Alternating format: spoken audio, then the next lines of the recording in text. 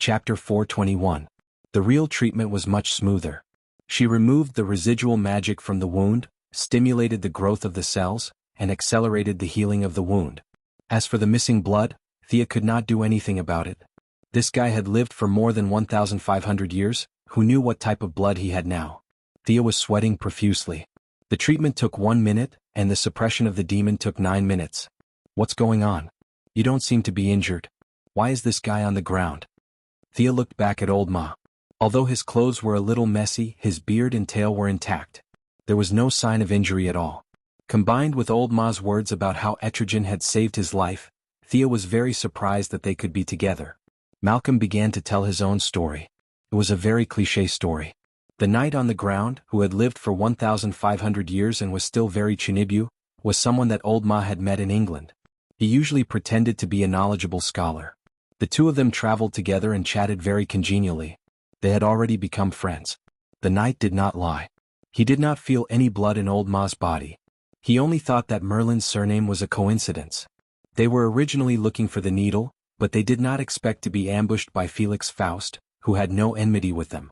As they fled, old Ma, who sensed that something was wrong, used a trick he had learned from Nanderbart, which was to play dead.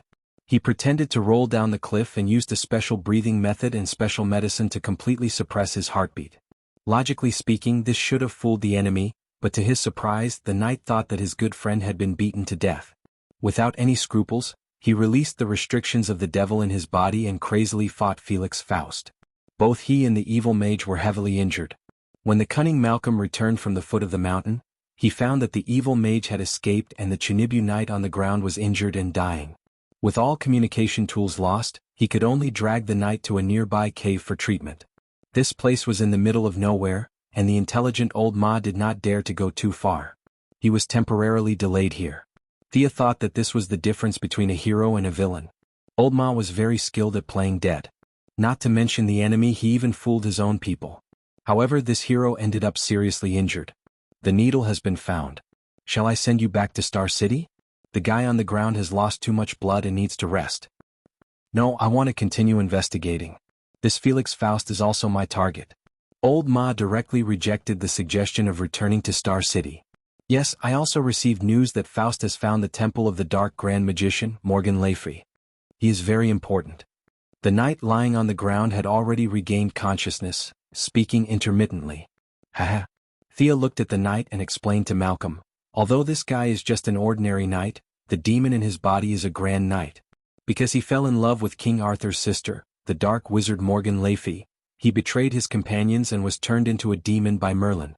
Only by killing Morgan Le Fay can he regain his human form. Then how did the two of them get into the same body? I only remember that it was because Jason Brad was seriously injured, and Merlin sealed the demonized Etrigan into the human body. Anyway, it's a complicated story. Thea sighed and clicked her tongue. Descendant of Merlin, your knowledge is truly extensive. You're right, I have to kill Morgan Le Fay in order to be redeemed. Etrigan's and mine? The remnants of magic in his wounds had been removed, and his body was recovering very quickly. At this moment he could already sit up shakily. Hearing him talk about the descendant of Merlin, Malcolm became unhappy again. His daughter's bloodline was so thick that it made him, the biological father, seem like a fake. Wasn't this skipping a generation too much? For a moment, the three of them lost interest in talking. They each focused on their own questions. How about this? I'll go catch that guy and you guys can ask him. Thea thought about the original plot. Felix Faust had indeed found a temple in the Peruvian jungle. The temple preserved Morgan Le Fay's corpse, as well as the map that Morgan and Merlin had calculated to find the so-called Book of Magic before Morgan's death. This Book of Magic was very funny. It had tormented a group of magicians to their heart's content. Constantine and his arrogant gay friend Nick Nacro had performed a wonderful betrayal and counter-betrayal. After the dust had settled, they found out that this so-called Book of Magic was actually a technological tool that led to a world called Ippok. That world rejected all supernatural powers. Constantine could no longer lie. The dead had come back to life, and the eternally youthful Madame Xanadu had almost died of old age. In short, this plot was full of malice. Originally, Thea did not intend to participate in this matter. The map was a joke. However, she suddenly remembered that Morgan Le Fay's corpse was still there. This was a great wizard who had fought with Merlin all his life. Thea did not think that a person of this level would die. Perhaps her corpse hid some other secrets? Thea would go looking for him even if it was peaceful. Moreover, Faust had bullied his own father. This was not giving him face. Fortunately, this bastard was hiding in an alternate dimension. Otherwise, Thea would have thrown a fuel-air bomb at him. It would take some effort to find this guy's alternate dimension. A few members of the Cold Flame Vatican had also planned to ambush him twice, but they had all ended because he had hidden in an alternate dimension. Considering the other party's sneak attack and the fact that Old Horse had brought his heavily injured knight, this cave should not be far from Faust's alternate dimension. Thea closed her eyes and used her mind power to feel the world's veins, looking for the other party's hiding place. Descendant of Merlin. The other party is a very powerful wizard. Shut up. Thea glanced at him indifferently. This guy was also someone who liked to pretend to be a senior. He had wasted 1,500 years of his life. Apart from the demon in his body, he was just a weakling. Yet he was so serious every day that anyone who saw him would want to say something to him. This guy would have been hacked to death long ago without the demon's help. In Thea's heart, he was on the same level as Hawkman and Hawkgirl. Thea always felt that she did not have enough time. 1 minute was like 2 minutes. These guys had been idling around for thousands of years.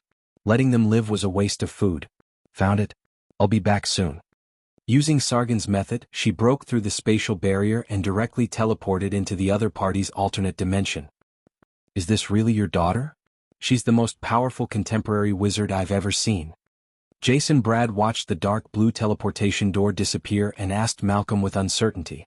Old Horse was proud and depressed. The gap between him and his daughter was getting bigger and bigger. He did not dwell on this question. Contemporary wizard? How good can my daughter be in ancient times? It's hard to say. She's definitely not as good as your ancestor Merlin. This time, Jason Brad finally brought Old Horse along. However, she would be a very powerful wizard in King Arthur's era. At least the demon in my body can't beat her. Chapter 422. Thea didn't know what the two of them were talking about. She thought she would be teleported to a lair somewhere, but a strange wave of energy suddenly shifted her location, and the entire teleportation shifted by hundreds of meters. This was an extremely small space, surrounded by white fog. The white fog was like a layer of blurry glass. Looking out from the inside, one could see the sun, moon, stars, mountains, and rivers of the material world.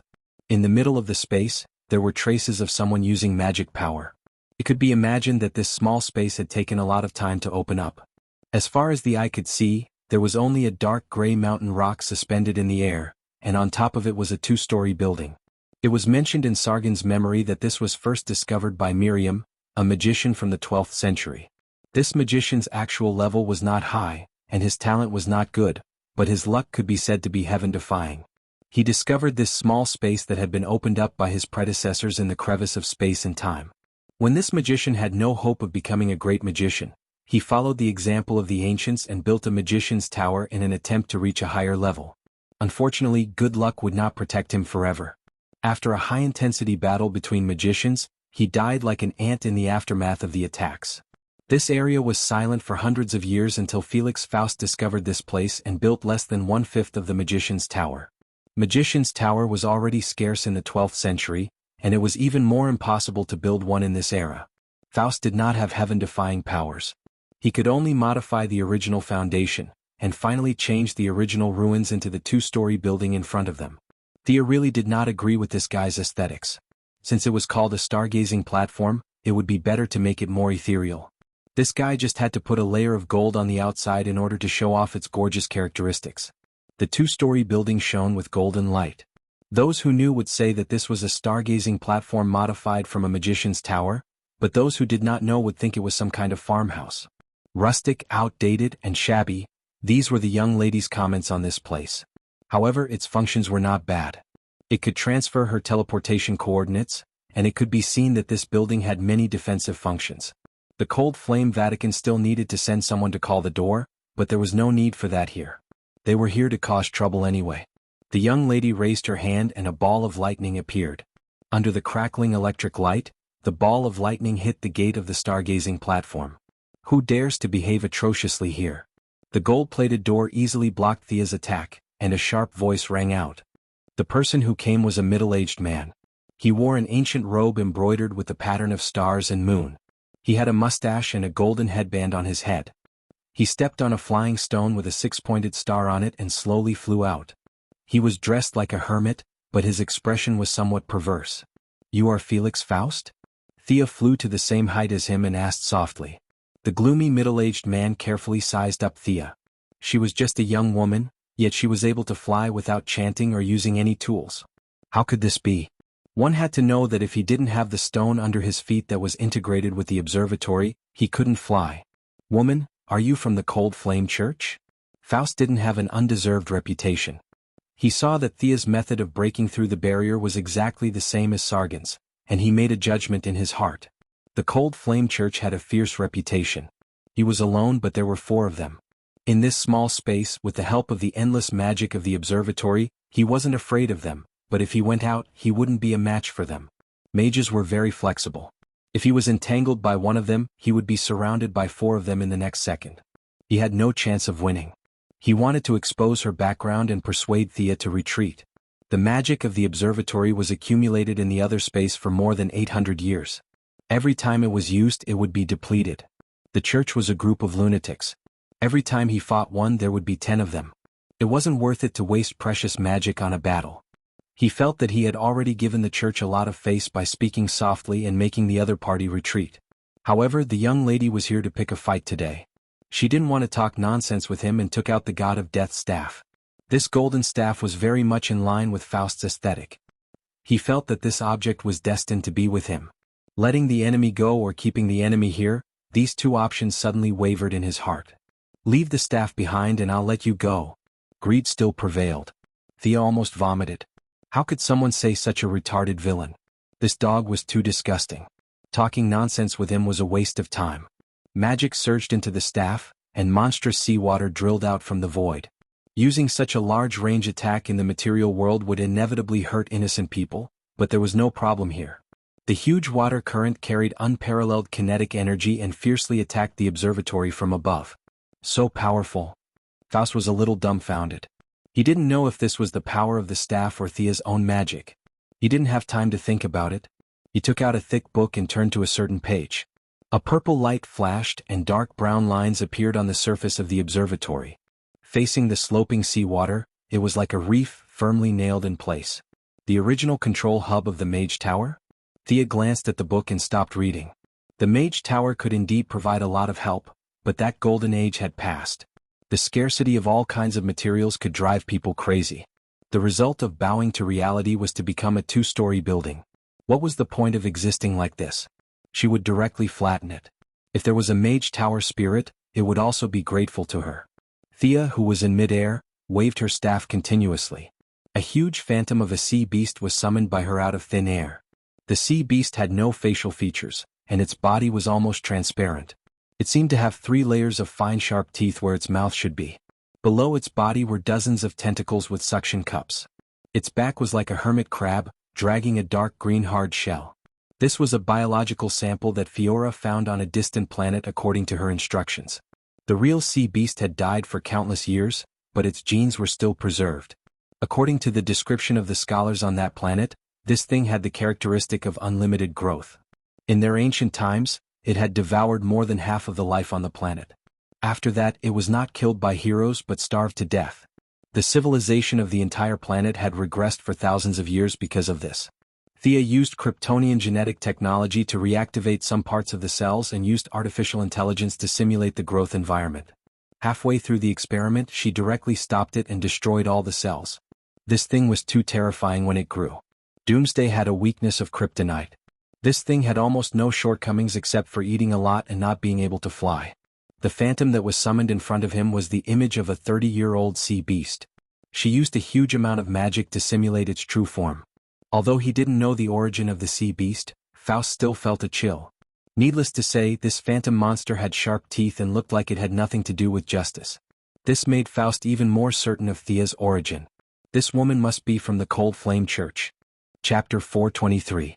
It used Sargon's spell to break realms, held an ancient-style staff, and started fighting without saying a word. After that, there was a flood and an evil giant beast.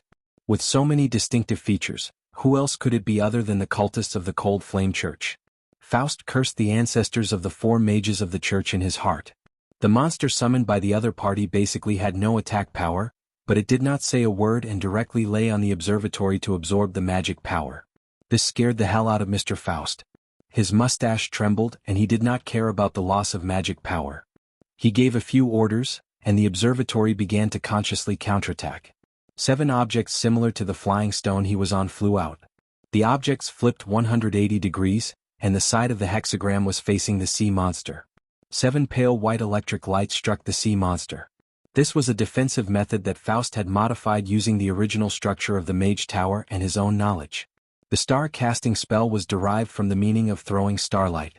The 7 starlights fired continuously, and the sea monster's body was smashed into pieces. However, the characteristics of the sea monster determined that it would not die as long as it had energy. It absorbed the energy of the observatory to repair its body, and the star-casting spell from the outside world continued to work, so it continued to absorb. "I'll get rid of you first." Faust was very decisive. He knew that he could not deal with such a shameless monster with his current means, so he set his sights on Thea. He grabbed his right wrist with his left hand, raised his right hand and aimed his palm at Thea. Bang, bang, bang. 5 purple missiles were fired consecutively. Faust did not want to waste his energy to deal with the sea monster, and Thea did not want to fight with him, who was backed by the observatory and full of magic power. As long as this building was destroyed, the other party's true strength in her eyes was not even comparable to Mr. E. With a nimble turn, she avoided the missiles and continued to open a hole in the void. The violent flood rushed down again. Faust was in a dilemma. He wanted to defend the tower but he could not. He wanted to fight but the enemy did not want to fight with him at all. Thea's flying skills were 100 times better than his. Once she wanted to hide, the sky was so big that it was impossible to stop her. "Who are you? I don't know you." Faust didn't care about the divine artifact anymore. He didn't have the secret technique of observation, so he couldn't see through Thea's strength.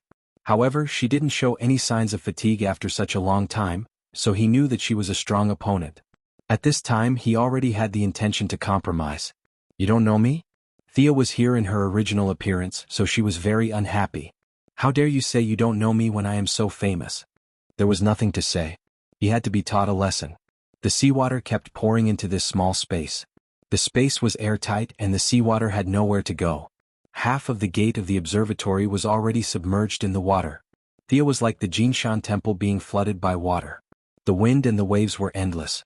As long as the magic power in this 2-story building was not working well, the huge pressure would be able to tear it down. "What do you want? I'll give you everything I have." Faust could feel that his beloved observatory was rapidly depleting, and the speed was getting faster and faster.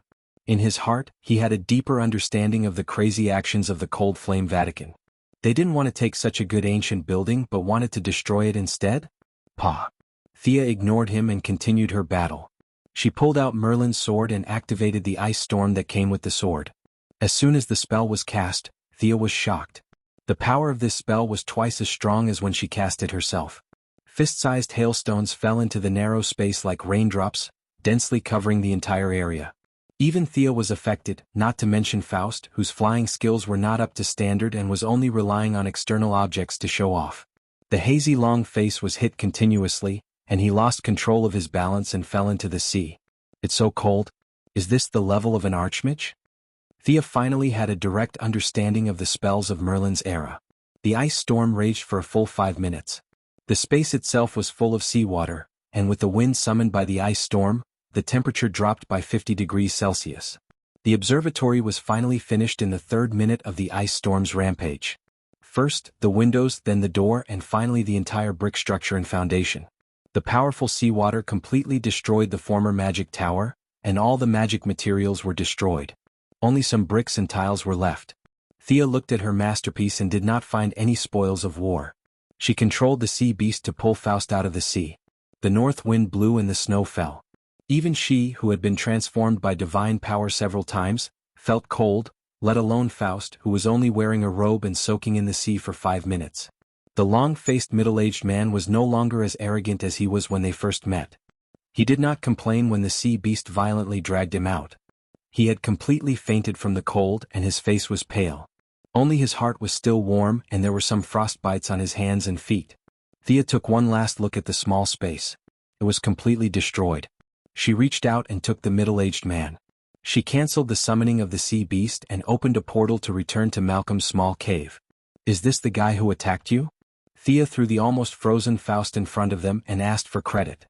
Old Ma and Mr. Knight were chatting around the fire. Both of them had seen her come and go without a trace, so they were not surprised. They looked at the middle-aged man at the same time. I think so. Mr. Knight was not sure. Faust was too flashy in the past and now he looked like a dead dog. He was not very sure. This guy. Malcolm's training in the Assassin League was perfect. As long as the people he met were not turned into ashes, he would recognize them. Sia reached out and touched Faust's forehead. The weak magic power woke him up. Then she sealed his magic power with 2 seals. She then signaled to Old Ma, "You can take revenge and interrogate me now." In fact, it was more convenient to read his mind directly with her spiritual power. However, in order to let Old Ma vent his anger, Thea still brought him back conscious. Malcolm was an expert in extorting confessions through torture. Mr. Faust was not a strong-willed man either. After a few lashes of the whip, he began to answer the questions. The sneak attack on Old Ma was indeed his own idea. At that time he was meditating at the observatory, and the observatory had sent him an extremely dangerous signal that was similar to a disaster. He did not know what it meant. With the help of the huge magic power of the observatory, he completed a divination. The result of the divination was very vague, but it clearly showed that it was Malcolm and Old Ma. He took the initiative to strike first and fought with the demon in Jason Brad's body. Both sides suffered great losses. He was quite happy on the way back. He felt that the calamity corresponded to the 2 of them. He did not expect that just as he recovered from his injuries with the help of the observatory, the real calamity came. Faust looked at Thea who was sitting by the fire, and his eyes were full of regret. Chapter 424. However, there was no point in regretting it. Facing Malcolm's questions, he answered truthfully. In the end, he even told him about the Morgan Laffey Temple in Peru. How do we deal with this guy? Malcolm asked Thea after knocking Faust out with a punch. He remembered that his daughter was a hero. Up to you. Thea turned her head to the other side and said indifferently. Faust was not a good person. In the future, he would cause a huge disaster to the entire world and eternal evil. It was not a bad thing to deal with him in advance. With a crack, Malcolm grabbed Faust's forehead and chin. With a twist of his hands, he ended his sinful life. Let's go back first and discuss the next step of the plan, Thea said to the 2 of them. At the same time, she secretly gave Malcolm a look. Malcolm did not know what she was up to. He also needed to recover some of his strength. He nodded in agreement. The 3 of them passed through the portal. From the desolate cave they came to a room with a strong technological aura. This is my laboratory in the metropolis. You guys can take a rest first. Thea poured a glass of water for each of them. Jason Brad saw that the father and daughter had something to talk about in private. He tactfully walked out first. In fact, it was not bad to bring them to Star City for a reunion. However, Thea did not want Old Ma and Oliver to have a conflict. Old Robert's life was involved in this. This kind of hatred for killing one's father was difficult to resolve. Malcolm was not only Tommy and Thea's father, but he was also Oliver's father's enemy. In the face of a close friend and sister, Oliver was in a difficult position. The best way was to distance them from each other and not see each other for the rest of their lives. That would be the best. The father and daughter understood what happened after they parted. Thea specifically mentioned that Tommy had been injected with God's blood. She told Old Ma not to hesitate anymore. She then took out a tube of gene optimization fluid from the laboratory and gave it to him. At this point, all of her relatives had been strengthened. As for the matter of popularizing the gene optimization fluid, Thea only thought about it and gave up on it. The benefits involved were too great. It was impossible to give the injection for free. The high price would cause serious conflicts in society. The rich with money and power would become stronger, and the poor would be even more powerless to resist. Ignoring the others, once the gene optimization fluid was released onto the market, Batman would definitely explode. Every villain would have a copy of the gene optimization fluid, such as a clown that had been injected with the strengthening fluid, a strengthened penguin scarecrow, etc. The danger level of Gotham would increase exponentially. That scene would be too terrifying and too beautiful. Maintaining the status quo was the right thing to do. It's like this. Thea organized her words. I've thought of a way to forcefully activate your bloodline. What should we do? You don't need to do too much. Just inject the god's blood and gene-strengthening fluid separately and adjust your body to its best condition. We'll start in 3 days. 3 days later, Malcolm, who had received a series of enhancements, stood there in high spirits as he watched Thea busy herself. He had experienced it deeply. After injecting the god's blood and the gene optimization fluid, his body was rejuvenated. His originally declining physical strength seemed to have returned to 20 years ago. The feeling of his strength, speed, and stamina returning to their peak was intoxicating. Jason Brad had fully recovered from his injuries in the past 3 days. He stood beside Malcolm and looked at Thea, who had been drawing circles on the ground for 3 days. "Your daughter is really good to you. But can this really awaken any bloodline?" The knight was a little doubtful. In his impression, even Merlin could not do this. If it could be done, it could. If it couldn't, it couldn't. If it could be awakened so easily, the world would be filled with wizards. Malcolm glanced at him and did not say anything. Thea had been working on it for 3 days without rest. He would definitely not back down now. In fact, the knight was not wrong. Merlin was indeed unable to do this. His era was too long ago, and the power of the spells of today's wizards could not be compared to that of his era. However, after 1,000 years, the refinement and ingenuity of spells were different from that of ancient times. A new path had been paved. In addition, Merlin's standards were too high. He only had eyes for the higher levels. He did not have the time to worry about a wizard apprentice's initiation ceremony. This created an objective reality that Thea could do what Merlin could not. The magic circle in front of him was a combination of modern magic and ancient magic. The most crucial point was that it made use of Zatanna and her daughter's irony magic to make the impossible possible, forcefully drawing out Malcolm's originally sparse and almost invisible bloodline. After that, it would be possible to use a large amount of magic to cleanse and reorganize it. What Sia had drawn was a huge ironic magic circle. She had also borrowed a lot of Sargon's knowledge. This magic circle could be said to be the culmination of all the skills of the current generation. She threw 3 gemstones to Malcolm. There were 3 greater healing spells stored in them. They were created using gemstone magic. When Malcolm walked into the magic circle, Thea began to recite the spell. She had to recite the entire spell in reverse. This task was very mentally taxing. Even with her high intelligence, she had to stumble and her face was pale. Fortunately, with the help of the magic circle and a few precious tools provided by the Cold Flame Vatican, the first step was daunting but not dangerous. There was already a faint shadow of magic in Malcolm's body. "Steady. The next step is the key," Thea shouted loudly. She stretched out her hand and took out the God of Death's staff. Previously, when she summoned the sea monster to destroy Faust's observatory, the sea monster returned a portion of its magic to the staff before it turned into nothingness. Thea wanted to absorb the non-elemental magic herself, but she gave up after thinking for a long time. The magic was absorbed by the observatory from the other dimension for hundreds of years. It was scattered and not very pure. If converted to Thea's magic, it was only 2 or 3 years' worth of magic. It was just icing on the cake. If she used it to strengthen Malcolm's body, it would be a different story. It was a timely help. Thea raised the staff and directed the magic to follow the path of the magic circle, all the way to the center point, which was Malcolm's body. The non-elemental mana activated the crimson magic circle and surged into Malcolm's body. His weak mana was nourished and grew at a rate visible to the naked eye. "That's it?" Mr. Knight asked curiously. He didn't mind making things worse. Far from it. Sia was not as optimistic as Malcolm. Purification was the first step to extraction. Malcolm's current mana was only enough to fulfill the conditions for extraction. He was still far from success. Seeing that Malcolm's body was shaking a little, Sia knew that his magic power had reached its limit. She stopped the non-elemental magic power output, and a small magic circle appeared in the magic circle. It was the same as what Damien had done. This was the real bloodline purification magic circle. Chapter 425. If Thea's own mana reaction was a 10, then she would have a 10% chance of awakening her sorcerer's bloodline without the help of any magic circles. Damien's mana reaction was a 3, and Malcolm's mana reaction was probably not even half a point.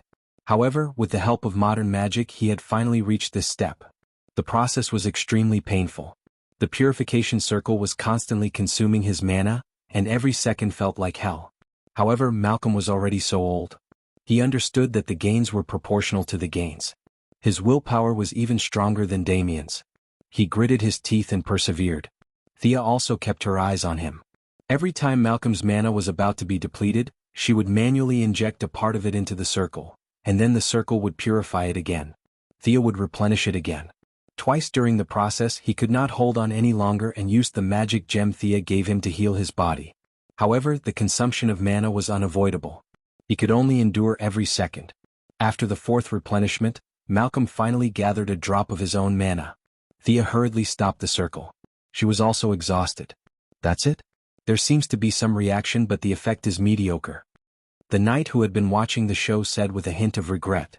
Thea could not be bothered with him. No wonder this person was only an ordinary knight. He really did not know how to talk. Besides, this was not a movie. What kind of effect was he looking for? Should a sorcerer's bloodline awakening have an earth-shattering effect? What a joke. She looked at the mana in the staff. There was very little left. She might as well inject it all into Malcolm's body. When she returned, she would give him a few spellbooks. He should be able to cast a few spells. Malcolm was an adult who had undergone cruel training. In other words, he was a high-level character, unlike Damien, who was purely a low-level character. Sia also gave him some magic power. He rested on the spot for a while. Although he was trembling all over, his spirit was exceptionally good. His eyes were shining. He took a deep breath and walked out of the magic circle with more and more steady steps. Thea reached out her hand to give him a high five. Her childish gesture made Malcolm feel awkward. Not wanting to spoil the fun, he gave her a high five. Mr. Knight, who had a strange personality and did not know how to speak, stared at Malcolm for a while. You're starting to get it, but you still have a long way to go. The father and daughter had already gotten used to his speaking style.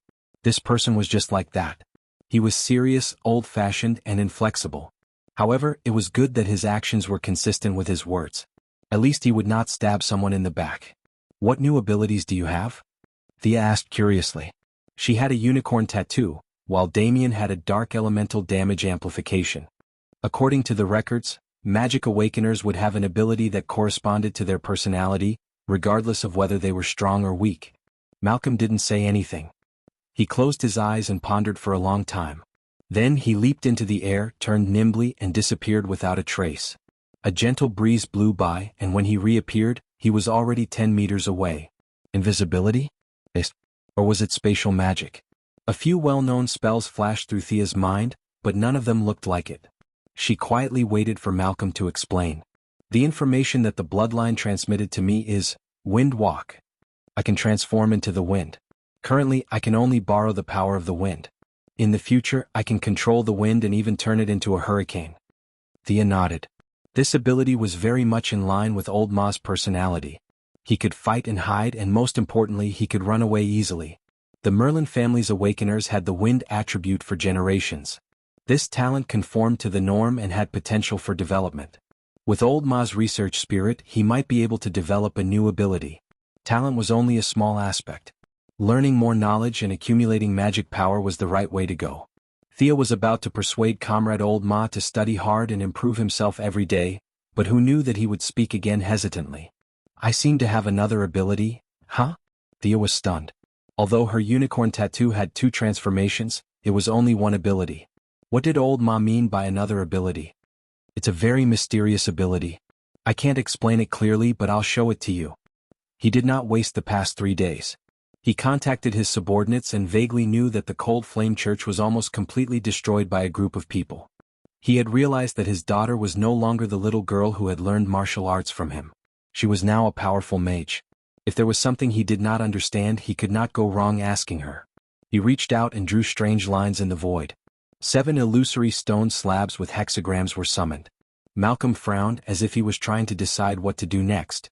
Thea hurriedly stopped him. With her rich theoretical knowledge, she understood that this was the ability of the Faust Observatory. Back then, the sea beast had absorbed about 30% of the Faust Observatory's magic power, and then returned about 15% to the God of Death's staff. This part of the magic power had been consumed and purified by the magic array. Now that it had been reflected in Malcolm's body, it should be less than 10% of the original amount. Through the purification process of Old Ma's blood, the magic power had merged with him, giving Old Ma a trace of the ability of divination. Thea had dabbled in various schools of magic, secret arts, rituals, and curses. However, she had almost never studied divination because there was no need for it. With the memory of a transmigrator, she knew most of the world's secrets and development process. Divination was a waste of energy and life force, so it was meaningless to her. Don't use this ability again. If I'm not mistaken, this is the ability of an astrologer. It is a skill that uses a very different method of observation from modern astronomy to predict the future. It is too much of a burden on you. Promise me don't use it so easily. Thea looked at old Ma seriously. This is the word of wisdom. Listen to her. Don't try to use a power that you can't control. A female voice suddenly interrupted the conversation between father and daughter. She was wearing a purple dress that reached the ground and cloth shoes. She was very simple from head to toe except for a hairband on her head. You are? The knight asked uncertainly as if he had seen something unbelievable. Thea threw out the answer directly. She bowed slightly. Madam of the High Capital, long time no see. The etiquette of the High Capital was perfect. Descendant of Merlin, I said we would meet again. Madam, your body seems to be. Thea only took a few casual glances and found the problem. The strength of the High Capital's madam had decreased by a lot compared to 100 years ago. What was more strange was that she was being eroded by some kind of great power every minute and every second, and her strength was being depleted bit by bit. The demigod who had trapped Thea and Diana with ease back then did not seem to be much stronger than the few from the Cold Flame Vatican. What happened to her in the past 100 years? How could her body be damaged to such an extent? Chapter 426. Shangdo smiled and did not answer directly, but there was a hint of bitterness in his smile. My affairs are not worth mentioning. But you, I see a lot of your active figure in the future. Thea clicked her tongue. She was no longer the little girl who lacked knowledge of magic. In fact, it was not difficult to figure out the current situation of the Lady of Shangdo. She was frequently divining the future. She had been doing the same for the past 1,000 years. This was her path. If she wanted to go further, she had to have this awareness. However, the changes in the past 1,000 years were not great, and the backlash of the world or time was not great. She could basically withstand it with her demigod power. But in recent years, Superman had officially come to the forefront, and the era of great change had arrived. Peeping into the future at this point in time had far-reaching effects. It was the same as looking into the abyss. You were looking into the future, and the future was looking into you.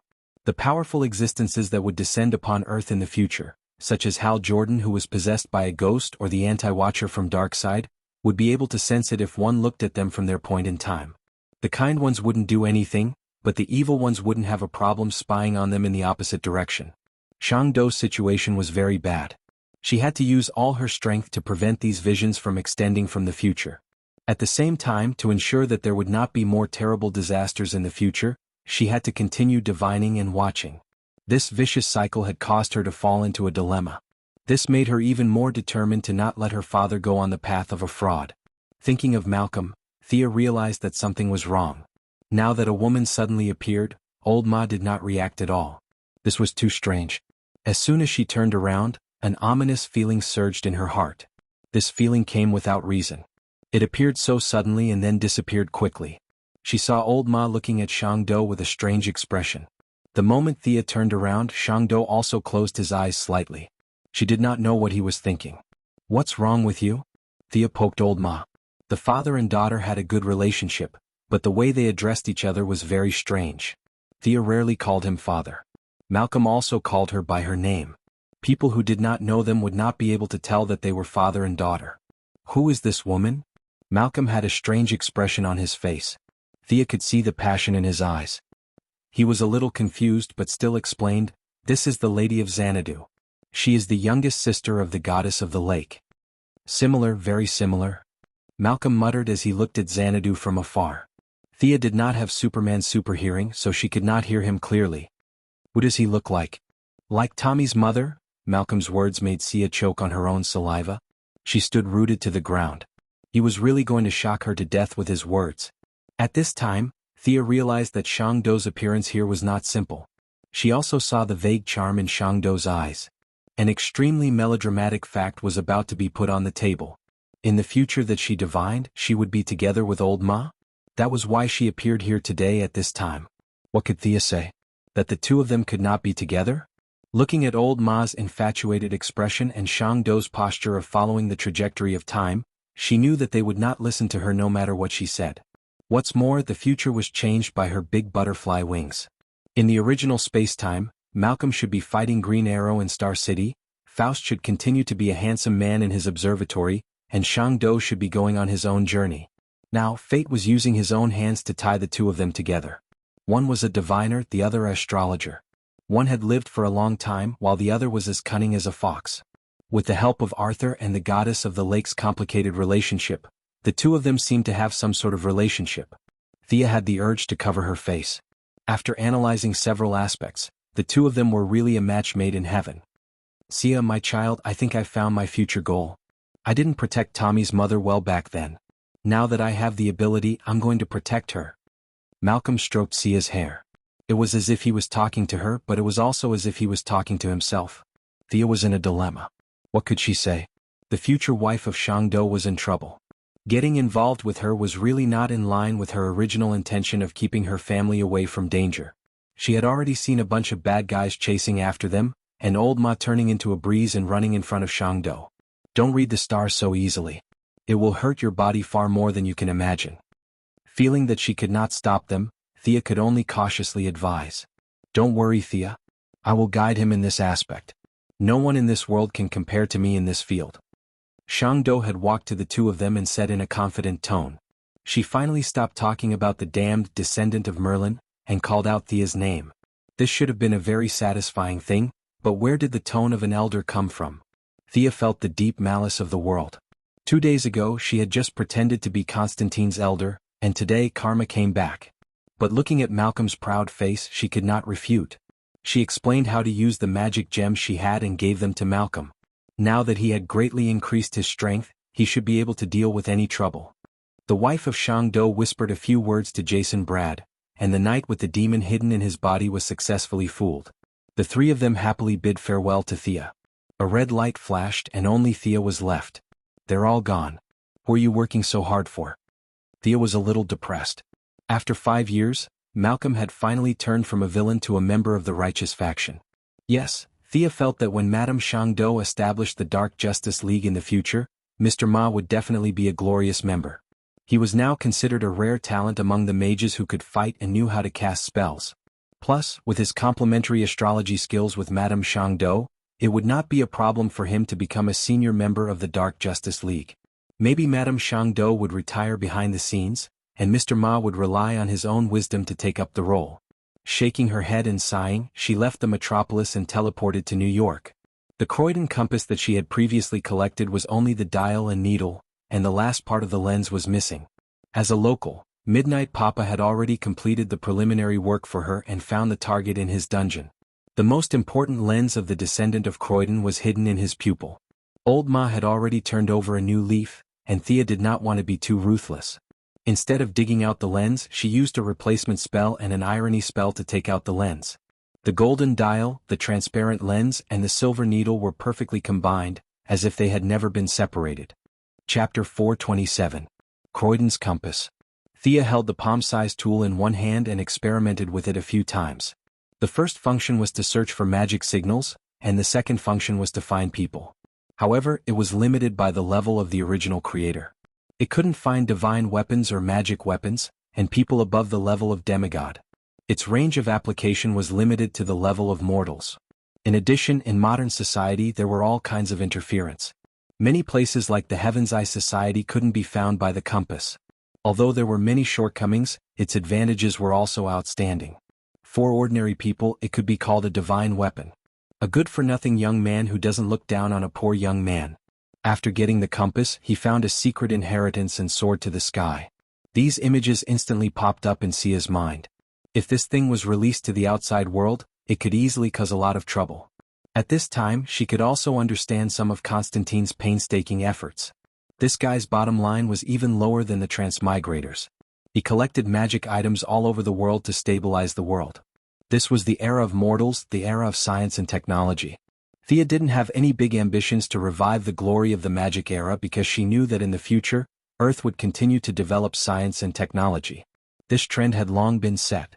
Reverse lightning in the 25th century, the Queen of Emerald Eyes in the 31st century, and the Magician in the 64th century. These transmigrators were all well-known figures in science and technology. In the 64th century, there was no difference between the development of science and magic. The way people lived had undergone earth-shaking changes. Things that modern society thought were magic could be realized with science and technology in that era. She didn't worry too much about whether people were happy or not 4,000 years later. She still had a lot of things to do. First, she returned to Star City to check on the homework of her 2 disciples. The 2 children were too smart. Originally, she almost didn't have anything to teach them. Now that she had obtained the memories of Master Sargon's lifetime, it was too easy to fool the two naughty children. Damien was dumbfounded by the long list of theories. The Demon King's princess, Raven Lowly, also stared with her eyes wide open and her small mouth forming in O shape. The gem magic and irony magic were also taught to the two of them. Raven Lowly was very resentful of throwing shiny gems at people. Her magic was almost infinite, so there was no need for her to do so. She secretly hid the few gems that Thea gave her, but her irony magic was really good. Damien, on the other hand, was the complete opposite of her. He didn't have enough magic, so it was very difficult for him to practice irony. However, he had a special liking for gemstone magic. In his opinion, it was no different from throwing a bomb. He used his father's credit card and bought a bag of gemstones to practice. Not to mention the frightened Batman who received the credit card bill, Thea hired 3 expedition teams in her name to search for the temple mentioned by Faust in the Peruvian jungle. The original spacetime was discovered by Constantine's good friend, Nick Nacro. However, this unlucky fellow was quickly abandoned by Slag Kong, who had fallen in love with Zatanna. Just before they found the temple, he was killed by the two, and his soul entered hell. Later on, it was Faust who sacrificed his lifespan to bring this guy back from hell.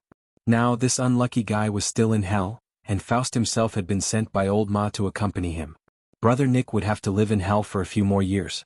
This group of bad guys kept a trick up their sleeves. Without Nick's specific guidance, Faust only knew the approximate location. The power of the temple was still there, blocking the detection of the compass and the search of the Eye of Horus. Thea tried several methods, but in the end she had no choice but to use the stupidest method, which was to send people to search for the temple. The 3 expedition teams all had mercenaries loyal to Death Knell. As long as the target was found, Thea would be able to go there immediately. A whole month passed. Other than Batman complaining to her that Damien's expenses were a little too high, there was no new news. After dealing with the affairs of the committee, Thea let out a long sigh. The 7 alien cities had been normalized. Under the situation of a stick in one hand and a carrot in the other, many aliens had registered. However, this work had just begun. Out of more than 100,000 aliens, less than 30,000 of them had registered with the committee. The rest were either observing or doubting. General Lane initially wanted to force the registration, but Thea stopped him. For the aliens in a few of the cities, although there were some differences in their development, overall they were not as good as Earthlings. This group of people was just sitting at home. Before they could figure out what was going on, a big cover was placed on them. After that, the city fell into chaos until Thea led a team to rescue them. They did not have an understanding person like Thea to explain the general situation of the universe to them, nor did they know about Brainiac. Many aliens saw the black technology of the committee and thought that the Earthlings had captured them. Some cried, some knelt down and begged, and some wanted revenge. There were many different sentiments. General Lane heard that the Earth was also a developed planet in the eyes of the aliens, so he temporarily stopped the idea of forcing the registration. The old general's sense of honor was satisfied. Under the special publicity of the committee, the news of aliens landing on the Earth was slowly revealed to the outside world. After the initial panic, many brave guys jumped out. The incident that Thea had dealt with before was a typical example. This woman, whose code name was Gambling House, was an ordinary person without any enhancements or abilities. She was the owner of a very famous underground casino. She saw the value of the aliens. In just 1 month, she had kidnapped or robbed dozens of aliens from the 7 alien cities to fight in her casino to satisfy the perverted hobbies of the rich. When Digger, a former bodyguard and now one of the leaders of the armed forces, first reported to Thea, she did not believe it. How could an ordinary Earthling be so bold? However, in front of a few pieces of evidence, she had to admit that people could be as bold as they could be. This woman, who wore a red dress with a high slit and had an azure dragon tattoo on her body, had business all over the world.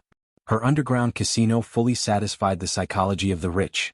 The battle between humans and beasts, the battle between humans and aliens, and the battle between aliens and beasts, there was nothing that she could not do. Mr. Digger, catch this woman? Thea collected some clues from the Sky Eye Society and other intelligence agencies and gave a stack of information to the black man. These ordinary people were not worthy of her personal action. The black man did not care how Thea mobilized his troops. He also had a set of kinetic skeletons and Thea's freeze gun. With hundreds of people, he would not lose to a woman who relied on her mouth to escape. While Thea was thinking about where to go on the weekend, Fiora came in a hurry. The news from the Pentagon 10 minutes ago, an unidentified flying object landed on the Earth. Looking around and seeing that there was no one around, she whispered, Looking at the photo, it looks like Krypton's Fort Ross. It is different from the Black Fog Fort where we are imprisoned. Fort Ross is full of Krypton felons. Chapter 428. Fortress Ross? Thea's expression was a little unnatural when she heard this. This is Supergirl's enemy. This group of brutal aliens came to Earth so early? Although this fortress Supergirl's spaceship and General Zod flew out of the Phantom area at the same time, it was huge and not a normal aircraft at all. Supergirl's small spaceship landed on Earth 6 years ago, followed by General Zod's Black Fog Fortress. Because he had scientists who could modify the prison, he arrived on Earth half a year ago. Fortress Ross is different. If General Zod is a political prisoner, Fortress Ross is a criminal prisoner. The prison conditions and staffing are different. According to the original timeline, after they rushed out of the Phantom area, it would take at least 10 years for them to arrive on Earth. History has really been changed. Thea doesn't know if this is her own doing or the work of Madame Soto, or is it the work of those speedsters, the technological transmigrators of the future world? There are too many possibilities and it is really hard to judge. No matter what the future will develop, it is time to go and see. After asking for the coordinates, Thea and Fiora teleported to the wilderness of New Mexico. The two of them searched for a little and found the landing object. From the outside, it looked like a strange flying object formed by the intersection of two rings with a diameter of thousands of meters, but if you look carefully, it is not difficult to find that there are dense partitions in the rings. Each partition is a prisoner's cage. There are no signs of life in the spaceship. Did they run so fast? Thea glanced from afar. The expected scene of hundreds of aliens flying out did not appear. The spaceship was empty, as if it had been abandoned for several days. The two entered the spaceship and took away all the weapons that could be used as weapons. The two came to the main control computer and got control of the spaceship by relying on Fiora's identity. Fiora checked and said with some depression, they used light and shadow refraction equipment. In fact, the spaceship has been landing for 3 days. These are all Krypton felons and they have all run away. Unlike Superman, Fiora had no feelings for Earth. She only felt that the escape of these Kryptonian criminals was a provocation to her, the only person who still had a job on Krypton. Whether it was duty or obligation, she had to catch these people back. This was the only thing she could do for Krypton. Thea did not care about the Kryptonian honor. She only remembered that the leader of this group seemed to be Supergirl's aunt. Although she was a Kryptonian, she was not a warrior. Most likely, she was born as a government support personnel and would not pose any threat to her. Thea had read many Kryptonian genetic profiles. She did not feel pressured by the information on the spaceship. Soon she found something different from what she remembered.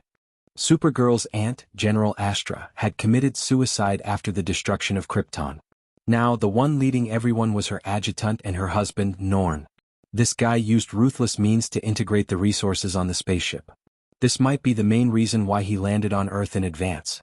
Let's take this spaceship back and use it as a prison in the future.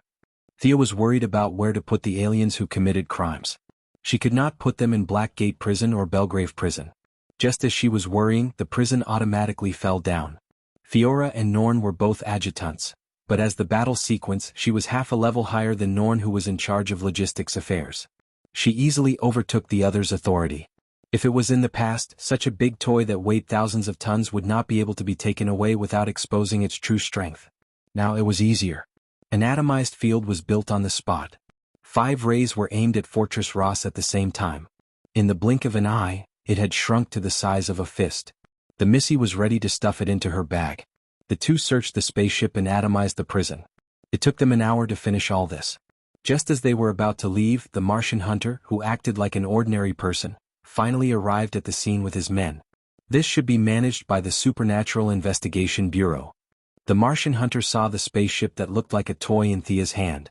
He knew that he was late, but he still wanted to fight for it.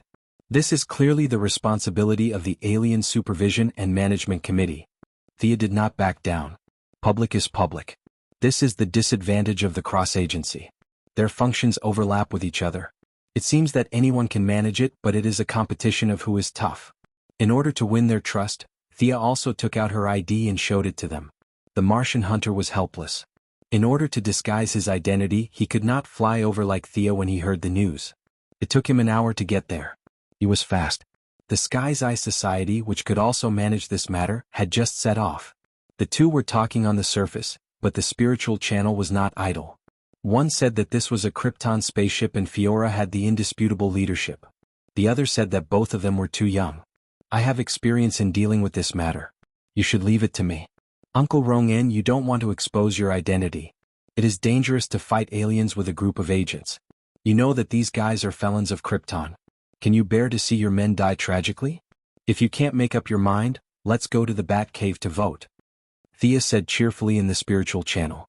The Martian hunter thought about it. Thea's words made sense. He could not fight, so it was indeed inhumane to rely on submachine guns and grenades to deal with all kinds of ferocious aliens. As for going to the Bat Cave to vote, he did not care. They had already discussed the matter of Fiora staying on Earth. Superman was in favor of having one more compatriot on Earth. Diana knew that Fiora was Thea's subordinate. She felt that the more strong women there were, the better. She also happily agreed. Batman abstained, so the final vote was 3-1. Was there still a vote this time? The Martian hunter felt that the result was already decided. There was no suspense at all. Both sides confirmed the ownership and went back to their own homes. Thea brought the prison spaceship back to the committee. She did not go too far. Whether it was the Sky's Eye Society or the Super Investigation Bureau, they could throw criminals who were difficult to lock up into the spaceship. The spaceship was very spacious. It would not be a problem to hold 8,000 to 10,000 criminals. The parties were not too happy. Everyone knew that this spaceship of alien criminals had entered a human city. It was only a matter of time before they caused trouble or even committed crimes. A few departments were secretly accumulating strength and setting up spies, waiting for the enemy to make a move. 3 days passed quickly.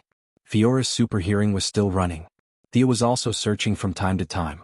She had mobilized facial recognition and satellite positioning. California, Nakanel City. High-intensity battle reaction. Gideon received the news immediately. Thea cast an invisibility spell on Fiora and directly stepped into a portal. Chapter 429. The weather in Nathanar City was a little humid, which made Sia a little uncomfortable. This city was about the same size as Star City and Central City, but unlike Star City where everyone was as busy as clockwork, the greenery in the city was excellent, and the citizens were very relaxed. If one could adapt to the weather here, this would be a city with a very high quality of life. But today the peace of the city was disturbed. Not far away there was a fire and black smoke covered half of the sky. Many citizens stopped and asked each other what was going on. The police were evacuating the crowd loudly. The whole city was in turmoil. Over there. Both of them had excellent eyesight. It took them a little time to find the two people fighting through the black smoke. Looking at the destruction and chaos on the scene, Thea guessed most of it. Now that she had found the target, she took a closer look and found it was as expected. There was indeed a Kryptonian with a full-level demolition passive attribute in the battle. But today the Kryptonians were on the passive side.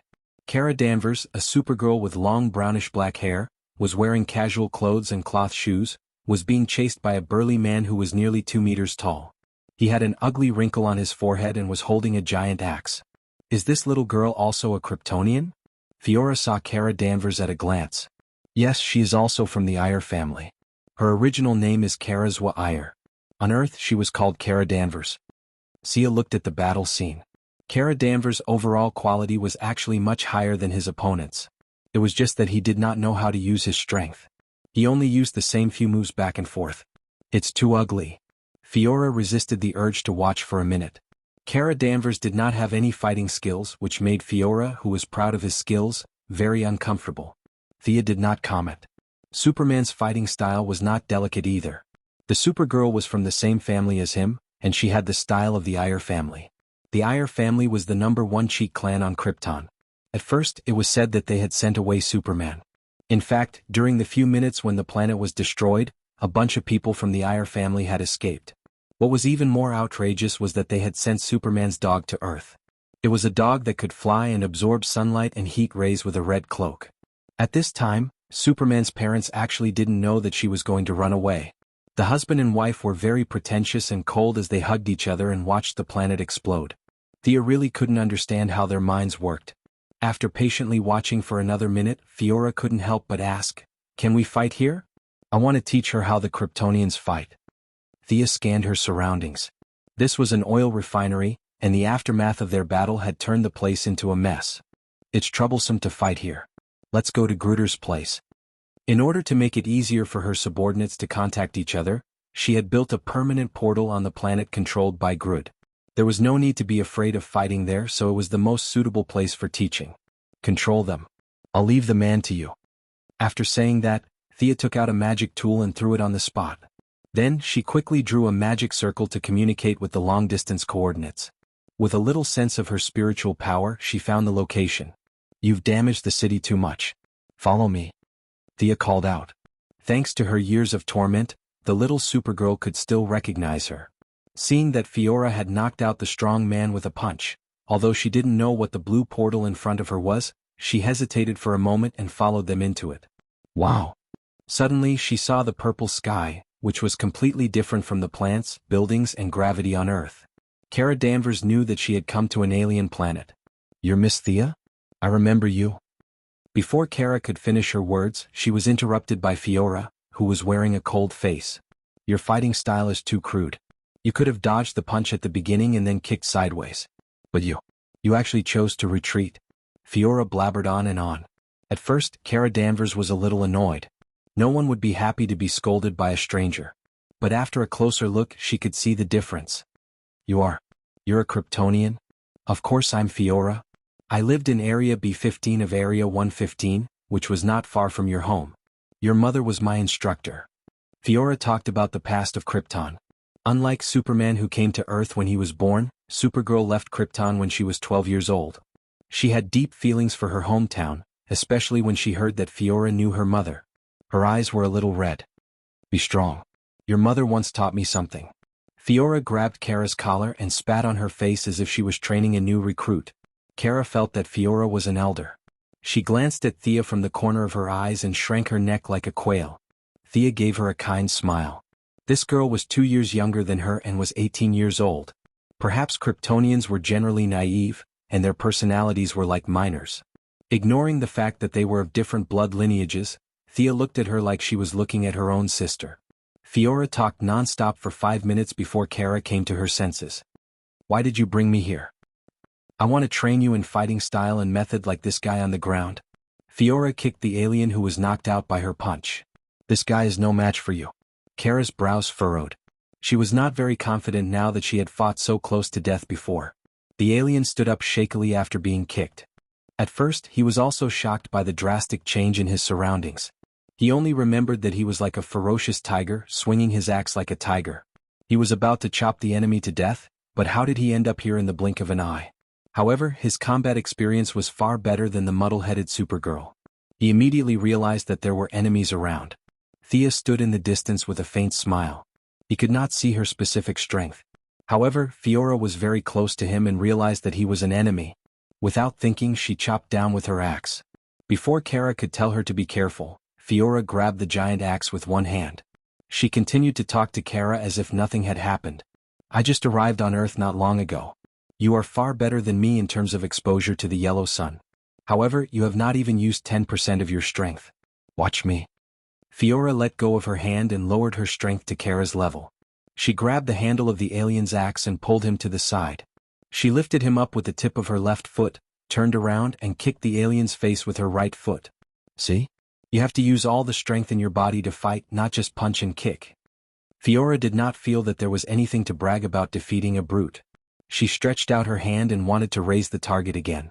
Sia chuckled. This unlucky guy was directly knocked unconscious. She tapped lightly with her index finger, and the brawny man was dragged back. A golden light of healing lit up on his body. Let me treat this guy. We have plenty of time to practice. Chapter 430. While Thea was treating the injured, Fiora gave Kara some on-the-spot guidance. Thea listened from time to time. The Kryptonians did not have as many combat styles as the Earth. Their martial arts were like a science and they were all precisely calculated. They pursued simplicity and efficiency. They used their high attributes to crush their opponents and finish the battle within a minute. This was the traditional combat style of the Kryptonians. Come on. Fiora patted Kara's shoulders and pushed her toward the alien who had been treated again as if she was sending a boxer to the ring. Kara Danvers felt a lot more confident, perhaps because he had a fellow Kryptonian and a seemingly friendly little sister like Sia. He gently cheered himself up and punched the muddle-headed brawny man in the chest. The poor muscular alien was hit hard before he could understand what was going on. Purple blood sprayed all over the ground like a fountain. However, this alien was very experienced in combat. He swung his axe in midair and forced Kara to step back and regain his balance. Don't just watch. Attack his lower body when he just landed. Why are you flying when you are fighting face to face? There are too many unnecessary movements. Stare at your opponent's shoulder. He's going to throw his right fist. Don't be afraid of getting hurt. The body of a Kryptonian can take any attack. You have to dodge that axe. Can't you see such a bright energy attack? Fiora was constantly correcting her movements. Kara was embarrassed by the scolding, but now that his life was no longer in danger, the Kryptonian's fighting spirit was gradually ignited. His punches and kicks were gradually becoming more and more like a fighter. The alien on the opposite side also learned some information through the battle. Although he did not know where he was, he knew that it was the two women who were playing tricks. Fiora sent him flying with 2 punches. He knew that he was no match for Fiora even if he was in perfect condition. He attacked Kara with his axe and flew toward Thea. Dishonest guy. Thea's fighting style was not suitable for Kara, and she had no intention of teaching him. She leaned slightly to the side to avoid the opponent's attack. She moved briskly to the side and raised her leg to kick the alien's ribs. When he was in pain, she changed her kick to a flick and turned around to do a standard taekwondo spin kick to send him back. Thea's kick was skillful, and the alien was not injured. He was still unconvinced and wanted to continue attacking. Bam! Bam! 2 orange energy beams hit the ground under his feet. Thea pointed to Kara, indicating that this was his opponent. Is this a heat ray? Super asked, a little confused. No, it is not easy to explain it in a few sentences. Just know that I am a pure earthling, explained to Thea lazily. Kara Danvers nodded as if he understood. He continued to fight with the sparring partner with a serious expression. The next half a day made her very happy. She had been suppressing her strength since she came to Earth, and now she suddenly released it. The Kryptonian fighting genes were completely activated, and every cell in her body seemed to be cheering. Her every punch and kick would burst out with great power. Her real energy did not change, but her combat power had at least tripled. While she was happy, the sparring partner was unhappy.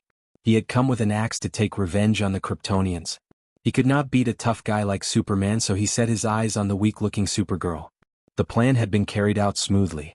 He had been training with a thirsty axe for many years, and he was about to kill Supergirl. But he never expected that 2 female devils would jump out of nowhere. Fiora did not fight, and she was in a guiding position, which was acceptable. Sia, on the other hand, was too despicable. The sparring partner had already been knocked unconscious 14 times by Supergirl. From his skull to his nose, to his arms and thighs, there wasn't a single spot on his body that wasn't injured. Even such a serious injury had been pulled back. When he felt that he was getting weaker and weaker, Thea injected him with some kind of injection to make it look like they were evenly matched. His whole body's potential was mobilized. It was very cool at that time, as if he could smash a planet with a punch. But now he was paralyzed on the ground. He missed the Kryptonians' Fort Ross very much. Thinking of the past, he regretted it so much that his intestines turned green. When he first got out, he should have gone to other planets to beg for food instead of being fooled into coming to Earth to take revenge. His strong body had shrunk by 2 sizes, and he had lost at least 30 pounds. Thea looked at this guy who was staring at the sky with dull eyes. After checking, she said helplessly, "Your body's potential has been overdrawn, and the vitality of your cells has dropped to the lowest level. If you want to fight again, you will need at least a year of rest." Hearing her conclusion, Kara and Fiora were a little regretful, but they had no objection. In order to treat this guy, Thea had cast at least 100 healing spells. She was not related to him, so it was definitely not the kind that consumed her body. Her inhumane spells triggered the body's self-recovery mechanism, artificially accelerating the body's recovery. This spell was a weak energy-absorbing spell that Sargon had mastered. It leaned towards the school of necromancy. Now that she had changed it, the gloomy atmosphere disappeared, and it was replaced by a sacred and inviolable aura. There were many who changed from sacred spells to necromancy spells, but there were not many who changed from necromancy to sacred spells. After that, she added a lot of enhancement spells, strength spells, defense spells, and acceleration spells to him. These spells were definitely harmless, but they could not withstand the long duration. 1 hour was fine, but 4 hours was not enough. The speed and strength that far exceeded the body's limit acted on the body for a long time, and the damage to the bones, muscles, and internal organs was almost destructive. The injection in the end was not the genetic optimization that the alien had hoped for, but a bottle of hallucinogen made by scientific means.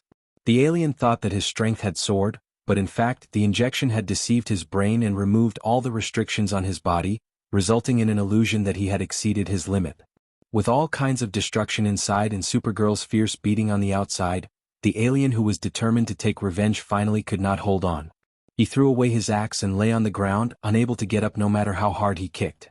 Thea felt that this guy was very cooperative, and she was ready to fulfill his wish and send him back to the place where his dream began, so that he could continue to be a glorious prisoner.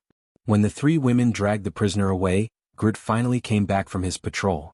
The gorilla was even taller and more burly than before. With a height of 5 meters, no one would think that he was a magician instead of a physical type. Gorilla? Supergirl's mouth formed an O shape. She had lived on Earth for many years, so she knew the common animals. She could not understand how this distant alien species could exist on Earth. Fiora and Gruder had a lot of dealings, so she gave a simple introduction. Chapter 431. The Jared in this world was different from the original spacetime. All the anger from the previous human experiments had been wiped out. He had seen a lot, and now he didn't hate or love human beings. The Earthlings were just ordinary members of the universe, nothing more. Thea analyzed that when this guy had spiritual intelligence, he was probably in the state of a teenager. After various kinds of torture, he naturally had the idea that the sky couldn't cover his eyes and the earth couldn't block his heart. If he had continued to develop, he would have been a villain. But now, he had broadened his horizons and was treated like a god by the aliens on this planet. Jared's temperament had changed. It was like a child who didn't hold a grudge when fighting, but if you beat him every day he would hate you for the rest of his life. Grid was in such a situation. He was severely beaten up by the Earthlings. At a critical crossroad, he was interrupted by the young lady. He vented his resentment, and now, the trauma in his heart had been healed by the aliens as if they were his ancestors. Hey! The gorilla passed an intimate signal to Carla and stretched out his big hand to shake her hand. Oh, she seems to be able to talk to me? Carla seemed to have discovered a new world and held Jared's hand tightly. If it was an Earthling girl she would have fainted, but Carla didn't have this problem. The Kryptonian genes made her look simple, but nothing could scare her. Carla laughed and played with Jared. The gorilla had been eating and sleeping since he left the Earth. The people he came in contact with were either serious people like Fiora or aliens who trembled like noodles when they saw him. Except for Thea, who occasionally teased him, no one played with him for a long time. Now he met an old loli like Carla. Although he was not very mature mentally, he actually had a good time with this little Supergirl. At first, it still had some resentment towards the Earthlings, but when Kara lifted it up high, it realized that the little girl was definitely not an Earthling. The human and the gorilla, you throw me up, I throw you up, and I throw you up, playing very happily. Thea originally wanted to return to Earth, but seeing that they were having a good time, she was not in a hurry to leave. Grid no longer had a ruthless personality, and his personality was developing rapidly in the direction of humor. His strength was a little lower than his original time and space. For this, Thea was happy to see it happen. The dark side was 5 times stronger and the white side was 3 times weaker. She had already mentally prepared for this. The 3 of them held down the prisoner and only returned to Earth when it was dark. Fiora once again urged Kara to go to the committee to look for her when he had time. She didn't want him to be invincible, but at the very least he needed to receive some professional training from Krypton. Kara nodded her head like a chick pecking at rice. She hurriedly broke up with them and flew home. Fiora led the prisoner back to Fortress Ross. The prisoner will be the first tenant of the fortress after it is reopened. As an opening gift, Fiora rearranged him back to his former room. Thea returned to the office alone. The originally empty room became blurry in her eyes. She took a closer look and was amused. Uncle Rong-en? What a rare guest. As her voice fell, the invisible Martian hunter came out. In less than 1/10 of a second he completed the whole process of camouflage. Thea only saw his green skin flash in a hurry, and then he changed into his usual Supernatural Investigation Bureau director disguise. Where did you take Carla? Where? Let me think. According to our language it should be called Sputnik Star. It is in the 1109 sector of the Western Universe. Thea thought about it seriously before answering. Looking at the Martian hunter's eyes, she explained, Kara's fighting ability is too poor. You also know Fiora. She's going to train Kara. She doesn't expect him to be very powerful, but at least he can protect himself. Kara's ability is enough to protect himself. The Martian hunter's father, Boda, came out suddenly. He regarded all the beautiful and lovely girls as his own daughters, and the Danvers sisters were the most important among them. Thea curled her lips and transmitted some images to him through her mind, all of which were the appearance of Kara being pressed on the ground and beaten up. Look at these, he can't even use 1/10 of his own ability. How can he protect himself? What's there to protect? The Martian hunter looked at the images and was a little speechless. To be honest, the alien that Kara dealt with was a piece of trash in his and Superman's eyes. An enemy of this level almost killed Kara. This Kryptonian girl's combat ability was a little weak. Sia laid out the facts and reason, and quickly sent this overly worried guy out of the office. Pay attention to the balance between work and rest. Train reasonably, don't rush. Even after the Martian hunter left, he was still giving instructions through telepathy. Thea had no choice but to agree. After sending the Martian hunter away, Kara kept her promise and went to receive Fiora's training every few days. Superman and the Martian hunter secretly peeped at her, but they were both chased out by Fiora, who also had X-ray vision. The matter of the magic world was like a drop of water falling into the sea without any trace. The cold flame Vatican's control around the world had shrunk, and a large number of subordinates were called back to the headquarters to prepare for possible enemies. On the second day after Constantine entered the Shadow Labyrinth, he ran out with Zatanna. These two guys were more than a day earlier than Thea expected. After escaping, Zatanna directly teleported away, while Zakong directly went to find Daddy Midnight. The two of them had a friendly conversation, and in the end, Constantine was thrown out by a group of gangsters with broken arms. The citizens did not know that a small-scale battle had taken place in a world that they did not understand. They did not know that a few extraordinary mages had died. The magic world that had been suppressed by the cold flame Vatican for a long time was jittery, and all kinds of rumors spread in a small area. Someone wanted to clear out the magic world, and the cold flame Vatican was the first to do so. Cold Flame Vatican wanted to lead the way, and if you don't want to die, hurry up and accept the offer. During this period of time, the major organizations received a lot of strange people who wanted to join them. These people were at most at the level of a magic caster, and they lived a tight life. Naturally, their real identities were not as good as they wanted to be. News of a plumber joining the FBI, and a street artist going to the CIA for an interview spread. Most of the mediocre people were dismissed, but a few elites stayed. For example, the Heaven's Eye Society recruited a person with superpowers who volunteered to join them, Dr. Mist, a black man with magic circles all over his body that could reflect all magic attacks. This South African doctor abandoned medicine because of his wife's death. Unfortunately, he did not have the talent, so he could only use a secret technique to transform his body, and forcefully practice the magic version of giving someone a taste of their own medicine. Chatter Santana, who was once heavily injured by Thea, had fully recovered. Amanda ordered him to use his own Devil's Fire to attack Dr. Mist, and the result was very satisfying. The Devil's Fire was reflected back at him.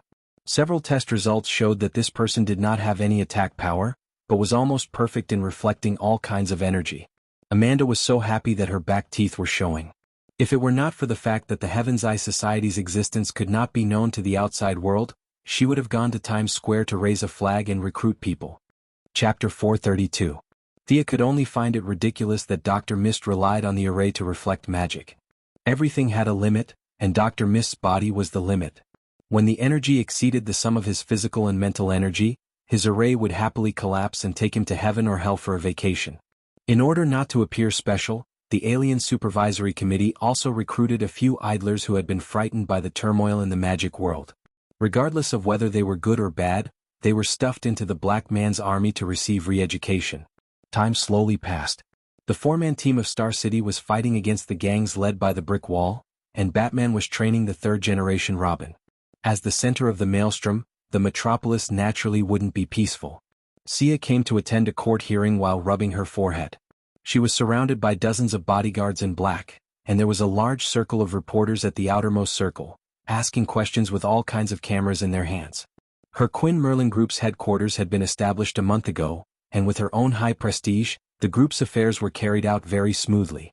But today, a month later, discordant voices finally came out. Speaking of which, she was also an undeserved disaster. As the hero who saved the metropolis, she had a 3-meter-high bronze statue in the city center square to commemorate her saving tens of millions of citizens. The Superman statue in the original space-time was directly flapped away by her big wings. At first, the young lady was very happy.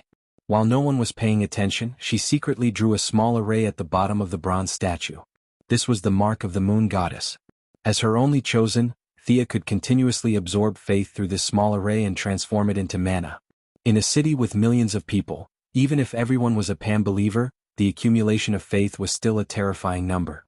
The young lady was happy for a few days, but then bad luck automatically jumped out. 3 guys who were injured either in the battle with Zod or in the glass dome incident, ran under her statue at the same time and committed suicide. The reason for their suicide was so fake that it made people's hair stand on end. The 3 left behind a suicide note saying that Thea, as the Metropolis hero, didn't help them no matter how hard their lives were. If that was all there was to the will, even an ignorant person would find it funny. If it wasn't your biological parents, who would care if you died? However, when the 3 of them committed suicide, they also revealed the existence of the Extraterrestrial Management Committee. They listed a lot of data showing how Thea, as the chairman, treated the extraterrestrials well. It created an image for the masses of onlookers that they were harsh to Earthlings and generous to aliens.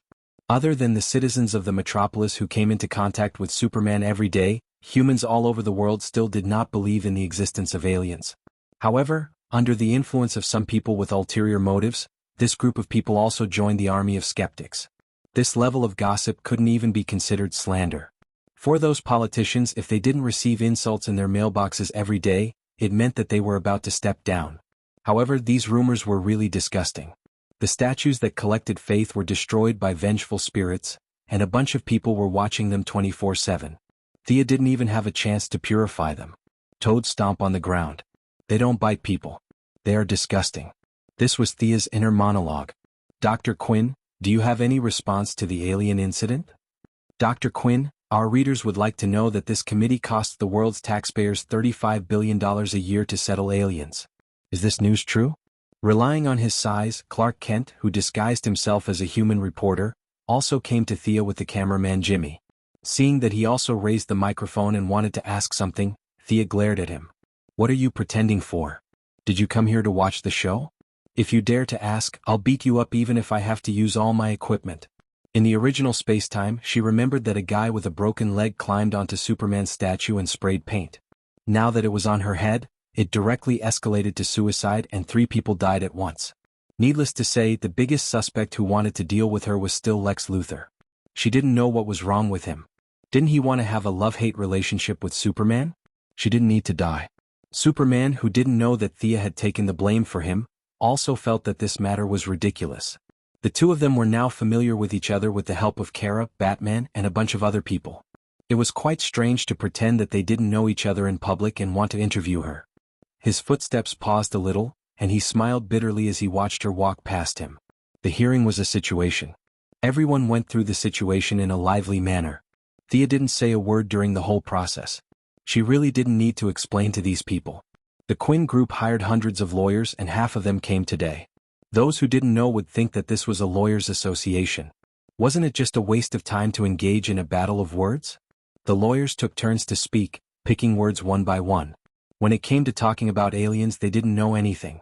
After talking nonsense with this group of people for the whole afternoon, Thea returned home and ordered her various covert subordinates to investigate several major domestic consortiums, several multinational corporations, and even Wayne Enterprises. Thea must know who the other party was. When the information from all parties was summarized, Thea was a little surprised. Project Cadmus? The one who sent the information was Poison Ivy. Her charm was unparalleled in the world. No matter how harsh the training was, it was useless. She and Death Knell consecutively tied up 11 scientists who dealt with the Luthor group and finally got the name. Yes, boss, but the scientist only knows the name. He doesn't know the details. Thank you for your hard work. Stop the follow-up. After Poison Ivy left, Thea repeatedly compared it to her memory. She knew a little about Project Cadmus. It was a huge scientific research project that Luthor secretly built with his financial resources. Cadmus was a hero of ancient Greece. According to the legend, he was the one who introduced the Phoenician alphabet to Greece. Luthor named his project with a very clear meaning. He wants to be a hero and bring alien things or technology to Earth. But the technology is not so easy to get. Who gave him the confidence to start such a project that costs tens of billions of dollars? Thea, who is also doing this work, has the most right to speak. Her cheating has broken through the sky. Various governments pay for it and a large number of scientific research results of the Red House. Now, only a few small projects such as exoskeletons and laser guns have made breakthroughs. But Luthor's plan is not small. He wants to lead the Earthlings to complete their self-evolution and catch up with or even surpass the level of the Kryptonians. From the point of view of the Earthlings, he is a well-deserved hero. Who is helping him? Thea suddenly thought of a person, the Kryptonian adjutant who escaped from Ross's fortress, Norn. This guy has been looking for a long time and disappeared like the ground. He won't be involved with Luther, right? Chapter 433. This group of people had destroyed all the images related to them before leaving the spaceship. It was very difficult for Sia to rely on Croydon's compass to find them. There was not a single photo. The compass was just a magic tool, it was not a search engine. Relying on the vague impression described by Fiora to search, the result could only be helplessly idling. She had no clue how to find the Kryptonians, but she could go directly to Luther. Early the next morning, Milady, wearing a navy blue dress and thin high heels, rushed to the Luther group with dozens of bodyguards and assistants in more than a dozen cars. This was her first time in the new L building. The overall layout of the building was not bad, except for the huge portrait of Luther at the entrance and Luther's quotations hanging everywhere. All of you wait outside. In front of Luther's office, Thea turned around and ordered. She walked over alone, and the secretary opened the door for her with a smile. Is the missing Kryptonian with you? Thea asked directly. Luther shook his head like a rattled drum and denied it. It doesn't matter if you don't admit it. What I want to say is, don't try to control something you don't understand. Thea was not surprised by the appearance of Doomsday. She could not prevent it at all. The chances of the Kryptonian adjutant colluding with Luther were very high. Both sides thought the other was stupid. Norn looked down on the technological level of the people on Earth. He came to Earth with a condescending attitude. Not to mention Luther, who had solved Fermat's last theorem in kindergarten. With a little hint, it was not difficult for him to replicate Doomsday's cells with his intelligence. After all, Doomsday was the ultimate biological weapon derived from the Kryptonian cells. It was not too difficult to kill Luther now, but it was not good for Thea. The people on Earth needed real evidence to realize the danger they were in. When they were frightened to a certain extent, it would be followed by a backlash. Superheroes would erupt like a geyser, and the birth of various teams would be unstoppable. This was the only way to fight for survival in the ever-changing future. After warning Luther, Sia kept looking at him. The atmosphere between the two of them was very tense. Don't think I don't know. You've done a lot of those experiments. Luther relied on his own conceit to resist Thea's powerful aura. The young lady didn't use her fear emotion and only used her normal aura. From this inadvertent confrontation, it could be seen that this guy's willpower was almost off the charts. Thea did not answer Luther's question. She had indeed done a lot of experiments and even tried to find Doomsday's weakness. These were things that could be done but could not be said. So, you admit that the Kryptonians are with you? I admit it. Luther's pride made him too lazy to beat around the bush. He took out a few pages of documents from the drawer and said, I helped them get a residence permit issued by your committee. They are legal residents of Earth. Thea flipped through it casually. It was indeed a formal document. The committee was responsible for the residence of more than 100,000 aliens. There were so many trivial matters that it was impossible for her, the chairman, to sign and confirm them. There were more than 10,000 employees under the committee. It was not difficult to get a few alien residence certificates. Only 3 Kryptonians? The document only mentioned 3 people. According to Fiora's memory, in addition to Norn, who was also an adjutant, there should be 6 other soldiers. However, they were not from the famous Iyer family, which was famous for having a lot of cheats. Instead, they were ordinary civilians. Their genetic limitations limited their growth. Only 3. They came to Earth after a lot of hardships, Luther said with a half-smile. Their hardships have just begun. Am I right? I hope they can still die in one piece after cooperating with you. Thea was speechless at these naive Kryptonians. Playing mind games with Luther? This mission is really difficult. I hope the Kryptonian god will bless them. Both of them got the information they wanted. Thea turned around and left. There was still some time left. Although Brainiac believed that the average intelligence of Earth was level 3, the Kryptonians were level 8 and Luther's intelligence was level 9, it would still take him a year to cross the long road of science and develop Doomsday by himself.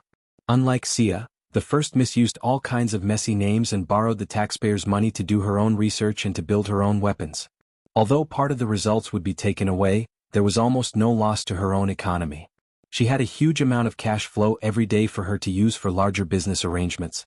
Her financial reach was deep into all walks of life in the country.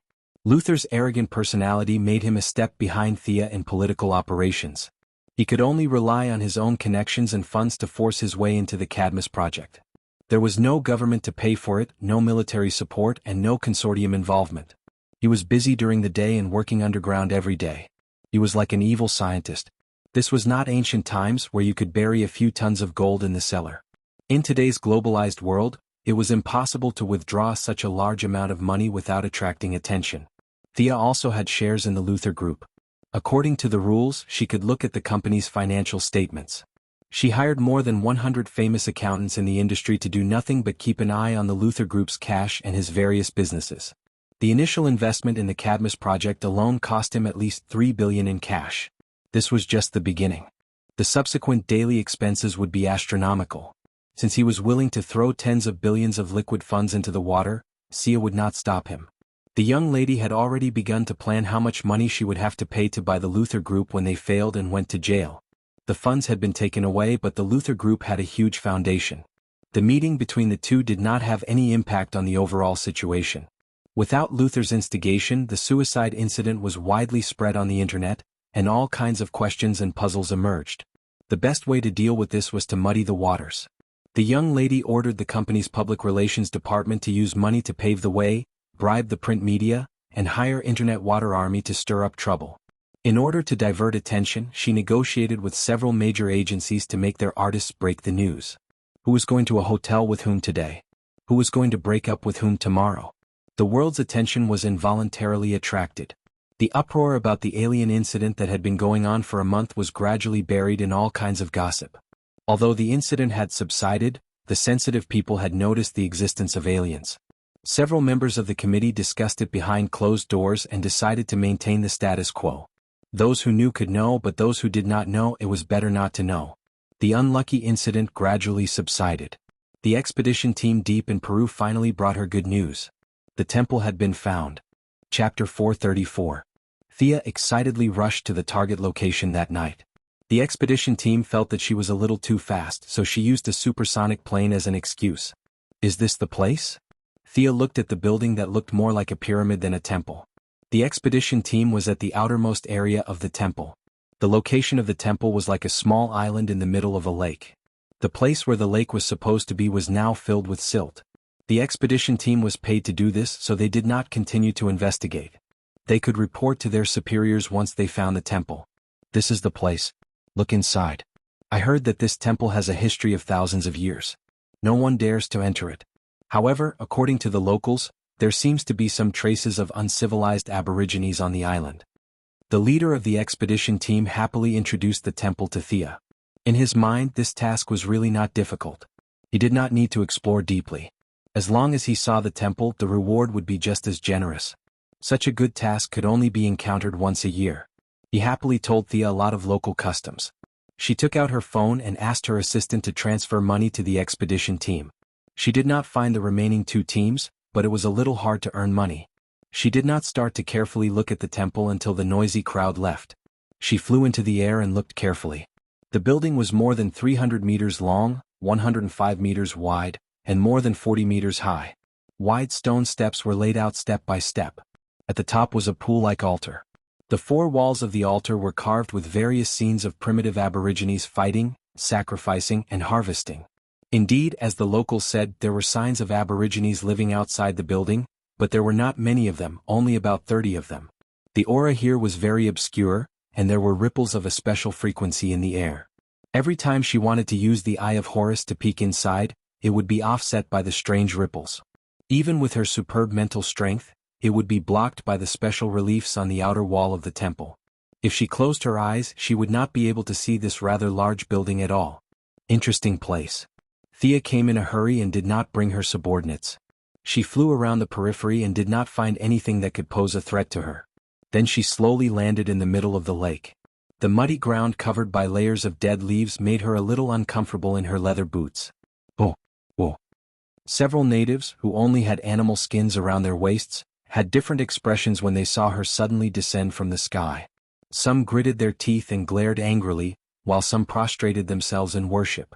It was just that their language was really vulgar. Thea frowned and picked a cleaner-looking old man standing in the middle of the crowd.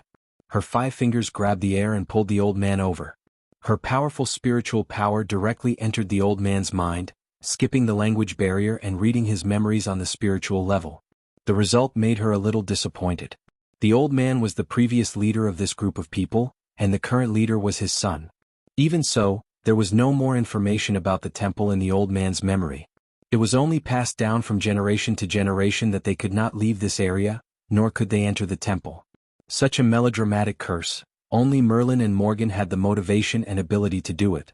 It was most likely that their ancestors were sinners or something. This kind of plot could be found everywhere, it wasn't anything new. After throwing the old man back into the crowd, Thea ignored these natives and walked slowly to the entrance. There were many dried blood stains and weathered bones at the entrance. Presumably, these natives were not willing to be trapped here forever, so they kept sending people to explore the temple. Unfortunately, these brave actions were all destroyed by the curse of the bloodline.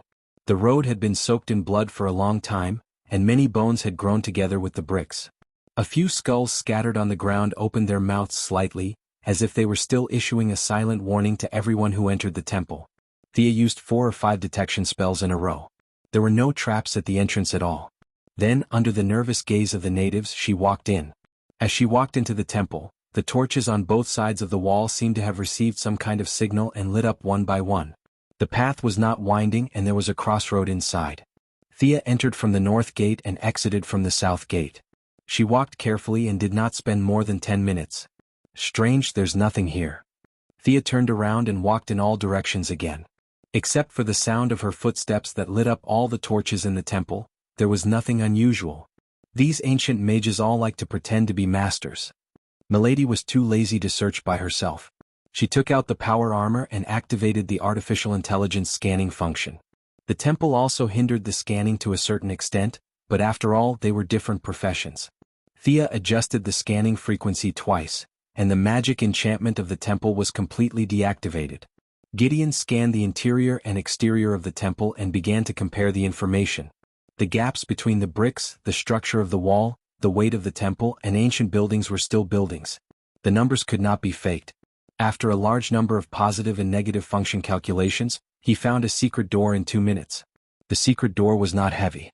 Thea gently pushed it and the door opened automatically. The dark room opened to her. The dark room seemed to have absorbed all the light.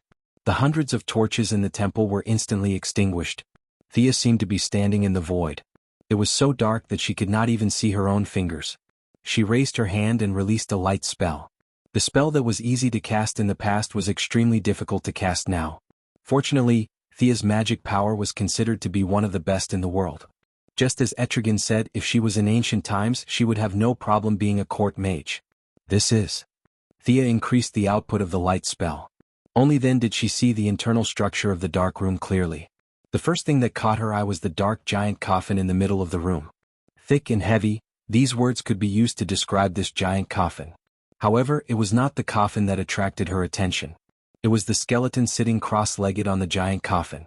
Unlike the natives outside, whose bones were weathered beyond recognition, this skeleton was at least 9 meters tall when it was alive.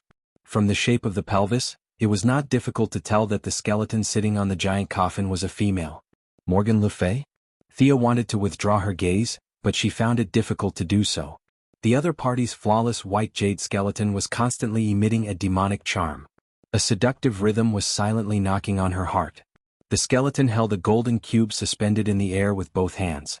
The cube was slowly rotating. As the golden light changed, it constantly emitted knowledge about life and death, order and chaos. Power, status, wealth, beauty, and knowledge that pointed to the truth of the universe. Ordinary people would definitely not be able to withstand this combination of fists. Unfortunately, Miss Thea was an exception. At first she was really a little bewitched by the strange skeleton. However, when the skeleton came up with wealth, status and knowledge, the corner of her mouth slightly raised, revealing a mocking smile. Chapter 435. Regardless of who designed this setup, she found it hilarious. A medieval sorcerer was trying to tempt her with wealth? How much money had they seen? Status and power were also a farce. They followed Arthur until they died, fought until they died, and all they got was a piece of land which might not even be as big as some Texas farms in modern times. How could a landlord who only guarded a small piece of land talk about status with Sia, who controlled the world's economic lifeline? Talk about power? Women were even more ridiculous. She had the heart but not the strength. She already needed to use all her spells to deal with Diana, let alone 2 more beauties? Forgive the young lady. The spinning golden cube was the clue that recorded the book of magic. It was definitely a malicious product of the world. The other side of the book led to a technological plane that rejected all supernatural powers. How stupid must Sia be to want this thing? Even if it was given to her for free, she wouldn't want it. The 2 great villains, Nick Nacro and Felix Faust, had likely failed to resist the temptation as they happily carried the golden cube to search for the scammy book of magic. As a result, they missed out on something even more important. The charm of the corpse was like a filter. The strange rhythm sensed that she was free from the influence. It also retracted its light and slowly fell silent. I came from the void. Starlight shines on the fountain. Flames burn on the sky blue dome. The wind of the 4 seasons. The wind of the 4 seasons sighs on the distant shore. An ancient-looking high chair suddenly appeared in the dark room. On the chair sat a beautiful woman. The woman was wearing a colorful purple robe. Her body was lithe and her curves were graceful. Her eyes flickered as if they were light and quick. What was even more impressive was her long golden hair. The woman's temperament was like that of a fairy who had descended to the mortal world. The words she spoke were also filled with an ancient style. If one listened carefully, it seemed that there was some kind of truth in them. Thea stared at her attentively. She was a little nervous as she listened to the woman recite the opening words like a song. She had made a few defensive spells into gems and was holding them in her hands. If she felt that something was wrong, she would immediately activate them. She had to put herself in an invincible position. However, the blonde woman paused in the middle of her recitation. She glanced at the woman's half-open palm with her eyes and continued speaking. The parting sunlight fills us with sorrow. The past is still vivid in our eyes. The breeze blows.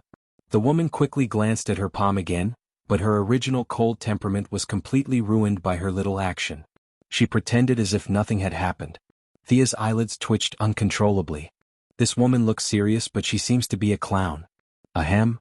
Thea coughed twice to announce her presence, because she saw that the woman sat back down and seemed to want to continue reading. The blonde woman's train of thought was interrupted and she couldn't help but glance at Thea. Then, as if she had discovered a new continent, she asked, Merlin bloodline? How could this be? The one who came to see me after 1,000 years was actually old Merlin's descendant. The blonde woman didn't sit anymore. She quickly climbed up the giant coffin with movements that didn't match her temperament at all. She carefully examined the white bones and muttered while looking. This doesn't make sense. Old Merlin is greedy and lustful.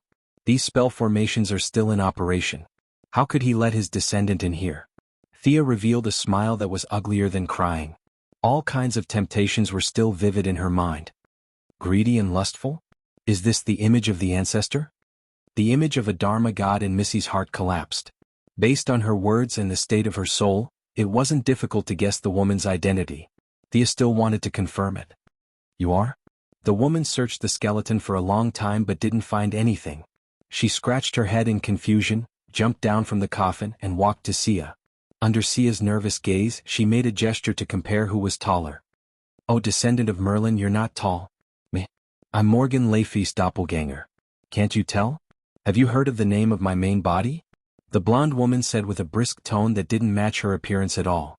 She even smiled proudly as if she was very satisfied that she was taller than Thea. 3 black lines appeared on Thea's forehead. In all honesty, she was now 1.79 meters tall, which was definitely considered tall among women. She was only a few centimeters shorter than Diana's 1.83 meters. When she participated in some activities, not many people had the courage to take a photo with her in high heels. It was really too embarrassing. However, this was a little overshadowed by Morgan Le Fay's 1.90 meters tall figure. Thea couldn't help but curse. Are you really a mage and not a basketball player? Many novels use tall and thin to describe mages. Could it be that mages had the hidden attribute of being tall and thin? Thinking of her purpose, Thea opened her mouth and asked. I know great mage Morgan Le Fay. She was a well-known figure in the same generation as Merlin and was also King Arthur's half-sister. Thea didn't mention anything about black mages and continued to ask. Where is your main body now? The blonde woman sighed slightly with her hands behind her back. My main body is no longer in this world. Most likely she ran off to play somewhere. Thea almost spat out a mouthful of old blood. She could see that this doppelganger actually had no relationship with the main body. Either the doppelganger was too far away, or the main body had voluntarily given up control of the doppelganger. This beautiful woman who looked exactly the same as the main body had given birth to a new personality. Although she had the knowledge of the main body, growing up in such an independent environment, her mind was as pure as a child's. Thea put away the 2 gems in her hand. Just as she was about to speak, she saw the blonde woman slap her forehead. "Ah, you specially came to accept the test left behind by the main body? Is that right?" Not knowing that her words revealed a huge amount of information, the blonde woman stared at Thea with bright eyes. Morgan Le Fay's test. Thea's heartbeat instantly sped up, but she forcibly suppressed it. The thoughts in her mind constantly collided. Dozens of thoughts spun rapidly, and finally converged into one meaning. Agree first. Yes. I'm here to accept the test. Although she didn't know anything a second ago, the young lady still spoke in a resolute and decisive tone. The blonde woman was very satisfied with her attitude. She used her right fist to punch the palm of her left hand, then turned around, her back facing Thea, and stretched out her hand into the void. "Where did you put it?" This place is too messy." This somewhat confused big sister searched for a full 10 minutes before she pulled out a shabby parchment from the void. She looked at the first line of the parchment, then cleared her throat. "The first test, the test must be a female. You're a female, right?" After hearing this, Thea's face darkened. She drooped her eyelids and nodded. Chapter 436. She didn't know if Morgan Le Fay's clone was innocent or responsible, but she insisted on doing the so-called body check. Thea awkwardly allowed the clone to check her body and then compared it with her own body. Since the clone remembered that she was a female, Miss Thea finally proved that she was a female. The blonde lady was not ashamed of doing such a shocking thing. She regained her comical look and proudly read out the second rule: must know how to cast spells. Thea was afraid that the clone would do something intimate like checking the magic circulation in her body. She shot out 7 to 8 spells in the blink of an eye, including magic missiles, flame arrows, frost arrows, and a bunch of other spells. The silly girl nodded. Yes, the third rule must not be older than 50 years old. Thea quickly took out her driver's license. The blonde lady looked at it seriously and pretended to understand it. She continued reading. The fourth rule must be beautiful. There were a lot of questions and Thea was tired of dealing with them. She felt that this was not a test, but a check on her household registration. Name, age, gender, and family situation were all asked. The 17th rule: the host must obtain the scepter gem of Gaius Octavian, the first monarch of the Roman Empire, the Star of Scribonia, named after his wife. The time limit is 3 days. There's no need for 3 days. This gem is in my hands. Thea rummaged through her ring expressionlessly and then threw a purple gem to the blonde lady. It's so beautiful. Ahem, I'll give this gem to the host for identification. You passed this test. Morgan Le Fay's clone played with the gem for a long time and wanted to throw it back to Thea. However, she couldn't bear to do so. In the end, she came up with a lame excuse and put it in her pocket. Thea glared at her. She only stopped when Thea gave her a fawning smile. You should at least thank me for coveting my things. You've passed the 18th task and the 19th task of collecting supplies. The 20th task. Thea finally understood as the clone continued to read out all kinds of tests. The host's tests were so flexible that it made one's hair stand on end. For example, in the 44th rule, she asked the testee to kill a Medusa. Where would Thea find Medusa in this modern society? She took out a fiery red gemstone and pretended that she had accidentally dropped it. The gemstone rolled to the feet of her doppelganger. The golden-haired big sister instantly learned the ability to misrepresent a deer as a horse. She then said that the gemstone on the ground was Medusa's head, silently passing this level. Merlin was said to be greedy and lustful, but judging from the personality of Morgan Le Fay's avatar, her main body wasn't any better. Holy and evil? That was just a rumor from the later generations. After coming into contact with them personally, Thea no longer had any respect for these legendary figures. These guys were not much harder to deal with than General Amanda Ryan. Although both the examiners and the examinees liked this kind of flexible working method, Thea's gems didn't just fall from the sky. She could be flexible when it came to some troublesome tasks, but she still had to rely on her own ability to deal with some simple tasks. As time passed, the trials became more and more difficult. On the 82nd trial, Morgan Le Fay's clone directly grabbed a native from the outside. The native who entered the divine temple began to have his blood boil violently. The task was very simple. She just had to ensure that this person lived for more than 10 minutes under the effects of the bloodline curse. Thea didn't dare to neglect. The moment this person entered the divine temple, his pupils began to dilate and his whole body began to convulse. If she didn't treat him in time, he wouldn't even last 10 seconds. Healing, greater healing, regeneration, and all kinds of light and water spells were used to greet him. At the same time, all kinds of strengthening spells were cast on him. However, in less than 2 minutes, this person's body potential was exhausted. The recovery of his magic power was already behind the outbreak of the curse. Magic couldn't save him anymore. She directly injected a shot of adrenaline. Thea glanced at the golden-haired big sister. Seeing that she didn't have any reaction, she no longer had any scruples. She directly activated the medical cabin with a new energy source. Heart failure, cardiopulmonary bypass, kidney necrosis, abdomen disembowelment, and changed to a mechanical one. She injected 10 tubes of stimulant that could make an elephant run wildly for 3 days. All kinds of nutrients were poured into the body as if they didn't cost money. Poison Ivy, according to her actual situation, had prepared a large amount of chlorophyll that was rich in vitality. After a little experiment, she found that the human body didn't reject it. She also gulped down a bottle. Time's up, not bad. The golden-haired big sister looked at her with satisfaction. Thea breathed a sigh of relief. She summoned a ball of water and washed the dirty blood off her hands. Only then did she have time to carefully look at her work. It seemed that the divine temple's curse on the bloodline only lasted for 10 minutes. Now, after 10 minutes, this person was breathing and had a heartbeat. His brain was still receiving signals from the outside world. From a physiological point of view, this person was still alive. However, his heart was placed outside his body. More than half of his internal organs had been replaced. All the capillaries in his body were bursting from the chlorophyll. His cells were still bursting with new energy due to the stimulation of stimulant. They were constantly dividing, growing, and dividing. The violent outburst of cells in a short period of time had greatly shortened this native's life. The best ending for this person was to live as a cyborg.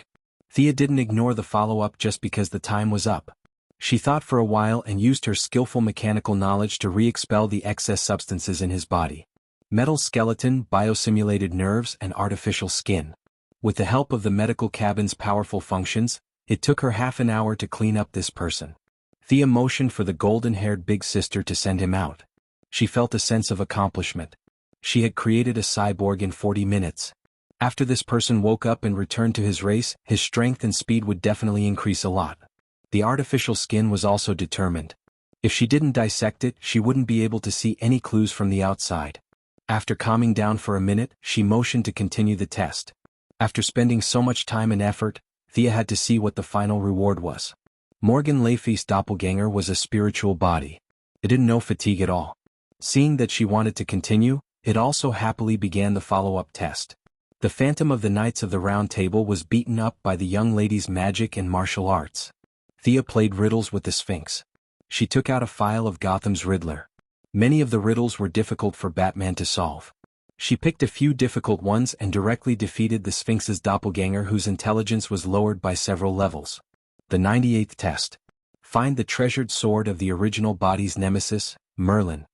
When the golden-haired big sister saw this line of words, she was a little stunned as she looked at Thea, or rather, her neck. You saw this too, right? The treasured sword is right here. Thea shook the treasured sword that was disguised as a necklace.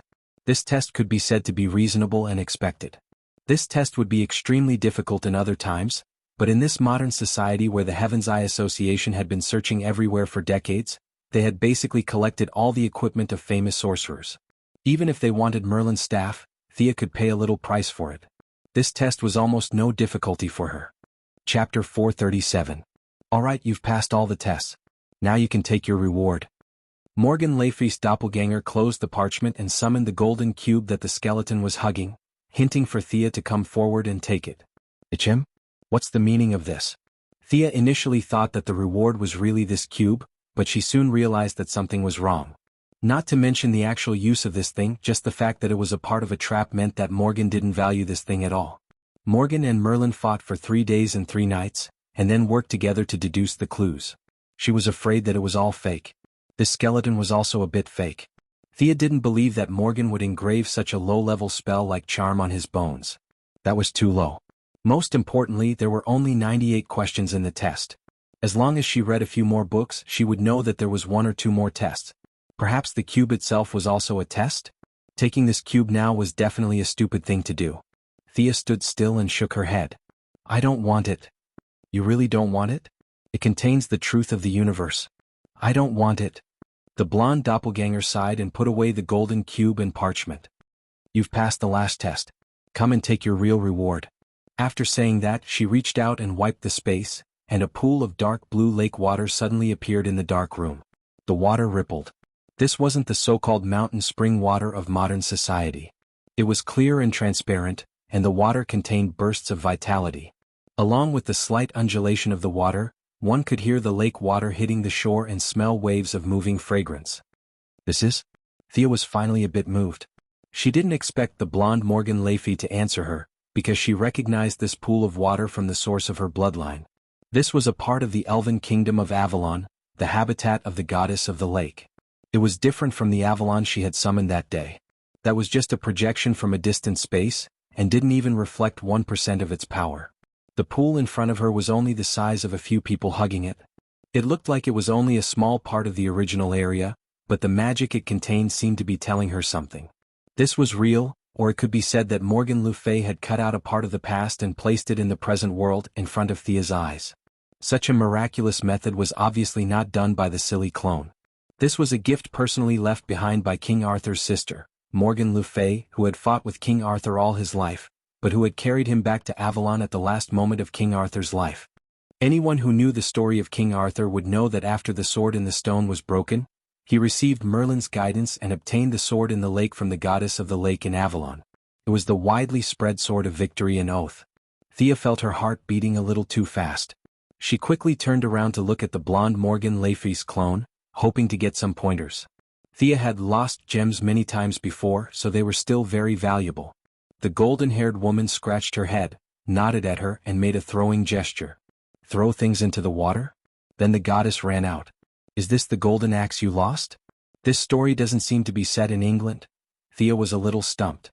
After she lost another 3 gems, the silly doppelganger instructed her in a low voice, you have to let the goddess of the lake see your confidence and courage.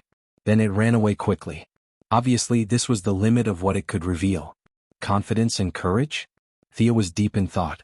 The lake was very shallow, so it shouldn't be a test of superficial courage like jumping in, and it also wasn't a test of honesty like the golden and silver axes. Then there was only one result, the courage to be willing and the confidence to persevere. She threw a gem into the lake, and the lake water spat it out quickly like a grape peel. Obviously, the other party didn't want this thing. Thea tried a dagger, a long sword, a round shield, a wrist guard, a helmet, and a lot of other modern products. Except for the long sword, everything else was rejected. She must have set her sights on the long swords. Shia was a little scared as she threw a few long swords into the lake. The lake water only swelled up, and she could vaguely hear the banshees singing. As a female, she was completely immune to this kind of singing. However, the other party's message was very clear. Continue. You can't trap a wolf without risking your child. Thea took out a long sword with a magic circle engraved on it from her space ring. This was a gift she prepared for Thea's 8th birthday. The body of the sword was made by Diana, and the magic circle was drawn by Thea herself. The sharpness of the sword was almost indestructible. She threw it in with a whoosh.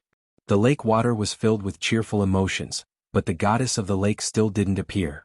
Thea took out a few swords that the Church of the Cold Flame had offered as a tribute. Some could increase the wearer's charm, some could automatically become invisible when held in the hand, and some could let the wielder breathe underwater. Her heart was bleeding. She threw them in one by one. The lake water was already showing signs of boiling, and a few faint whirlpools were forming, but some key forces were still missing. She was so greedy. Thea felt her blood pressure rising. She only had 3 swords left in her hands. They were the fake Godslayer she obtained from Paradise Island, the real Ares Must Die sword, the nameless magic sword forged by the demons, and the Merlin sword. The Godslayer was rarely used now. Logically speaking, this sword should be the first to be used as a sacrifice. However, Thea thought of her feelings for Diana, and the symbolic meaning of this sword was greater than its actual meaning. The magic sword was also rarely used in battle. Thea valued its ability to absorb and its high quality. This sword was a key tool to deal with Black Adam in the future, so she couldn't give it up now. Then the only choice left was the Merlin sword. This sword faintly resonated with her bloodline, and contained a trace of luck. Thea had just tasted the sweetness of it, and she didn't want to give it up. Was this a test of courage? The God Slayer represented feelings, the magic sword represented the future, and the Merlin sword represented luck. She had to make a choice between the three swords. After a few mental struggles, Thea made the final decision. The strong needed feelings and a future, but they didn't need luck. Would Doomsday let her go because she was lucky? Earth had been pierced through, so what was the use of having high luck? Reason told her that it was easiest to give up feelings. She had to pay a small price for a big gain. Thea shook her head. Feelings were necessary for her as an individual. It was easy to give them up, but the price was too high. The feelings here weren't just love and family, but all of them. If she gave up love today, she would give up family and friendship tomorrow. In the end, she would have nothing left. Feelings were the fetters of an intelligent life. It wasn't a restriction, but a source of power. It was the starting point of all thinking. If she only wanted to survive in the beginning, then today, feelings were the cornerstone that made her work hard, the motivation to climb to the top. Without her family and lovers, what was the point of being invincible? Chapter 438. Now that she understood her own principles, there were no strange phenomena like those in novels. She could only feel a sense of relief. Sia vaguely realized that this sword might be what the goddess of the lake really needed. After all, it was a bit funny to give a sword from Greek mythology and a sword from hell to a Celtic god. Merlin's sword and the goddess of the lake were of the same origin. Returning it to her was the right thing to do, right? Thea wrinkled her nose and silently apologized to Ancestor Merlin in her heart. She reached out and broke the necklace. The sword was enlarged to a standard size. Holding the sword with both hands, she gently threw it into the lake. Merlin's sword did not sink to the bottom directly like the previous swords. Instead, it emitted a faint white light and slowly sank. The sirens singing and the sound of waves hitting the shore disappeared in a flash. Only Morgan Le Fay's avatar could be heard "AO," and disappeared without a trace. Sia stared at the surface of the lake nervously. The waves parted to the left and right steadily. The lake water, which had only reached her feet before, deepened visibly. A gorgeous goddess in a sky-blue peacock sleeves, a long dress and emerald crystal earrings slowly rose from the water. A true god. A true god from the past borrowed some means to temporarily connect to the present world. The goddess of the lake's divine power was not vast, but the external feeling she gave was incomparably natural. As long as one was beside her, one could feel her unparalleled calmness and longing for the future. Thea had only seen such an experience of facing a true god in her prime once before. At that time, the goddess of the moon shot an arrow from the distant past in order to cut off the mark on the elk. However, Thea's level was still a little low at that time. The power in her body was like water without roots. She could only watch the show in the fog. What she actually understood and what she learned were all nonsense. Although Thea had not yet reached the stage where she was angry with Horus, this was her own timeline. The world did not reject her. Her vision and knowledge were far better than the empty shell with only power. The goddess of the lake today could let her see a lot of things. Her character and inner thoughts were not the path she wanted to take, but this close feeling of the goddess of the lake's power still benefited her a lot. The goddess of the lake did not speak. She just held her hands flat as if she was holding something and walked slowly towards her. Thea heard shouts of encouragement and support. Of course, there were also doubts and questions. She didn't know if this was real or just a figment of her imagination. She tidied up her clothes and walked steadily into the lake. Thea clenched and unclenched her fists a few times. In a tenth of a second, she recalled her experience in the past 5 years. She took a deep breath and reached for the empty hands of the goddess of the lake. It had a physical body. When Thea placed her finger on the outside of the left wrist of the goddess of the lake, where she suspected the hilt, the solid touch told her that all the previous efforts were worth it.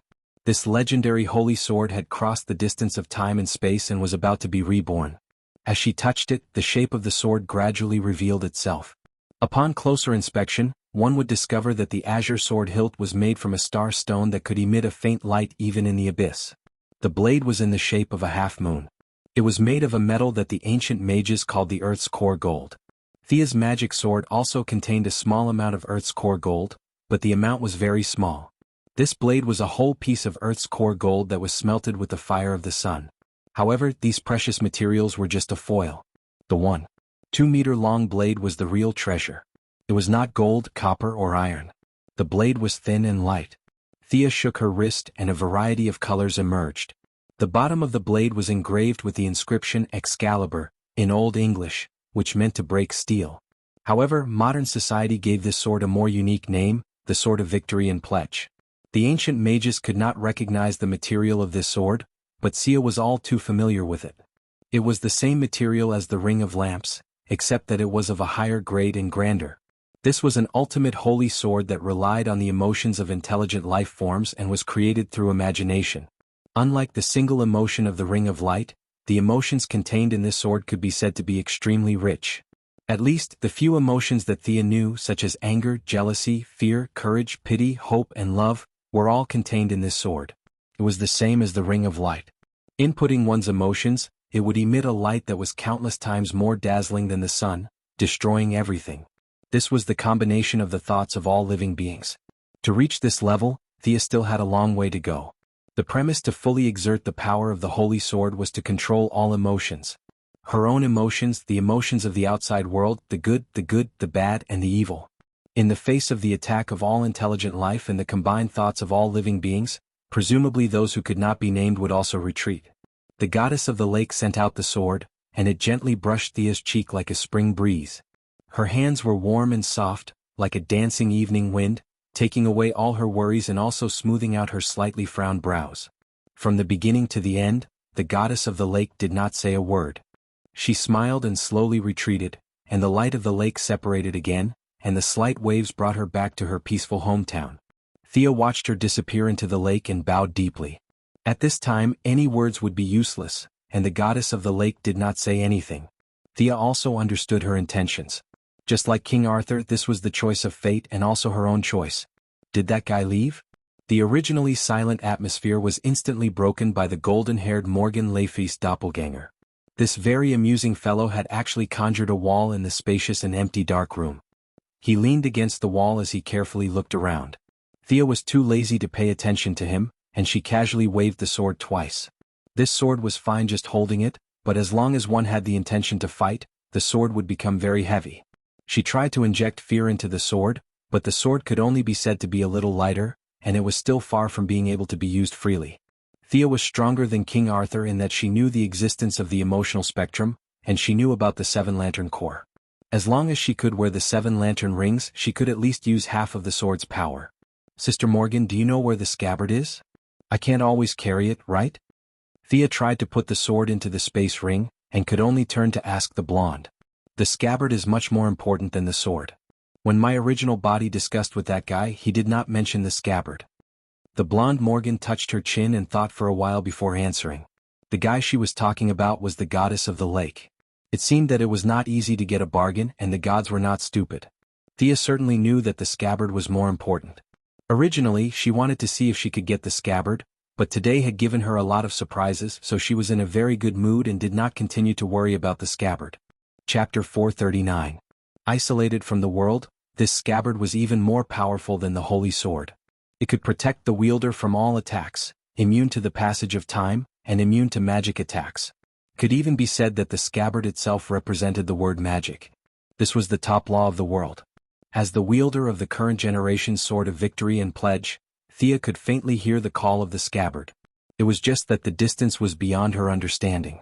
It wasn't on Earth, it wasn't in the outer space, it wasn't in the material plane, and it wasn't even in the timeline. Thea shook her head and collected her thoughts. She couldn't even use the power of the sword.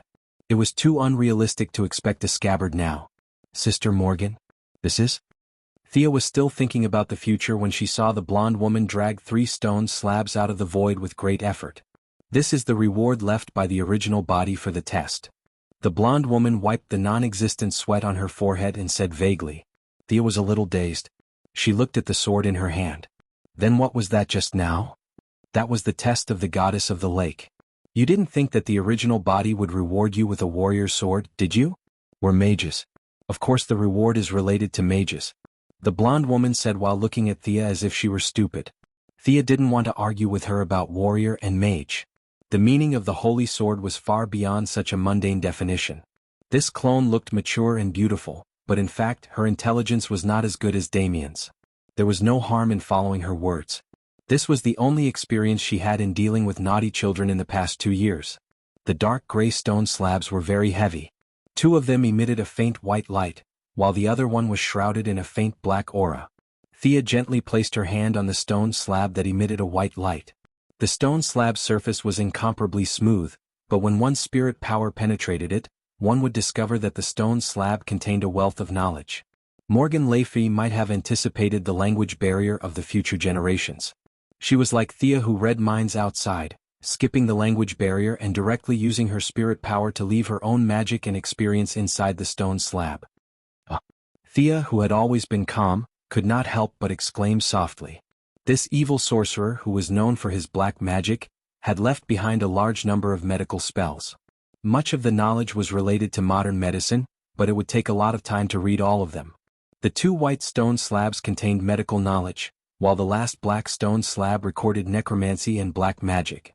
This knowledge was far more precious than Sargon's memories. In essence, it made up for the shortcomings of Thea's profound theories. It was what she needed the most right now. Big Sister Morgan, what level has your main body reached? Can one really reach the peak by simply accumulating magic power? To be honest, Thea wasn't very sure about her future. She couldn't compare to Superman and his gang. In this era where the old gods had passed away and the new gods were born, she didn't even know who to ask if she wanted to reach the top. She just walked forward like a blind person groping for an elephant. She could not find the answer on Earth, and there was no way she could go to planet Tianchi and knock on Darkseid's door. Hey Blue Fatty, tell me how to become the god of magic. Darkseid could kill her in seconds. Previously, she had thought that she could become a god naturally after obtaining the divine power of Black Adam and Shazam. However, after a brief interaction with the goddess of the lake, she realized that she had been too naive. She might need power, but so did her level. She always felt that she was lacking something compared to these gods. This was the real reason why she had asked Morgan's clone. It was rare for the blonde Morgan to be so serious. He sized up Sia from head to toe with a probing gaze. Your main body must have left this world. As for you, you haven't grasped your true power. The blonde Morgan stroked her chin and pointed at the unicorn tattoo on Thea's shoulder. This thing not only gives you power, but it also limits your future achievements. You can only reach the top if you become one with it again. Become one with the tattoo again? I don't quite understand what you mean. Thea didn't expect to get such an answer. You call this a tattoo? Alright, it's up to you. Your tattoo is actually a reflection of your inner self. Light and darkness, hero and criminal, these are the choices that fate has given you. But you went against the arrangement of fate. You walked on a completely new path. Your several possible futures were condensed into this tattoo. It represents what you could become. You must completely embrace everything about you, such as justice, evil, rationality, passion, and all these other things. Morgan's clone was a little stumbling as she explained. It was obvious that she was very enthusiastic about helping Thea, but there were many words that she did not know how to express. However, Thea roughly understood. Wasn't she talking about her original fate? It was just that she had already jumped out of her original framework. Thea didn't expect that. She thought that she had said goodbye to her past, but the power of her bloodline had pulled some remnants back. Did she need to completely merge with the light and darkness in the unicorn tattoo? Merging was easy, but her personality would change drastically. Would she still be herself? Is there a way for me to maintain the fusion of my current personality? This question really stumped Morgan's clone. She furrowed her beautiful eyebrows and thought carefully. Perhaps you can try to remove some of the negative effects by increasing your mental strength to an extremely high level? Mental strength? Thea was no stranger to this attribute. When she first practiced martial arts, it was her perception. Now it was her mental strength. Due to the fusion of transmigrators, she had always been strong in this aspect. However, it was very difficult to improve it through daily training. She had to cultivate it in a special environment and place. Alright, I've told you everything I know. I'm going to sleep. Come and play with me when you're free. Sister Morgan hurriedly waved her hand. Thea only saw a blur in front of her eyes before she appeared outside the temple. The moon was bright outside, and the soft moonlight sprinkled on the road. She roughly estimated the time. She arrived at the temple in the evening. After that, she didn't spend too much time investigating and searching. Most of her time was spent on answering Morgan's 99 questions. The moment she left the temple and entered the outside world, the connection between her and the Sword of Victory and Pledge became closer. Unlike Merlin's sword, which was connected by blood, the meaning of the sacred sword's transmission was a kind of responsibility and heavy burden. The relationship between her and the sword was a bit like that of a revolutionary comrade. The sacred sword made a soft buzzing sound. Thea understood its meaning. She softly chanted the inscriptions on the sword. The sacred sword turned into a ball of illusory energy and entered her arm. She took out her communication device to check the time. She had been in the temple for 3 days. Thea didn't leave immediately. She found a big tree and lay on it. She looked at the moonlight and began to think about her future path. Chapter 440. The unicorn was still very young. It had just entered adulthood and couldn't express itself clearly. Thea summoned her doppelganger and wanted to ask her opinion. We are you.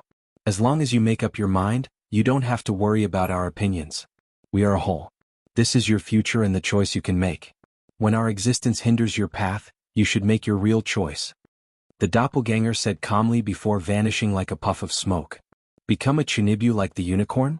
Or become a gloomy doppelganger? Thea muttered to herself in the empty night sky. She quickly shook her head. This was not what she needed. Light was not justice and the shadow was not evil. It had nothing to do with right and wrong. It was just that she didn't like it and didn't want it. The fusion was not urgent. She needed to make more plans and preparations. As for Morgan Le Fay's so-called spiritual power, it was something that could be done at the moment. Although her body's magical power was profound and her knowledge was extensive, she might not know the real secrets of this world. Among these secrets, Thea could think of a sacred place to cultivate spiritual power.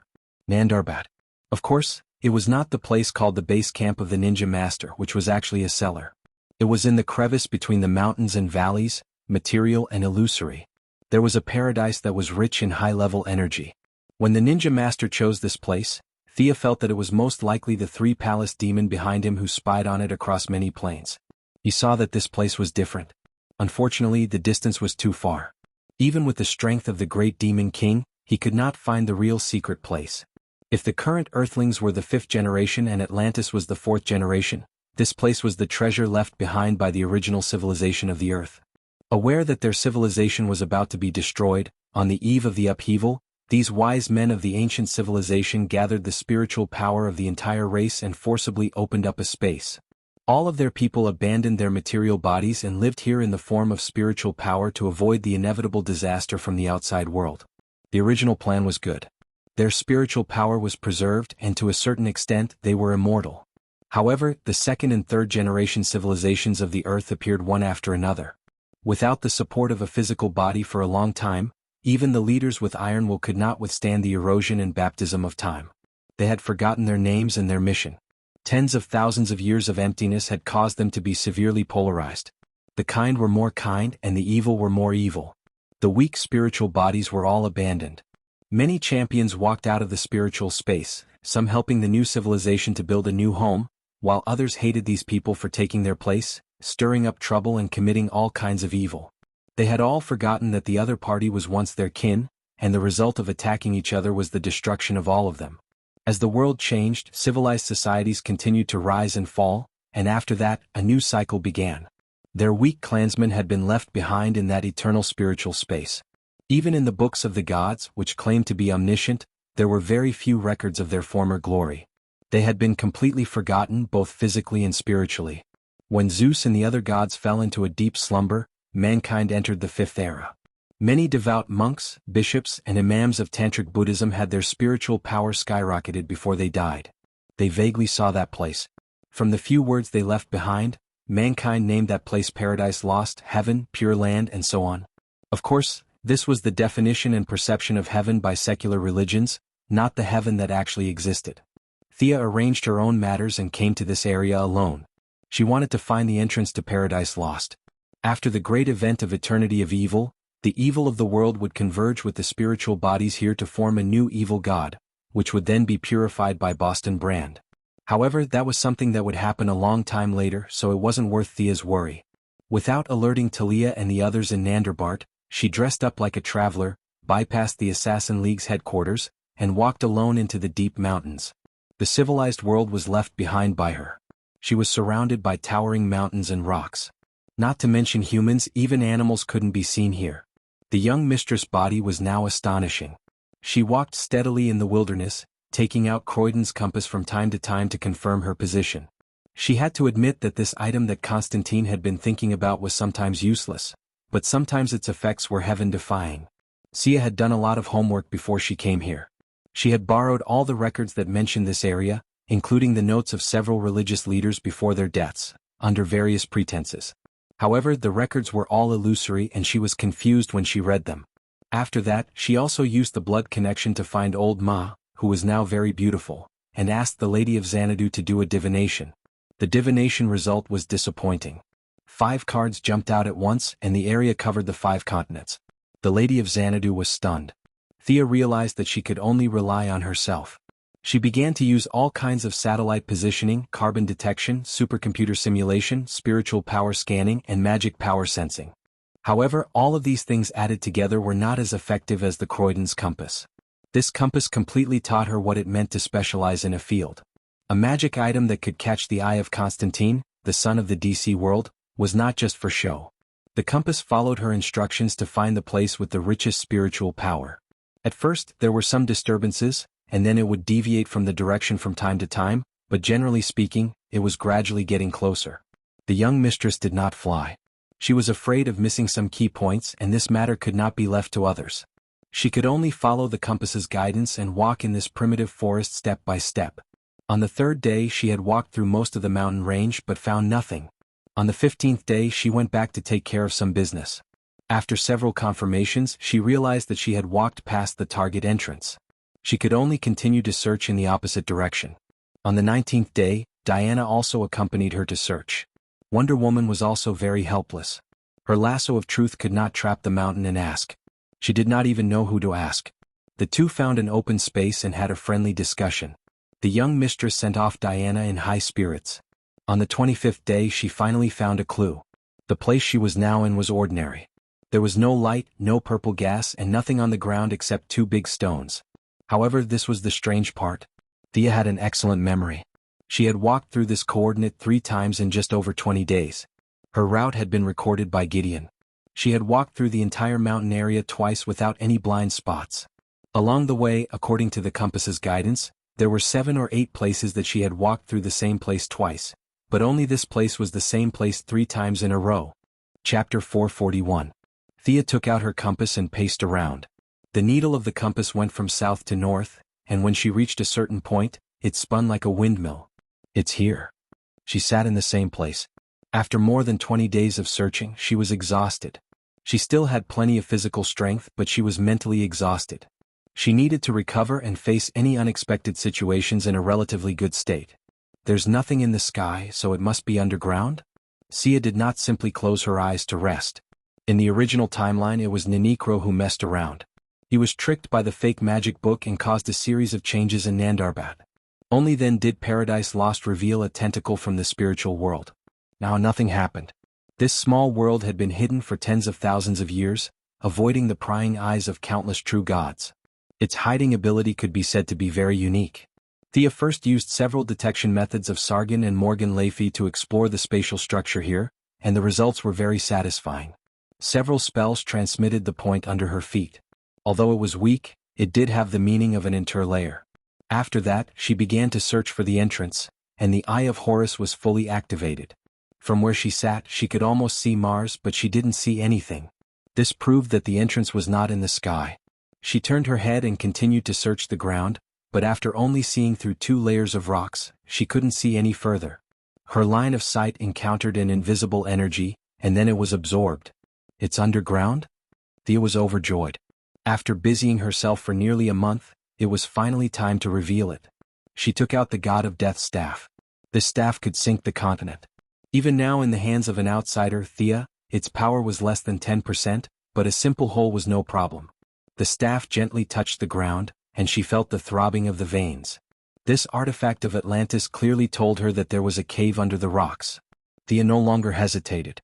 She flew into the air, held the staff with both hands, pointed the top of the staff at the ground, and used all her strength to strike it down. Rumble. The power of this staff could be said to be earth-shattering, and the vibrations could be felt from several miles away. Countless rocks fell and a large number of trees were knocked down. The wild beasts that lived in the mountains ran out of their nests. Even the base camp of the Assassin Alliance at the outermost perimeter of the mountain area was affected by the tremors. The smug Talia thought that it was an earthquake and hurriedly ran out of the cave with a group of people, looking around nervously. Thea did not have the time to care about their feelings. She looked at the big hole she made and grit her teeth. This power was a little too strong. The hole had a diameter of more than 30 meters and was so deep that one couldn't see the bottom. This hole was so deep that the drilling team could work for at least half a year with the toughest drill bit. Thea was now completely confused about the function of this staff. This staff could only be said to be okay against enemies, but against Earth. How much did the King of Death hate Atlantis back then? A magical weapon of the water attribute was actually made into a weapon for digging holes. Thea put away her unspoken criticism of the King of Death and waited for the smoke to dissipate. Then she flew down the hole. After only flying for half a minute, a cool breeze blew against her face. There was not much stale smell in the air, but it was fresh and comfortable. When she landed at the bottom, she saw countless snowflake stones, stalagmites, stone pillars, and stone towers. The surroundings were as pure and beautiful as snow. It seems that this place has been blocked by the rocks for a long time. Thea looked around. There was no other way around except for the skylight she made. She reached out and touched a nearby stalagmite. This was not a natural creation but a condensation of some kind of mental strength. She suppressed her excitement, knowing that the entrance was just ahead. The scenery in the cave could be described as extremely beautiful. The deeper she went, the more snowflake stones were condensed by mental strength. The spectacular and gorgeous scenery could be seen everywhere. Thea did not pay too much attention to the scenery, ignoring the deep silence around her, and walked steadily and firmly. There were many winding paths inside the cave. Along the way, the strength of the snowflake stones guided her. According to the strength of the energy, the closer she got to the entrance of the cave, the stronger it would be. She stopped in front of a 40-meter-tall statue of a petrified dragon. The statue was lifelike. This dragon, or a creature that looked like a dragon, had 2 heads, and its body was not as slender as what Thea had seen in the magic books. This dragon's body was sturdy, its back was high, and it also had 2 tails, but they were very short. The dragon statue was huge and blocked all the back paths. Thea looked and said loudly, "Behind you is the entrance, right? I'm not a bad person, can you let me in?" "Did you hear me? You're not dead, are you? If you don't move, don't blame me for being rude. I know you're still alive." Thea shouted for a long time, but the dragon did not respond. She could only hold the Death King's staff tightly and get into an attacking posture. The dragon knew that it could not hide it anymore. It quickly absorbed the weathered crystals on the surface of its body. In less than half a minute, its body was finally revealed. It moved slightly and breathed out a cloud of mist. A dragon without a physical body? At first, Sia thought that it was a giant dragon, but when it revealed its true form, she realized that she was wrong. This guy was another life form, not a natural life form at all. To put it in an inaccurate way, it was more like a giant dragon made of pure spiritual power. "You can't go in, you don't have permission." The dragon did not have a voice and naturally could not speak. It used telepathy to speak. "Human, back off. I know you're not a bad person, I don't want to be your enemy. I have a reason to go in." Thea had been busy for a month, how could she be stopped by this guy? "No. Please, I have to go in." "No." Thea tried her best, but the other party was extremely rigid and refused to let her in. The other party's strength was not too strong. Thea felt that it was similar to the charm witch. It had sufficient mental strength, but its body was stiff, and it needed a huge amount of mental strength to maintain the movement of its body. It could not even exert 30% of its strength. To deal with this kind of guy without a physical body, she could only use a large amount of magic to fight a battle of attrition. But it was different now. She smiled and took out the Sword of Victory and pledge. This fantasy-type holy sword was a collection of the will of all living beings. It had already reached the peak of mental influence, and could be said to be the ultimate nemesis of all mental creatures. "Hey, take a look at my sword." Ugh. The 2-headed dragon's mental body flickered when the holy sword was taken out. Although it had never seen the sword, it could see the structure of the sword clearly. This sword could casually stab 100 or 80 creatures like it, which were made of spiritual energy. It was fine to deal with enemies with physical bodies, but to deal with an incorporeal body like it, it felt like it would die without a cause. Was a little scared. Chapter 442. However, the dragon was very stubborn. It knew that Thea's sword could kill it easily, but it still insisted on its duty and stood at the entrance, looking at her nervously. The young lady was in a bit of a dilemma. The Sword of Oath and Victory was powerful, that was true. It also had a lot of restrictions. The spirit power dragon in front of her was loyal to its duty, and the holy sword didn't want to hurt it. If Thea forced herself to control it, there would be a barrier between her and the sword. Both sides would have a bad first impression, and it would be difficult to change it later. From another point of view, the dragon was both a guardian and an extraditer. Without its support, Thea couldn't enter that illusory world. Feeling that she didn't do anything further, the spirit power dragon was secretly relieved. It was not afraid of death, but it wouldn't ask for it either. After hesitating for a while, it proposed a compromise that it didn't think violated the rules. Find someone who is qualified to enter Paradise Lost and let him invite you in. That's my biggest concession. Thea smiled. She could accept this result. As you wish, Guardian. After that, she sat down. If it was someone else who met this condition, it would be hard to do. There were 6 billion people on Earth who was qualified and who wasn't. It would be hard to find a clue in the sea of people. But she knew this plot. Thea came here because of this plot. She knew who was qualified to enter this place. Many years ago, there was a little boy who entered the paradise of negligence in his dream. The reason was unknown and the purpose was unknown. He thought that everything was just a happy dream. In fact, there was a real world inside, a world that was completely made up of spiritual power. This boy was none other than the dead man, Boston Brand. He had little contact with Thea, but he saw her as a god in his mind. The spirit power dragon was a bit surprised that Thea was sitting still. Logically speaking, shouldn't she be looking for someone who was qualified to enter Paradise Lost? Was she going to sit still and protest? But it was very patient. It was not in a hurry to turn back into a stone statue, so it also lay on the ground. Patience? It had lived alone for hundreds of millions of years, and the thing it didn't lack the most was patience. However, in less than 10 minutes it was dumbfounded. A dead man in a red tights floated in. As a guardian, it could tell that this unknown life form was qualified to enter Paradise Lost. Excluding the 1 in a billion chance that it happened to pass by, it was not hard to guess that it was summoned here. Now the conflict between Hal Jordan and Sinisto was becoming more and more intense. As Hal's friend and Sinisto's subordinate in name, Dead Man had been living on Earth all this time, fooling around every day. "Boss, your place is really hard to find." The dead man was suspended in the air. He complained, but he was a little vigilant in his heart. He focused on looking at the spirit dragon, wondering if he should beat this big guy up later. The spirit dragon pondered for a few seconds. "Human king with the sacred sword, I will keep my promise and bring you into Paradise Lost. However, your body will not be able to enter. That is a world made of spirit." Thea was very happy. A human king with the sacred sword? This dragon was quite good at talking. When she planned to find Paradise Lost, she knew that her body would not be able to enter.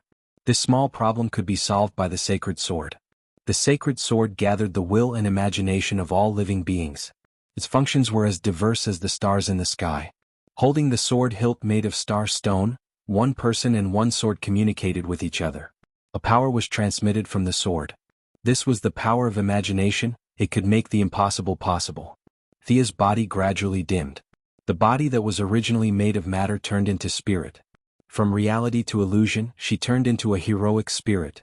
This was one of the functions of the sacred sword. It allowed the wielder to freely change between reality and illusion. There were no side effects and no time limit. Thea, who was already strong in spirit, now received the feedback from her body. Her spirit body was more than 3 meters tall, and it took her a long time to return to her normal size. The sacred sword in her hand also shone brightly. The two of them complemented each other. The sacred sword gave the heroic spirit power, and the heroic spirit gave the sacred sword new emotions. In the eyes of the dead person and the spirit dragon, Thea was now as bright as a moving sun. Only she knew that her spirit power was affected by the unicorn clone. It was far from reaching the upper limit of her energy level. The purity, firmness, and spirit now were all given by the sacred sword. Only by increasing the total amount of her spirit power and abandoning their characteristics and absorbing 2 clones of the same origin, could she finally complete the concept of self. Looking at Thea's heroic spirit, the spirit dragon did not make any excuses. It turned around helplessly. "Get on my back, I will bring you in." "Where are we going?" "I have a date tonight." The dead person flew onto the dragon's back and turned to ask Thea. The young lady could only explain her purpose. "Wait, do you mean that I have been here before?" The dead person pointed at the rapidly spinning passage around them.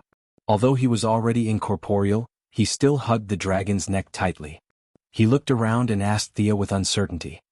"Yes, Boston Brand. You were one of the visitors here in a time that you have forgotten." The dragon was very friendly to him. "This is the gap between the universe, time, and space. No matter how long you stay here, it will only be a night in the outside world. With my guidance you will be safe." Thea sat on the dragon's back silently. The passage around her was emitting a psychedelic red light. With just a casual glance, she saw countless people and countless affairs, wars, plagues, celebrations, and harvests. Countless good and bad things were presented before her eyes. Even with her current brain power, it was tiring to accept so much information at the same time. Endless passages and endless universes spun before her eyes. She simply closed her eyes and focused on communicating with the sacred sword that she had absorbed into her body. The dragon explained and stopped talking. It could be seen that it was also a quiet person. After that, the short journey was left with the screams of the dead person. That two-story building over there seems to be my house in Gotham. Hey brother, aren't you a dragon? Why are you spinning while flying? How long will it take? You won't keep flying until you die, right? Although I'm already dead. You're spinning too fast. I think I'm the first dead person in history to vomit out a spirit's stomach.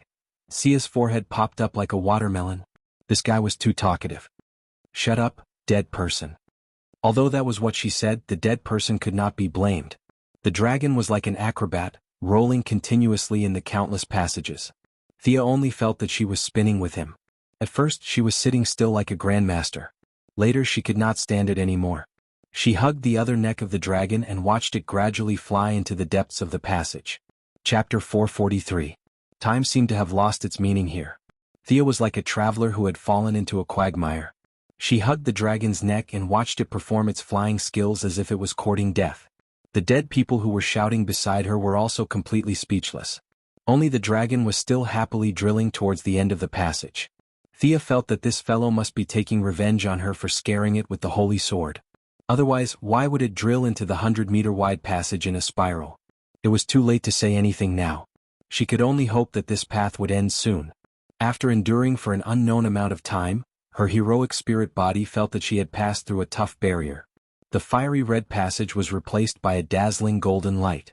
We're finally here. The young miss didn't have a physical body now, but she still took 2 deep breaths. This journey was really too challenging. I'll send you here. I hope you have a good time here. The dragon's words were normal, but looking at its 2 heads and 4 eyes, one could tell that this fellow was overjoyed. After saying that, it turned around and flew to the other side. After the dragon left, Thea had time to look around. As far as her eyes could see, there was at least 100,000 kilometers of land. She could imagine how powerful the people who had created this place were. But now, as far as her eyes could see, there were mountains and a large amount of vegetation covering it. Through the gaps between the trees, she could see traces of ancient buildings scattered all over the place. The departure of many powerhouses gave this small space a chance to breathe. Without those powerhouses absorbing the world's origin every minute and every second, the people they left behind lived a good life. However, this place was forcibly created. Without those powerhouses guarding it, the counterattack of the world's consciousness forced these people to retreat step by step. As far as Thea's eyes could see, she could only see traces of civilization in the valley about 2 miles to the west. In this world of psychic power, it was like a paradise, shining with so much light that even Thea's eyes found it dazzling. What breathed here was not oxygen but color. Listening was not with the ears but with the soul. It was a very comfortable place. Thea stretched her body. Not only did she feel comfortable, the holy sword in her body also transmitted waves of joy. The energy distribution in this spiritual world was very uniform, and the effect of training was the same everywhere. Thea did not intend to interact with the survivors, but she did not forget her purpose. Sitting cross-legged, she used a method from Sargon's memory to meditate. Boss you? The dead man, whose spiritual power is far weaker than Thea's, finally recovers. Seeing Thea sitting cross-legged, he is a little confused. What about me? What am I going to do? Can I leave now? Boston Brand, welcome home. A blue-skinned old man suddenly appeared on the left side of the two. Thea raised her eyebrows slightly. Sensing that the other party had no ill intentions, she calmed herself down and continued to immerse herself in her own world. The old man continued talking to the dead man as if he didn't see Thea. I've seen you in my dreams. The dead man, who was carelessly grabbed by the young lady as a key, finally remembered something and looked at the old man with some surprise. When you were 5 years old, you were beaten up by your parents who loved drinking more than they loved you. After that, you begged for someone to take you away from that home. At that time we heard your call. Your memory may have forgotten this place, but your heart is still here. Come, my friend, I'll show you around. The blue-skinned old man kindly extended his hand to the dead man. Thea nodded slightly, and the dead man walked to the other side with the old man. When they were far away, Thea's attention was completely focused on herself. She was no stranger to training her spiritual power. Whether it was learning from Madame Shiva when she was a warrior, or pondering on her own after getting Constantine's spellbook, or recently obtaining Sargon's memory and Morgan Le Fay's spell slate, Thea has already summed up a set of training methods suitable for herself. Spiritual power is different from magic power. It may sound mysterious, but in fact all intelligent creatures have it. It's just a matter of how much they have. Most creatures are trapped by the shackles of their bodies, and their spiritual power has always been suppressed by the various signals collected by the brain. What they see, hear, and think, every individual's brain is stuffed with this information. Except for a very few people with extraordinary talent, most people have been mediocre in their lives and have not discovered this ability. Mages have long realized the auxiliary effect of spiritual power on magic power. Physical attacks are the strength of the body, while spiritual attacks are exclusive to the soul. Spiritual power, magic power, and soul, they think that the three complement each other and are indispensable. When a mage's energy accumulates to a peak, the soul will leave the body, taking all the essence of the body with it, and walk to a new level of life. Whether it goes to a higher dimension, Thea does not understand, but the process of iridization recorded in many religious books is very similar to this process. This legendary realm, although not divine, is better than divine. Thea did not think too much about it. Those levels are too far away from her. She only wanted to improve her spiritual power, merge with her doppelganger, and return to her original self. The fusion of two souls gives her a natural advantage in spiritual power.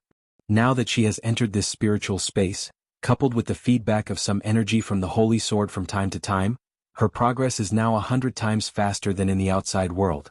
There is no sun rising and the moon setting here, and there is no passage of time. Thea sat alone in the same place, motionless. During this time, the dead people finished their tour and saw that she was still working hard, so they did not disturb her and left the space alone from the other side of the exit. Without knowing how long it has been, Thea's spiritual power accumulates very quickly without the shackles of her body. If it was only a trickle before, now it is like a pure lake. Just when she wanted to complete part of the fusion, the Holy Sword stopped her. It is not time yet. Thea can only continue to accumulate. With the growth of her spiritual power, the whole spiritual space is affected. The earth trembles and the sky flashes. However, except for the blue-skinned old man who glanced at it from afar, the rest of the survivors did not care. For them, time is meaningless and survival is meaningless. Living or dying will not make them frown. That is, Thea is busy with her own things, otherwise she will definitely complain that these guys are so numb to the extent that they will not be surprised even if the sky falls. When Thea's spiritual power breaks through a certain threshold, the new function of the Holy Sword is open to her. With the help of the special environment here and the emotions of the Holy Sword as a channel, she can now hear the pleas of many lives. As the chosen one of the moon god, she has the ability to hear people chanting her name at night. This ability seems cool, but it actually causes her a lot of trouble. Chapter 444. It was fine when she was unknown, but when her name became widely known, a large number of spam messages annoyed her. She was young, beautiful, talented, and wealthy. With so many advantages, how could she not be talked about? Unfortunately, her ability only worked at night. There were almost no people who sang her praises in the middle of the night. Most of the time, one or a few perverted men would call her name in a corner, and then they would have all kinds of fantasies and even do some more disgusting things. This troubled her for a long time. These people did not deserve to die, and they did not even have anything to do with her. They just took advantage of her verbally. She could not kill them with an arrow from a distance, could she? The number of these unscrupulous people increased as her fame grew. She could not go crazy and kill them all. She had no choice but to divert a part of her mental power to block the reception function of her ears. The super hearing of the Kryptonians was also blocked because there was too much information. The starting point was different, but the purpose was the same. The young lady could only choose to block it. Now, with the help of the Holy Sword, she could almost hear the calls and prayers of all living beings. When she wanted to unilaterally close the information channel, the Holy Sword stopped her, as if it wanted her to listen to what those people were saying. Are you sure? Thea had to withdraw from the deep meditation. Meditating in the midst of hundreds of millions of voices? She did not have the willpower to do so, and she believed that not many people could do so. The Holy Sword's message was very warm, like an elder's relative. It was not forcing her but encouraging her to try. Let's try. The skyrocketing mental power made her in a surprisingly good state. She could generate tens of thousands of thoughts in an instant. These were not messy thoughts but orderly thoughts. She was like a supercomputer, doing countless calculations in a second. She was confident that she could take on some difficult challenges. As a humanoid terminal, she began to receive information from all living beings. At first, the Holy Sword only opened a small part of the channel. Seeing that she could handle it well, it slowly increased the speed of information infusion. Alice, I don't know if you can agree to my date. Will Father come to watch my baseball game? God bless me to return with a full harvest. Countless requests poured into Thea's heart. Legend had it that the gods could respond to the calls of their believers and send down their power or avatars.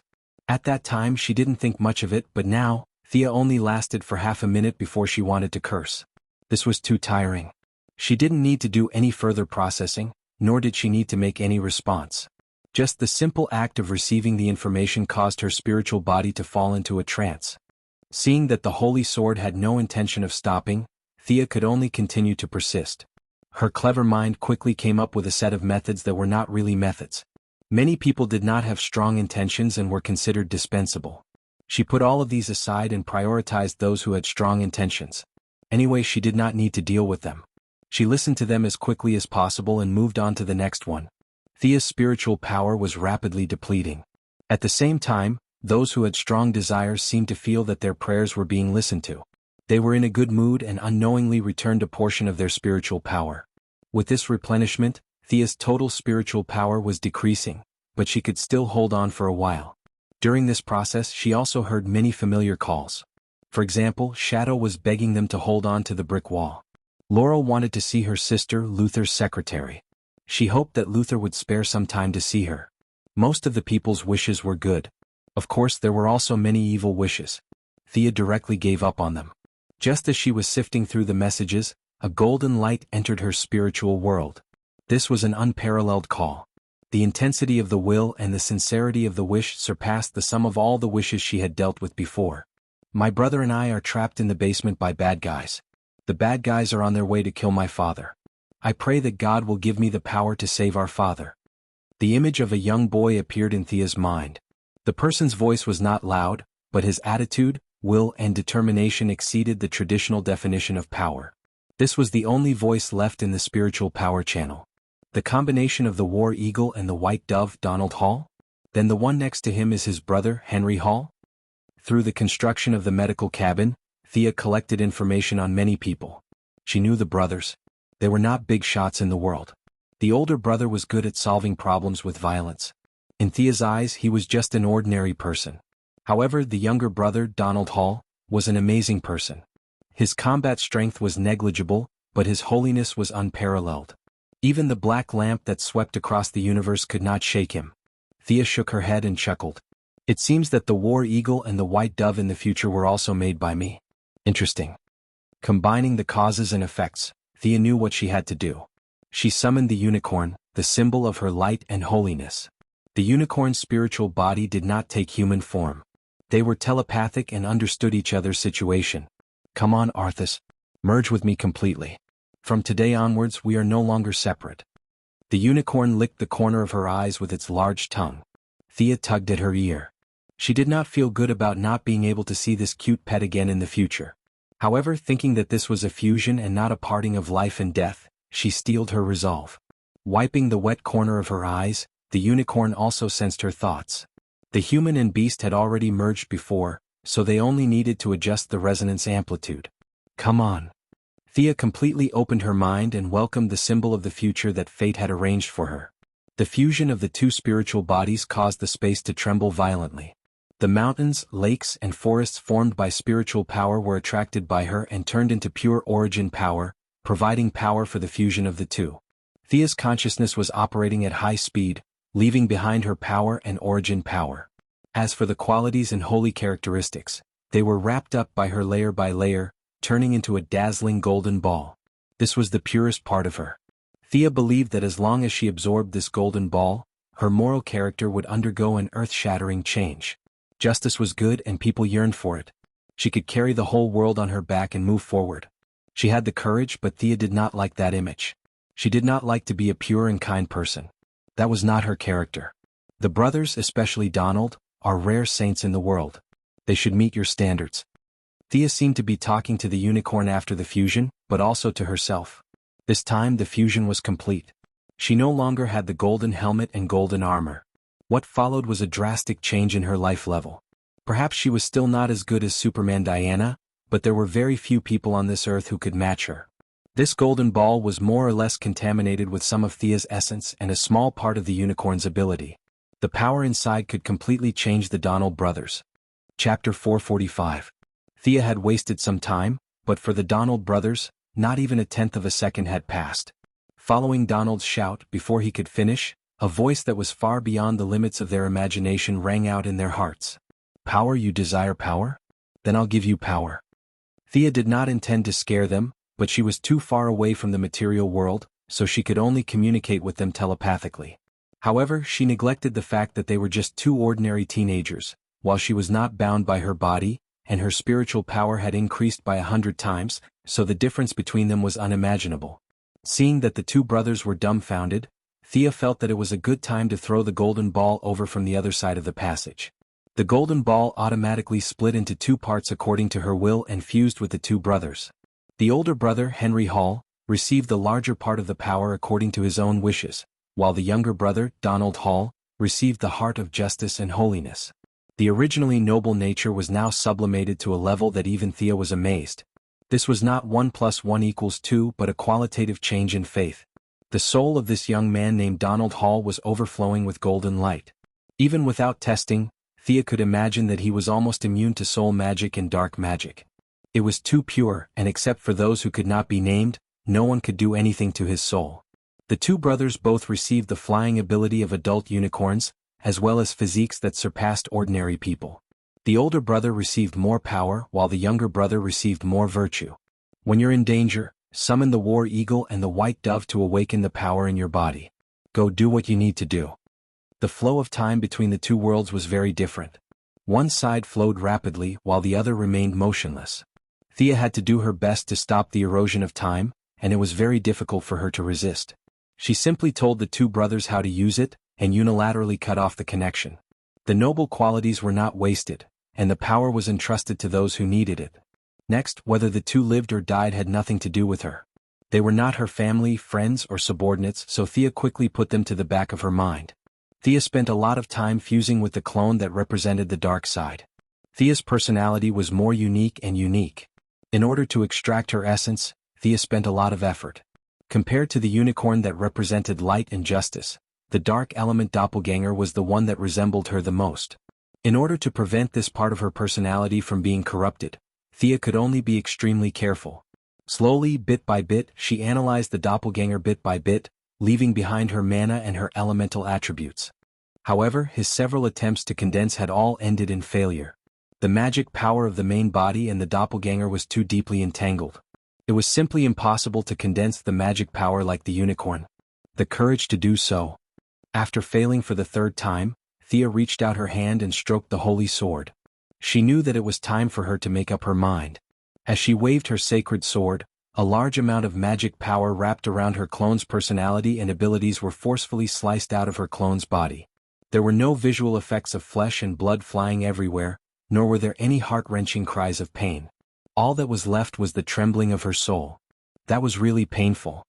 Thea's spiritual body had been severely damaged, and her total amount of magic power had been reduced by 20%. However, looking at the black mist-like object that was still baring its fangs and brandishing its claws in the spiritual world before her, she knew that her work wasn't done yet. If she left it alone, this mist-like object would gradually grow stronger until it devoured this space. Then, if nothing unexpected happened, it would transform into a human form and return to the material world to madly seek revenge. No matter if it was Thea herself or the Holy Sword, she wouldn't allow this to happen. Thea stopped training her spiritual power and focused on dealing with the mist-like object before her. She couldn't give it to humans like she did with the unicorn. It contained a lot of negative emotions. Thea's idea was to create a dark element magic staff. However, she also gave it the meaning of healing. Logically speaking, such a contradictory concept shouldn't exist, but Morgan Le Fay's many spells had given her some guidance. This black magician who was proficient in healing took a different approach, combining the two extremes of magic with each other on the surface and the inside. This would be a magic staff of salvation. It would save others and also save oneself. Every time the user waved the magic staff to heal others, both the user and the magic staff would have a new experience. Thea extracted a portion of pure spiritual power from the space around her and used the Holy Sword's ability to turn illusions into reality to create the magic staff without any rest. The entire staff was dark gold in color. At the top of the staff there was a golden snake curled up. Although it wasn't as good as Diana's forging ability, it wasn't difficult for her to make a magic staff. After an unknown amount of time, Thea sat down on the ground, exhausted. The magic staff was finished, but then came the problem. This was a part of her body. If she used it herself, it would return to her body in 2 days. All her previous suffering would be in vain. Then who should she give it to? First of all, the user had to be of the dark attribute. Secondly, it couldn't be someone with ulcers on the head and pus on the soles of their feet. Lastly, it would be even better if the user was a woman. Through the Holy Sword, Thea opened up a spiritual power channel and listened to the wishes of all living beings. She began to search for the lucky person like an old grandpa. Facts told her that it was really not easy to be a qualified old grandpa. Some people had potential but no talent, and some people had talent but no potential. Without intelligent screening, without a search engine, she could only look around and try her luck. People who thirsted for power were everywhere. However, less than 1 in a million people had talent for magic. Thea didn't have the time to open the bloodline of those few people. She couldn't find anything after searching everywhere. She could only set her sights on the creatures of the small plains. She didn't dare to go to heaven or hell. People didn't want her magic staff that used the dark attribute to cast healing spells. Many intelligent beings in the interlayer spaces were her only choice.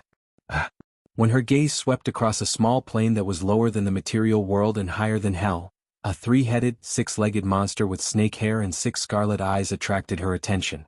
All kinds of negative emotions from hell filled this small plane. This place was filled with monsters formed by malice. Compared to these monsters, the one Thea saw was short and thin. Although its body was also formed by malice, Thea's spiritual power had increased by 100 times. She could still see a trace of light in it. This was probably the reason why the monster was so thin. Are you willing to help others? Are you willing to heal this world? Thea's question rang in the monster's heart. The monster was really shocked. It kept roaring, trying to scare away this invisible enemy. Can't you use telepathy? Thea was also helpless. She couldn't pretend to be an old grandpa anymore. She might as well just throw the item to the monster. Chapter 446. When the staff was about to leave her hand, Thea realized that she had to completely sever her relationship with the staff. From now on, the staff was the staff and she was herself. It was best for them to have no connection. I am Asclepius, the god of medicine. You have the light that you haven't realized yet. You are worthy of redemption. I give you the staff. Save yourself, and I hope you can save the world. She did not leave her name, nor did she leave the names of Diana, the moon goddess, and others who were related to her. Instead, she borrowed the name of the god of medicine in Greek mythology.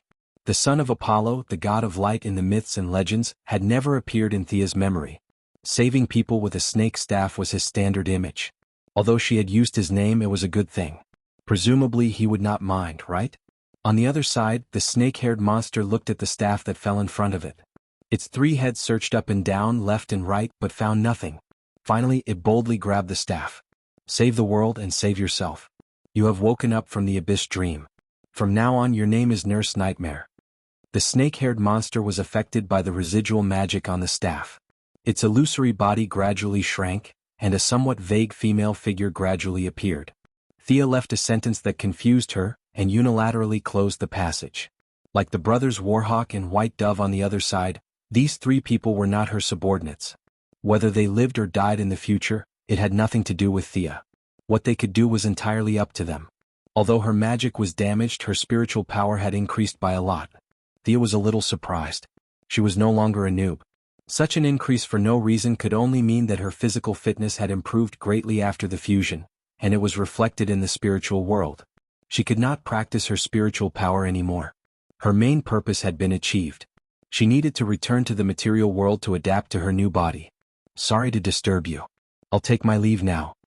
The blue-skinned old man who acted as a guide for the dead people had been watching from a distance. When she stopped, the old man slowly walked over. Thea thanked him politely. The old man was very kind. You're welcome as well. From now on, this will be your home. Even Thea could not stand it anymore. She had absorbed at least 1/10 of the remaining spiritual power in this world. However, she was not regretful and was even welcome to come again. This made her feel a little ashamed. He had the heart to repay something. Check. They were all spiritual bodies, so they were definitely useless. Gemstones? Similarly, he couldn't bring it in. Thea was a little worried. Looking at their lifeless city, she suddenly had an idea. Let's create something for them to pass the time. They had no use for the few pastimes of modern society, so Thea directly used her spiritual power to shape them and used the holy sword to give them life. She created a lot of small animals. What made her sigh was that the first small animal she had unconsciously made was a unicorn. She felt a little sad, so she hurriedly composed herself and made a lot of pandas, raccoons, huskies, and other small animals that looked very silly and cute. I hope these animals can bring you laughter. Before Thea left, she had already seen a few residents of the city looking at the small animals in fear. Then there was a burst of exclamations. She did not stay for long. Following the old man's instructions, she left this world from one side. This time, there was no two-headed dragon to perform acrobatic flying. Almost as soon as she took her first step, her body was already outside. It seems to be north of Nanderbart Mountain? Thea was familiar with the mountain elder. She looked at the surroundings and determined her location. Now that she had removed her spirit form and returned to her physical body, it would definitely cause some strange phenomena. Thea quickly left the scene and stood in a nearby cave. Come. She held the holy sword in her hand and turned her wrist. The colorful brilliance of the sword instantly filled the cave. The body made purely of spiritual power quickly disintegrated. More than half of the spiritual power was rapidly changing its form. Ugh! The transformation was only halfway done, and Thea felt that the surge of power had exceeded her previous peak. Moreover, as her body gradually solidified, the power was still increasing rapidly. Only a short time had passed in the outside world, but in the halo, Thea felt like a whole day had passed. She stood up, panting, and stretched her body a little. The side effect of the sudden increase in strength was that she could punch a hole in the mountain wall with a casual punch, and a deep pit with a little bit of force in her feet. The benefits of high spiritual power came with it. Her control of her body could be said to be superb. She began to familiarize herself with the most basic punches and kicks. In less than 5 minutes, Thea had familiarized herself with her current body. The loss of magic power was more than she had expected. The sword had at least cut off 30% of the total amount of magic power. In contrast, her physical fitness had increased by 2 times. There was no clear hierarchy in this world, but Thea was familiar with the understanding that she was familiar with. She was barely able to divide it into a few stages. There was a benchmark here, and that was Diana. Her strength should be at the level of a high-level demigod. Before Thea merged with her doppelganger, she estimated that she was at the level of a beginner demigod. Now, even without magic power, she could be regarded as a mid-level demigod only in terms of physical strength. If she added all kinds of equipment and magic, the gap between her and Diana would be very small. She had absorbed a part of the divine power of Horus, Isis, Ares, and Artemis, the 4 gods. Logically speaking, she should be very powerful. However, in the actual battle without using magic, she had been suppressed by Diana. She did not show how powerful she was at all. Until today, when she merged with her 2 doppelganger, she suddenly realized that her strength had always been in a state of dispersal. Now, she had her true strength, or this was the strength she should have had. When she was a heroic spirit, she could wear the space ring, but she could not take out anything. However, all her clothes had turned into ashes. Now that she had returned to her normal body, she naturally did not have those clothes on her body. Thea looked at the indescribable position below her neck. She could tell that she was 1 centimeter taller. She did not have the effect of cutting her hair and washing her marrow. After all, her level was not low at all. The strength of her body was much stronger than that of the people on Earth. Just when she felt that there was nothing unusual, her eyes focused on her shoulders. Her long brown hair seemed to be shorter, and the color had turned into a dazzling golden yellow. She took out a small mirror and found that her originally light green eyes had turned dark green. She touched the top of her head and secretly rejoiced. Her hair was very soft, and there was no king's glory. She was still herself and had not become a strange girl. Thea's strange thoughts had not dissipated. She was a little surprised by the feedback in her blood. With the disappearance of the unicorn tattoo, her real talent that had been suppressed had awakened. Chapter 447. Brilliant colors appeared in front of her eyes. Even with a casual glance, she could see the traces of countless microorganisms and insects in the cave. With a little effort, she could see their internal structure. Plants grew tenaciously between the cracks of the rocks, and underground water flowed slowly in the mountain wall not far away. Thea blinked her eyes and her vision returned to normal. With a thought, her wide-range vision was restored.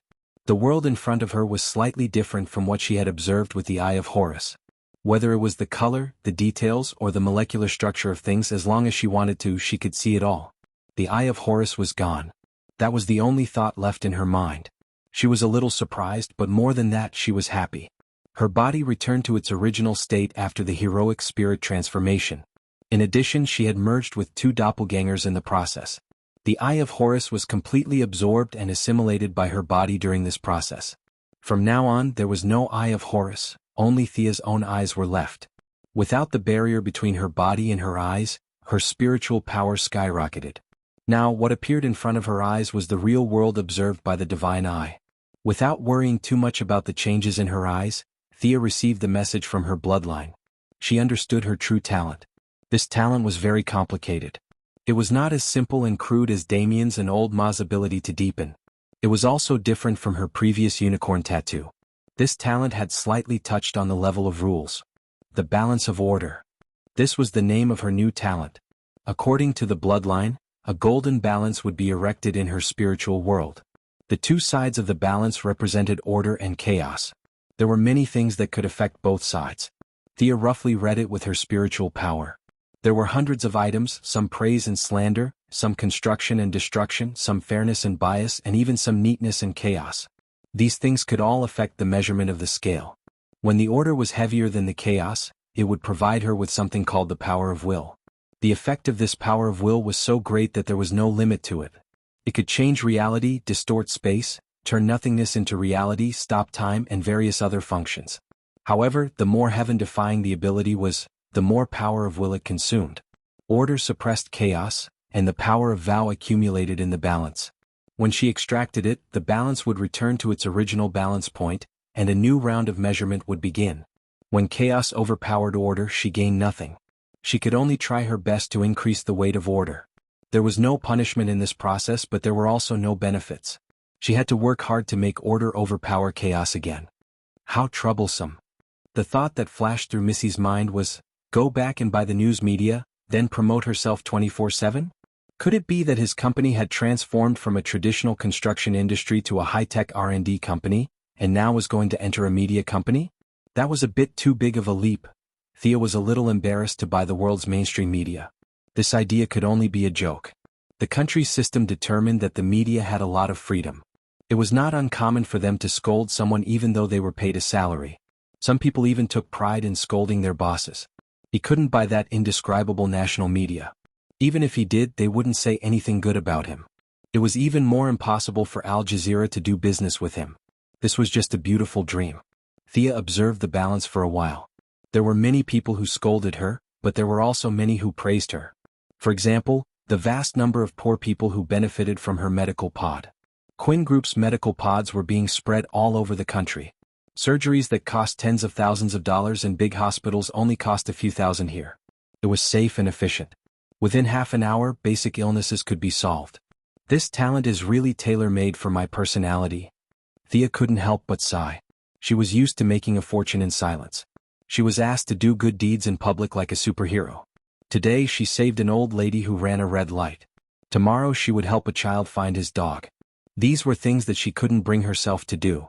She was used to using the existing rules, maintaining the existing rules, and doing things in a planned way.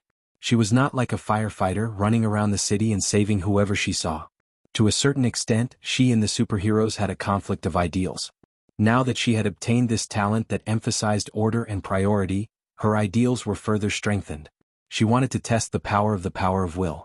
Unfortunately, both sides of the balance had just begun to move. There was only a little more order than chaos. The little power of will was not even as thick as a strand of hair. After calming down, she couldn't help but think about this strange talent. Although it was incomparably troublesome, its power was definitely extraordinary. She wasn't the son of God.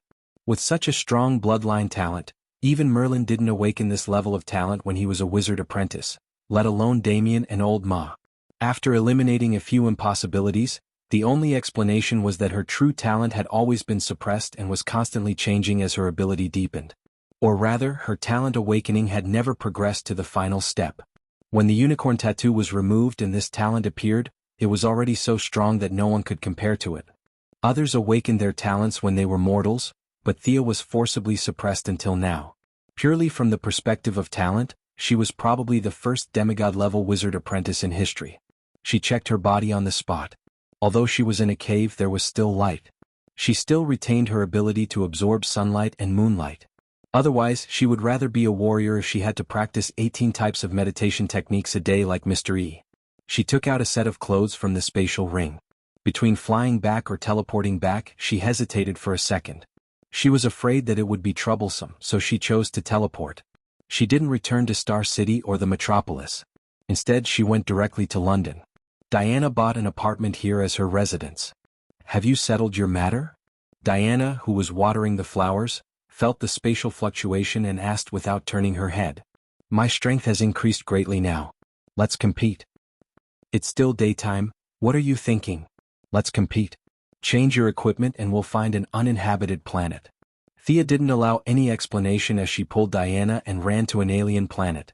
Her physical strength could only be used freely in an intense battle.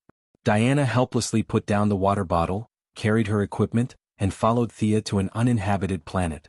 With a sword and shield in hand, fully armed was Diana's attitude toward battle. She wouldn't give up any equipment just because she underestimated her opponent. Thea knew this very well. She didn't use the power armor or buff magic. She just tied her hair into a single ponytail and didn't use the holy sword. Instead, she used the God Slayer that Diana was very familiar with. Be careful. Diana didn't take the attack head-on. She chose to dodge sideways. However, she underestimated Thea's speed. Just as she thought of dodging, Thea was already in front of her. Her competitive spirit was ignited. She also held the sword in her right hand and slashed at her. Chapter 448. The two swords were made by the god of fire and had the same origin. No one knew how many times they had clashed. However, Sia, who had always been knocked back, had only taken half a step back this time. The strong wind created by the collision of the two swords swept across the area within a radius of several miles. "Your power has increased by so much?" As the person who knew her best, Diana was quite clear about her strength. The two of them had sparred countless times, and she was the one who had the most right to speak. "Indeed, this is the power that my body should be able to exert now." The benefits of the heroic spirit transformation were not only to train her spiritual power, but also to filter out the remnants in her body through the process of decomposition and reconstruction. The messy divine power that Thea had absorbed before came from different gods and even different divine systems. Although it was downgraded to magic power, there were still a lot of impurities in the energy. This decomposition and reconstruction was equivalent to remaking her body from scratch. There were no more remnants of Ares or Horus, and all the power belonged to her. Relaxed, soothing, and simple could be used to describe her physical condition. Even if it was just a simple comparison of appearance, she was not inferior to Diana. Objectively speaking, she was now like a new demigod. The effect of the reconstruction was heaven-defying, and the heroic spirit transformation was only one of the countless functions of the Holy Sword, and it was also one of the inconspicuous functions. From this, one could see how extraordinary the Holy Sword was. She needed to adapt to a new body, and so did her fighting style. It was like Batman knew Wing Chun, but he did not use it usually. This boxing style was not suitable for his burly body. Thea's skyrocketing strength was now facing the same problem. Many of the moves that used to be easy to use now felt strange when she used them. It was not the problem of the moves, but that she was no longer suitable for these moves. Diana did not hold back just because her moves were sloppy. She held a shield in her left hand and a sword in her right hand. She did not practice as many martial arts as Thea, and she was very familiar with a set of boxing style and a set of sword and shield attacks. Although Sia was very familiar with her martial arts, she was still flustered. Under the strong pressure, the martial arts she had mastered were also in a state of rapid integration. It was impossible for her to defeat someone with a move without a move. However, she was able to use the best moves of various sections. Whether it was the royal court swordsmanship or the Japanese swordsmanship, any move that was suitable for her was a good move. Get in the way. Sensing that Thea's strength was not much inferior to her own, Diana threw away her shield and held her sword with both hands, attacking like a storm. It turned out that Diana's overall strength was still higher than Thea's. Her strength, endurance, reflexes, and speed were all better than Thea's. The young lady could accept this fact. After all, although her magic power had dropped by 30%, she was still a mage at her core. It would be strange if a mage like her could fight against a pure warrior like Diana with her body. Based on her usual personality, she would have unleashed all her skills and fought for victory. However, after fusing with her two doppelgangers, she had gotten rid of all distracting thoughts. Her state of mind was very calm. It was no big deal if she lost, but it would be strange if she won. Move by move, she calmed her mind and tried her best to deal with Diana's attacks. From time to time, she would even counterattack. The two of them were fighting very seriously. Diana had not engaged in this kind of pure martial arts competition for a long time. In the past, Thea used to train with her using magic and martial arts. In the middle, she would add in fear impact from time to time. It was not the path of a pure warrior, which made her very sullen. There were not many people on Earth who could fight with her.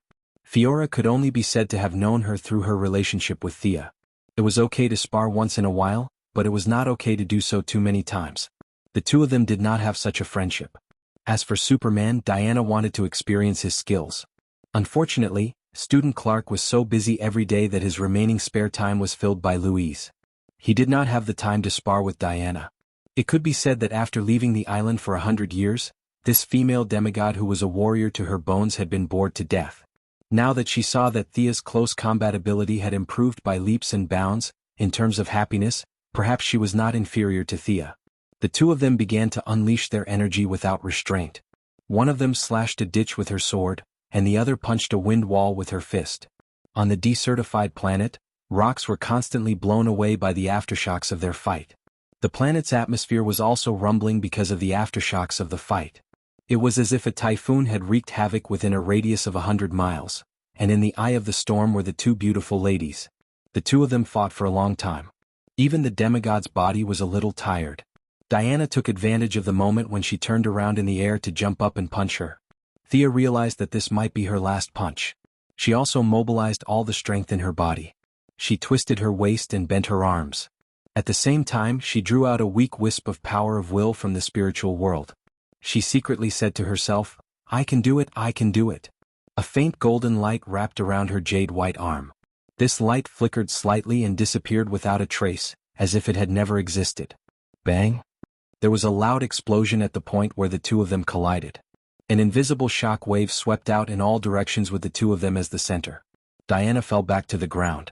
Her feet plowed a deep trench in the heavily weathered ground. She retreated more than 10 meters. Thea was in midair.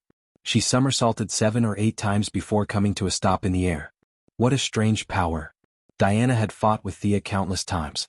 She was very familiar with several kinds of power that she had. This was not magic power or emotional power. It was a bit like divine power, but not exactly. Let's go. We'll talk about it in detail when we get back. After Thea finished speaking, she changed her clothes. The clothes she was wearing earlier were all torn. With their current fighting strength, ordinary clothes would be torn apart in a few moves. This was also the value of Diana's armor.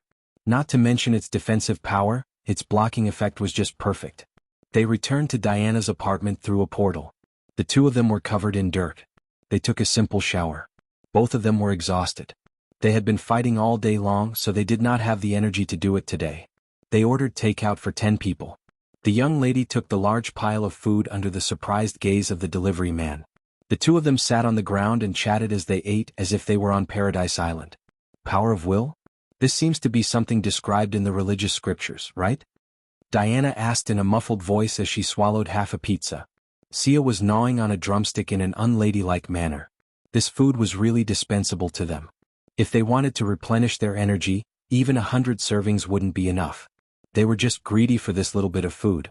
Power of will is the name I gave it. It's like this. Thea blabbered on about the effect of the ability, hoping that Diana could help her think of ideas. Although she was not as good as Batman or Luther, Diana was also blessed by Athena's wisdom.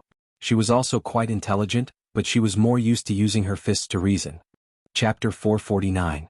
As a female warrior born in the Amazon, Diana didn't know etiquette at first, but after more than 100 years in human society, she had learned a little.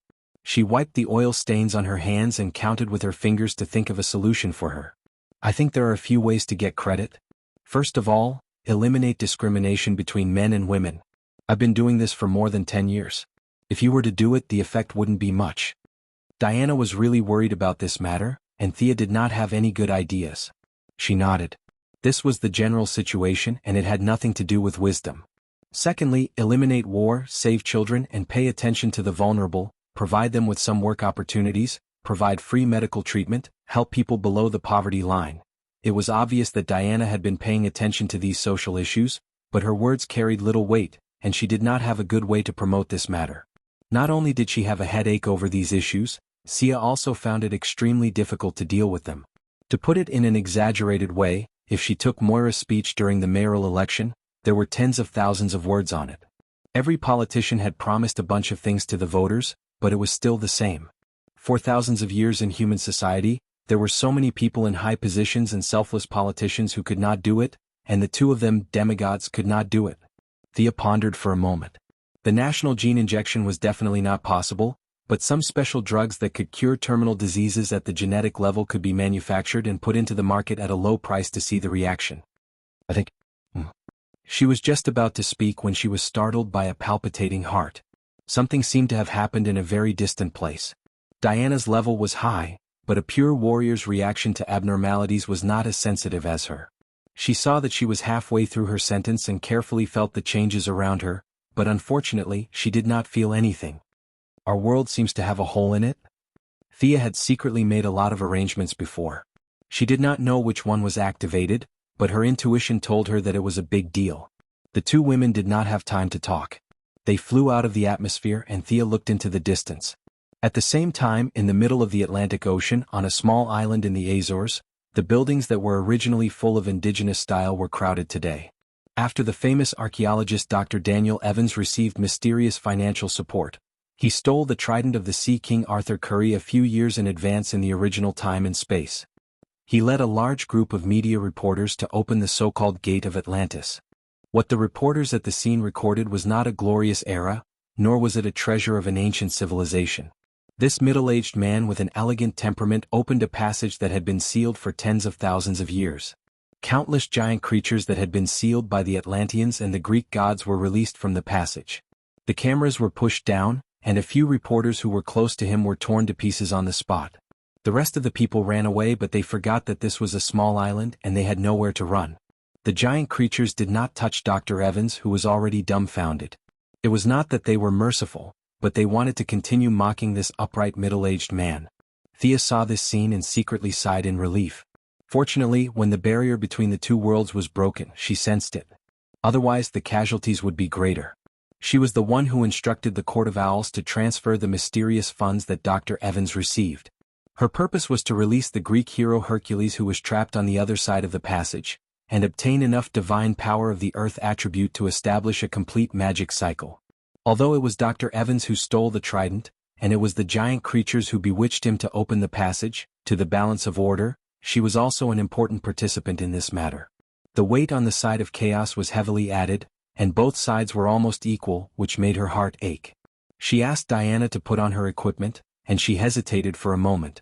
It was not time for her to officially stand in front of all the media, so she also put on her hood, and the two women were directly teleported to the small island. From the time the doctor opened the passage to the time when Thea and Diana arrived at the scene, it was less than 30 seconds, but the situation had deteriorated to the extreme. The giant creatures seemed to be playing with toys, and dozens of humans were torn apart by them at will. The smell of blood on the scene was extremely strong. "Stop!" Thea shouted. The two of them suddenly appeared, and most of the ordinary people were already scared out of their wits. They did not notice them at all, but the giant creatures knew what was good for them. The two women were pure demigods and they could not help but be vigilant. However, it was the young lady who shouted for them to stop. In fact, she did not have the intention to stop at all. She just felt that it was inappropriate to start fighting without saying a word, so she shouted to strengthen the momentum. These giant creatures all represented the consciousness of chaos. Killing one of them was greater than saving 100 ordinary people.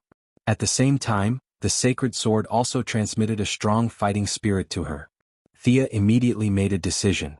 Today she would use these evil descendants of the giants as the beginning of the revival of the sacred sword's glory. Thea held the sacred sword with both hands, jumped 10 meters high, and stabbed the sacred sword, which was overflowing with 7-colored light, into a red monster with wings and a bloody mouth in the middle of its body. The eyes on the monster's 2 shoulders were still confused. "Didn't you say to stop? You were the one who shouted so loudly just now, right?" However, before he could express his dissatisfaction, the sacred sword had already completely purified him. Taking advantage of the enemy's confusion, she separately beheaded 2 more winged creatures.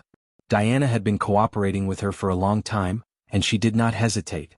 Like cutting a melon, she cut down a colorful monster that seemed to have the ability to turn invisible. Shameless surface demigods. Kill them. The leader of the giant creatures was a female giant creature with a snake's body and long hair. Her entire body was dark green, and she had 2 wings and 4 arms. Their population was not large to begin with. When they were sealed 10,000 years ago, there were more than 1,000 of them. Now that they had broken out of the seal, there were less than 50 of them. Unexpectedly, in the blink of an eye, 4 of them were killed by Thea and the others. This made the snake woman extremely angry. Visible ripples burst out from her blood-red eyes, and Dr. Evans, who was very close to her, was directly sent flying. Mental attack. Thea was very disdainful. This was her leftover skill. This skill was very effective against small groups of soldiers, and it was very cool to see a large number of them fall like wheat. However, it was not practical in a battle of the same level. No matter whether it was herself or Diana, both of them had extremely high mental resistance. If they focused their mental power on a single point, it might be effective, but if they spread it out in such a large area, the damage would be negligible. Realizing that the snake woman did not have much combat experience, Thea turned the footsteps that were originally aimed at her and exchanged 2 blows with a purple vine-like creature with mouths all over its body. This creature drilled in and out of the ground, and it took her some effort. She used a hard earth spell to delay the creature's drilling, and then swung her sacred sword and cut the creature into 3 pieces. She still felt that it was not safe, so she stabbed the creature twice more until it turned into ashes. Only then did she move on to the next enemy. Chapter 450. Surround them. Overwhelm them with numbers. The snake woman was obviously not good at hand-to-hand combat. She hid far away and began to command. From time to time she would send out mental attacks, sound waves, and charm spells. As a few powerful monsters gave up on killing ordinary people and returned to the island, Thea and Diana were under more and more pressure. However, they did not complain. Thea felt that this was her fault and she had no qualms about it. Diana felt that it was her duty to destroy these guys. The 2 women relied on their skillful martial arts and divine armor to deal with dozens of enemies. Their main targets were those who could fly and those who could turn invisible. They would kill these enemies first and deal with the remaining few who had thick skin and flesh. Be careful. Thea kicked Superman's good friend, Jimmy Olsen. Today, the Daily Planet sent this camera-turned-reporter. This kid was really unlucky. The death-courting experts, Louise Ryan and Clark Kent, went to investigate another big piece of news. The newspaper office didn't believe that Dr. Evans could come up with anything new, so they sent the intern reporter to the Azores. This kid was indeed one of Superman's Iron Triangle. He was very lucky. There were not many people left on the island, but he was still alive and kicking on the front line. This guy was also very careless. He did not forget his job at all. He raised his camera and took pictures. The sound of his camera not only attracted the enemy but also Thea. Seeing the enemy spit out acid rain, Thea could not watch this guy die in front of her. She gave up on the enemy and kicked him away. Stay away. Seeing that this guy wanted to ask a few more questions, Thea had to use Magician's hand to pull him away from the scene. She looked around and pulled Dr. Evans, who was holding a trident, to the side to accompany Jimmy Olsen. If you want to interview someone, you can interview the person involved. With the troublemaker gone, the battle had reached a stalemate. Thea and the others could no longer move as they pleased. The enemy had cunningly used a few large monsters to block their movement space. Fear had little effect on these evil and chaotic creatures. After the 2 girls worked together to slay a monster that could absorb life force like seaweed, they finally stood back to back, panting. Originally, their physical strength had not recovered after the battle, and now that they were in a bitter battle, they could only use 60% of their usual strength. It was extremely difficult for them to fight. Hold on, I think reinforcements are coming. Thea cut off a monster's arm with her sword. No problem, I can still hold on. Diana used a lasso to catch a monster, pulled it in front of her, and stabbed it to death. Stop. At this time, another roar came from the beach. Unfortunately, the monsters did not fall for it anymore. We may be naive, but we are not stupid. You humans have shouted for us to stop twice in less than 10 minutes. You want us to fall for it twice? How could this be? The group of people continued to besiege the 2 girls as if they didn't hear anything. What happened? Give me back my trident. The Sea King, Arthur Curry, who had swum for tens of thousands of miles, landed on the island like a god descending from the sky. The result of his loud shout was that no one cared about him. He was a little puzzled and happened to see Dr. Evans holding the trident. The middle-aged man also knew that he had made a terrible mistake. If the two girls had not jumped out to fight to the death, who knows what would have happened. He threw the trident back to the Sea King. "Arthur, I'm sorry. You can kill me, but please help the two girls. They can't hold on any longer."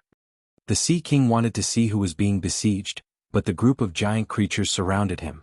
He did not have the ability to fly, so he stretched his neck to look at the outside for a long time. He could only see that the fight was lively inside. From time to time, broken limbs of monsters were sent flying. He stood for a while, but no one cared about him. "Arthur, come and help." He could not see, but Thea saw him with her supervision. Although he was not as good as Superman, he was still a strong general. Hearing Thea's voice, the Sea King breathed a sigh of relief. He knew the combat power of the two girls and knew that they would be fine for a while. There was no need for him to go in and save them. If they could not hold on, he would be a dead end. His combat awareness was good. He looked at the enemies on the battlefield and found that Thea and the girls were prioritizing those who could fly and run fast. He immediately understood the intention of the two girls. Thunder flashed on the trident, and he attacked a winged monster. Not long after he joined the battle, Mela, who was always by his side, also arrived. The island was not big and it was surrounded by seawater. Her ability to control water was at its peak, and countless water and ice arrows rained down on the giant creatures. The continuous killing of the four of them was indeed extraordinary, but injuries were inevitable. Thea had taken off her hood, revealing her long golden hair. The hood could be used normally, but it blocked her vision when she was surrounded. Although she used all her power, her right hand was still injured, and she could only hold the sword with her left hand. The giant creatures were the descendants of giants and Gaia's evil consciousness. They had surprisingly high magic resistance, mental resistance, and physical attack power. They had almost no weaknesses, and Thea could not use many of her methods. She could only fight with brute force. If she had not merged with her doppelganger, which increased her physical attack power, it would have been more difficult to deal with these enemies. Diana wasn't having a good time either. She was injured by an arrow shot by an enemy that looked like a purple-skinned tree. There was a bloody hole in her sturdy thigh. The enemy's attack was extremely corrosive. Even with her demigod body, she couldn't recover from it and could only fight with a limp. If she had known, she would not have fought with Diana.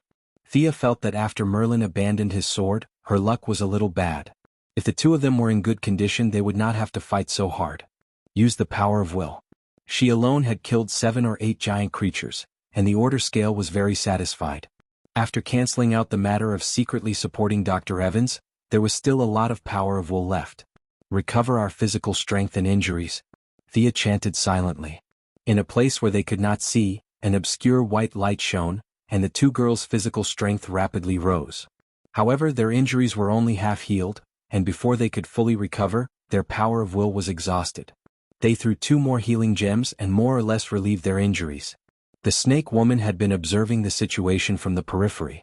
At this time, she smiled sinisterly, and her sharp teeth shone with a cold light. "Greeks and Atlanteans? Do you think that only the giant creatures are your enemies?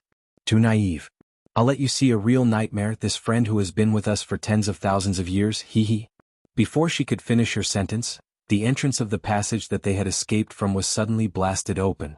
Rubble flew everywhere and smoke lingered in the air. The violent reaction of divine power startled Diana. Sia hurriedly flew over to protect her, and only then did they manage to resolve the danger. Amidst the deafening roar, a muscular figure rushed out from the tunnel. Chapter 451.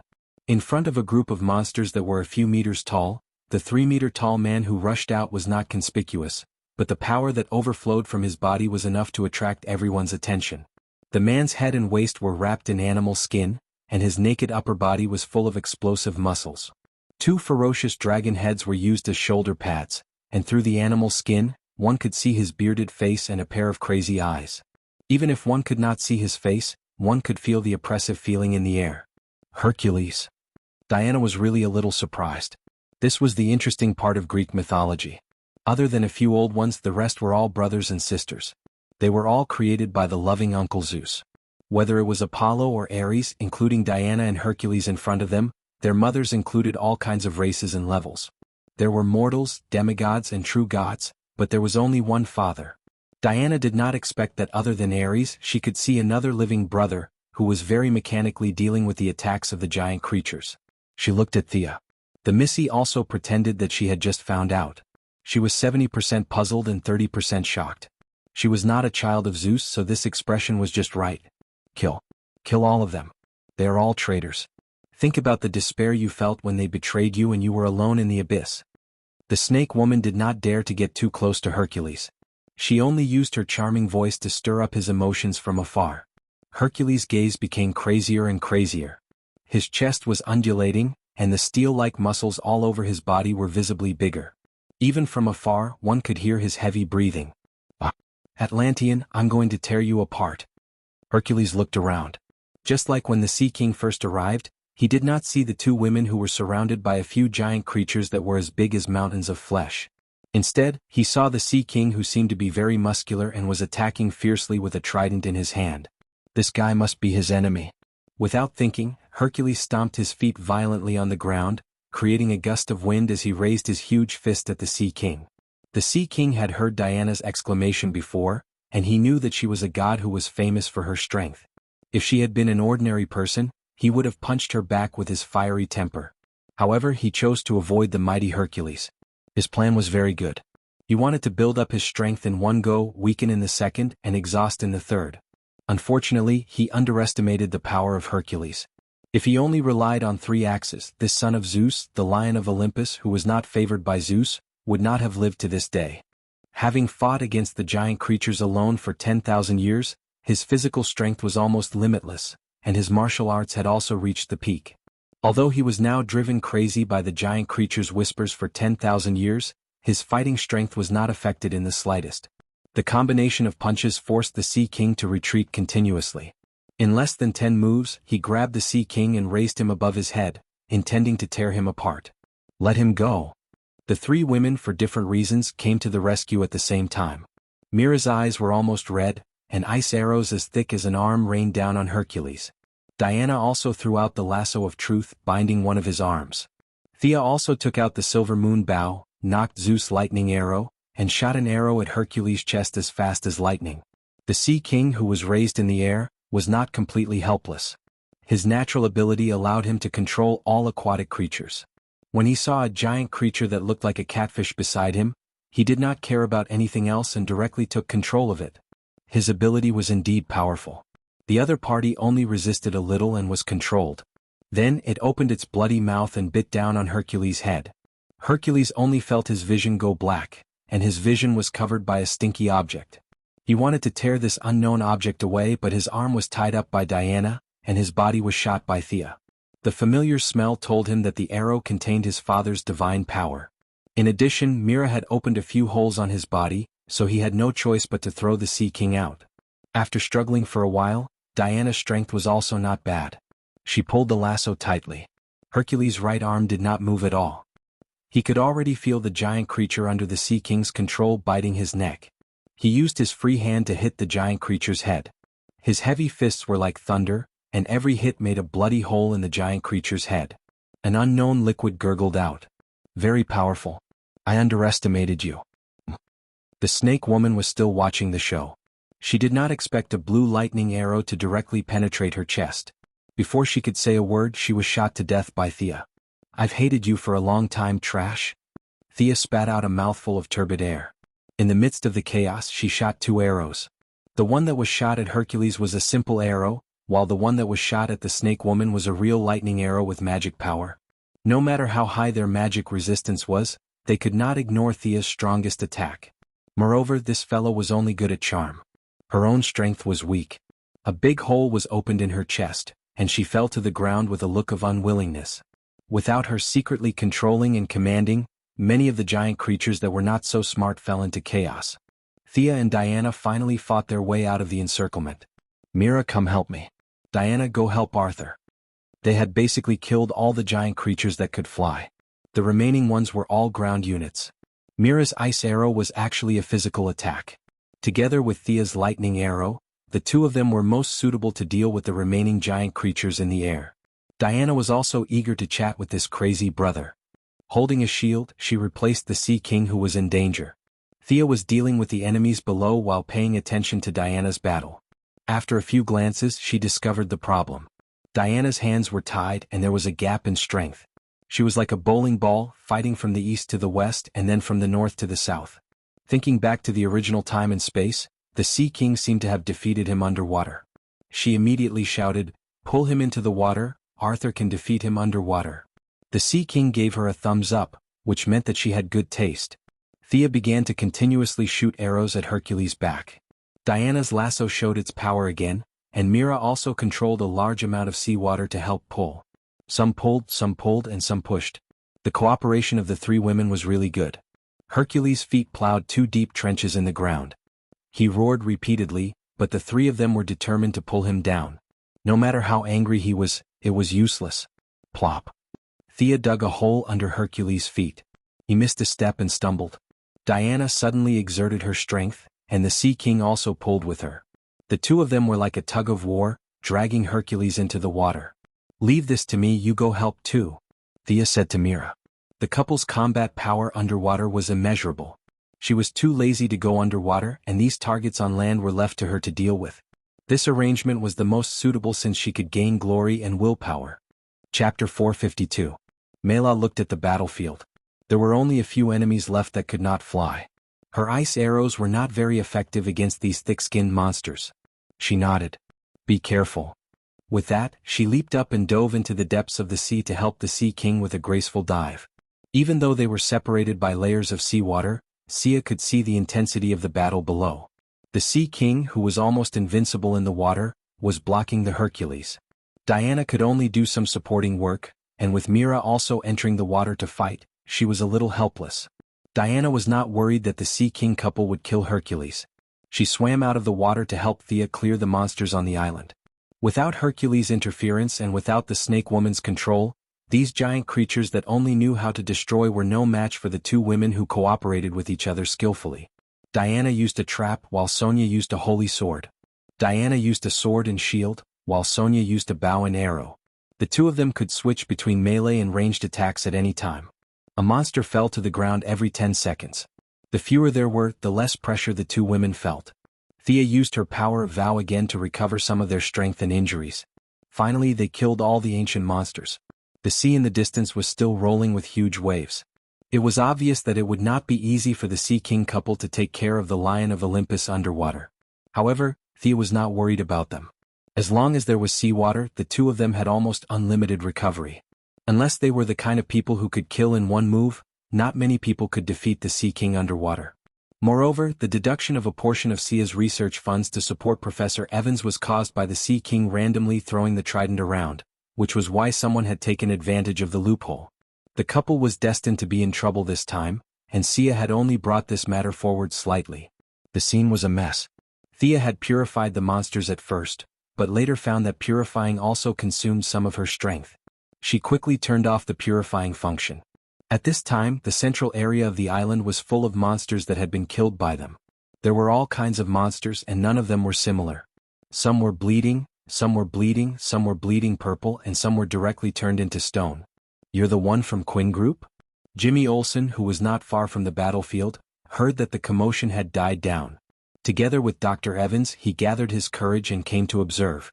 He had good eyesight and immediately saw Thea, who had taken off her hood. "You've got the wrong person," Thea replied without thinking as she was dealing the final blow to the monsters. Now that her hair had turned blonde and her looks had improved, Jimmy Olsen was still in shock and wasn't very sure. At the same time, he felt that it was a little beyond his imagination for a billionaire to come to such a godforsaken island to maintain world peace. However, he was still prepared to return and talk to his good friend, Clark Kent, about his near-death experience today. Thea used her supervision to observe the vicinity of the island. After confirming that there was nothing left out, they went into the water to help the Sea King couple. "We can deal with him." The Sea King didn't know what Thea was doing behind his back. He thought that the trouble this time was caused by himself. He was already very grateful to the two women for helping him clear the monsters on the island. If he didn't do anything, he would feel ashamed. He wanted to take down the big guy in front of him with his own strength. Originally, his strength had increased exponentially underwater. Now that there was some pressure, he was able to exert 1,000% of his strength. It wasn't that Hercules couldn't fight in the water, it was just that he wasn't used to being off the ground. One of their strengths increased while the other decreased, and they began to beat each other up, unwilling to admit defeat. The huge current was turned into a whirlpool by the two's powerful strength. The fishes and shrimps had long fled. Mela's eyes were emitting a blue light. Her superpower was used to the extreme. From time to time, giant monsters formed from seawater would pounce on Hercules. Looking at the crazy Hercules, Diana hesitated and asked Thea, "Can he still recover his consciousness?" Thea had thought about this problem before and made several plans. Now that she saw the real person, she only felt that it was several times more complicated than she expected. Hercules's will was as hard as steel. It was difficult for such a person to be corroded, but once he lost his mind, it would be even more difficult to recover. The snake woman who was shot to death by her arrow must have been corroded by thousands of years to slowly disintegrate Hercules's mind. Even so, she drove Hercules crazy instead of becoming a puppet under her control. From this, one could see how tenacious Hercules' will was. If we can subdue him, we can go to the Martian hunter. He is one of the strongest telepaths in the universe. Let's see if he has a way. If it doesn't work, I can try to use my power of will to see if I can change reality. Grid's telepathic ability was more about control. When he was under control, he was a normal person. When he was no longer under control, he would still go crazy. The Martian hunter was the best choice now. Diana nodded silently, and the two returned their attention to the battle. After half an hour of fighting, the Sea King and his wife defeated Hercules with difficulty. Hercules' body was harder than steel, and his recovery ability was top-notch. The Sea King's trident left wounds on his body, but Hercules recovered very quickly. It was impossible to kill him. Relying on his unlimited physical strength, Hercules' last bit of strength was exhausted. The Sea King elbowed him in the face.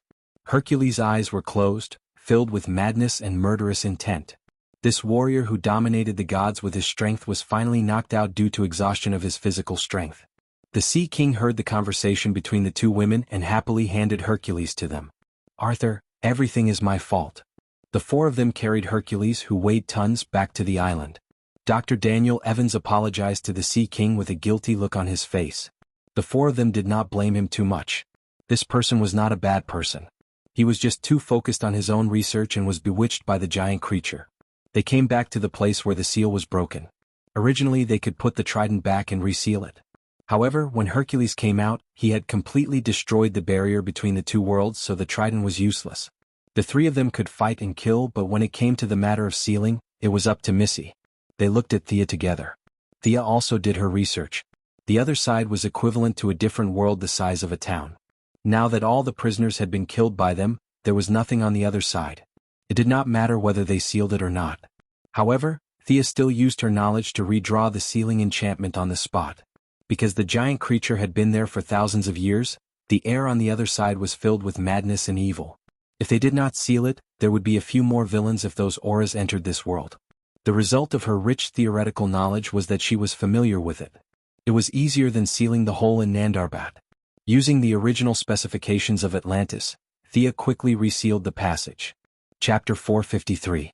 From now on, this island will be a forbidden area, and your trident will still be the key to unseal it. Under the watchful eyes of a few outsiders, Sia easily drew countless irregular lines. A purple energy lightly swept across the scene, causing the aura of madness and chaos in the air to immediately stop spreading. Diana and the others were fine, but Jamie Olsen and the other survivors were dazzled. They didn't know what was going on, but they thought it was awesome. As for the forbidden area that she mentioned, they still had lingering fears. No one was going to come to this broken island again, and whether it was forbidden or not had little to do with them.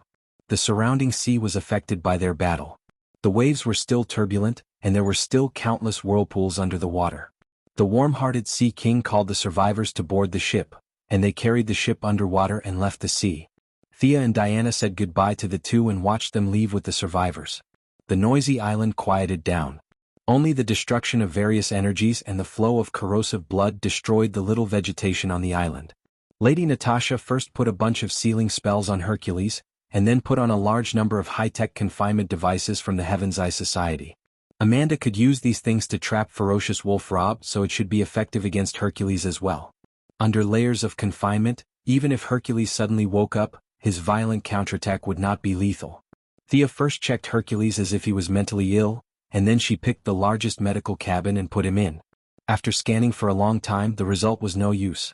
The human's experience in treating mental illnesses was completely ineffective against him. This guy's brain was not damaged, but there was a problem with his soul. It could not be cured in a hurry, so she needed to go back and slowly think of a way. Thea told Diana to look after him. She still had to deal with the bodies of the giant creatures on the island. The bodies of these guys were extremely evil. If they were thrown to the hands of the Cold Flame Church, they could make at least 100 magic tools. They were all curses, chaos, and confusion. There were too many problems left in the world, so purifying them was the best choice. All the bodies were gathered together, holding a holy sword and silently adjusting their state. Thea softly chanted the inscription, and the holy sword responded at the same time. A large amount of light gathered at the tip of the sword in an instant. Thea's own mana was rapidly transforming. This light was not the light of the illumination spell that any mage apprentice could cast. It was a spiritual light formed by the will of all living beings. It was the light of wisdom, the light of the soul. Thea had a feeling that if this light continued to upgrade endlessly, its final point might be the light that God said should have light, the first light that represented the entire world. Of course, she was only purifying the corpses of some monsters. There was no need to make such a big deal out of it. Even if her magic power increased by 10 times, it would not be able to reach such a level. Thea's current strength could shake the earth, but in the eyes of those powerful beings, she was not much stronger than a microorganism. She obediently withdrew part of her magic power. The entire island was shrouded in light. Not far from the island, the survivors and the Sea King couple also stopped what they were doing and stopped to watch. Nuclear bomb? Jimmy Olsen took out his camera and snapped 2 pictures. Unfortunately, the lens was filled with white and nothing could be seen. He could only ask Daniel Evans, who was beside him. Although he was a PhD in archaeology, he was still a PhD. Jimmy felt that his experience today was similar to that of a movie. The protagonist survived all kinds of hardships, and then the government destroyed all the evidence with a nuclear bomb. It was no wonder that he thought so, because this was the plot of such movies. Evans had been an archaeologist for many years and had more or less come into contact with supernatural things. His PhD title was not just for show. He forced himself to explain with his own worldview. It's definitely not a nuclear bomb. Maybe they want to sink the island to the bottom of the sea, or burn the corpses of those monsters. The PhD immediately deduced 5 or 6 possibilities and said with lingering fear. The rest of the survivors also began to talk. Thea, who was on the island, did not know that she had become the focus of their debate. She only felt that her intention to fight secretly was completely ruined. As she injected her own mana into the holy sword, a huge beam of light was produced on the island. The beam of light with a radius of 1,000 meters shot straight into the sky. The overflowing light was reflected to the entire North Atlantic Ocean. Not to mention the satellites of various countries. Even the nearby Spanish people in Portugal could see it with their naked eyes. The sea moved without wind and countless fish floated to the surface. They did not eat each other, nor did they fight. They just enjoyed the rare peace. The seabirds were singing happily, and the eagles, who had always been at odds with Thea, also joined in. As the spirit of all things, humans more or less felt that something was wrong. Many people stopped and asked each other if they heard the sound of the Scottish bagpipes in the air. A few ancient temples deep in the mountains rang with the sound of bells, and many devout churches and monasteries vaguely sang a song. The media all over the world was alarmed, and several major religious organizations immediately claimed responsibility for the incident. The spiritual leader of a Central Asian country even spoke on the news channel for 1.5 hours, laying out facts and reasoning, just to prove one thing. He was the one who did it. The young lady did not know that she had not finished her work yet, and there were already a bunch of people waiting to take the blame. She only had one feeling at this time: this holy sword was too flashy. Even if her total mana was reduced by 30%, it was still far more than the current generation of mages. Even so, under the premise that she had reduced the power of the holy sword, her current mana was still consumed by more than half.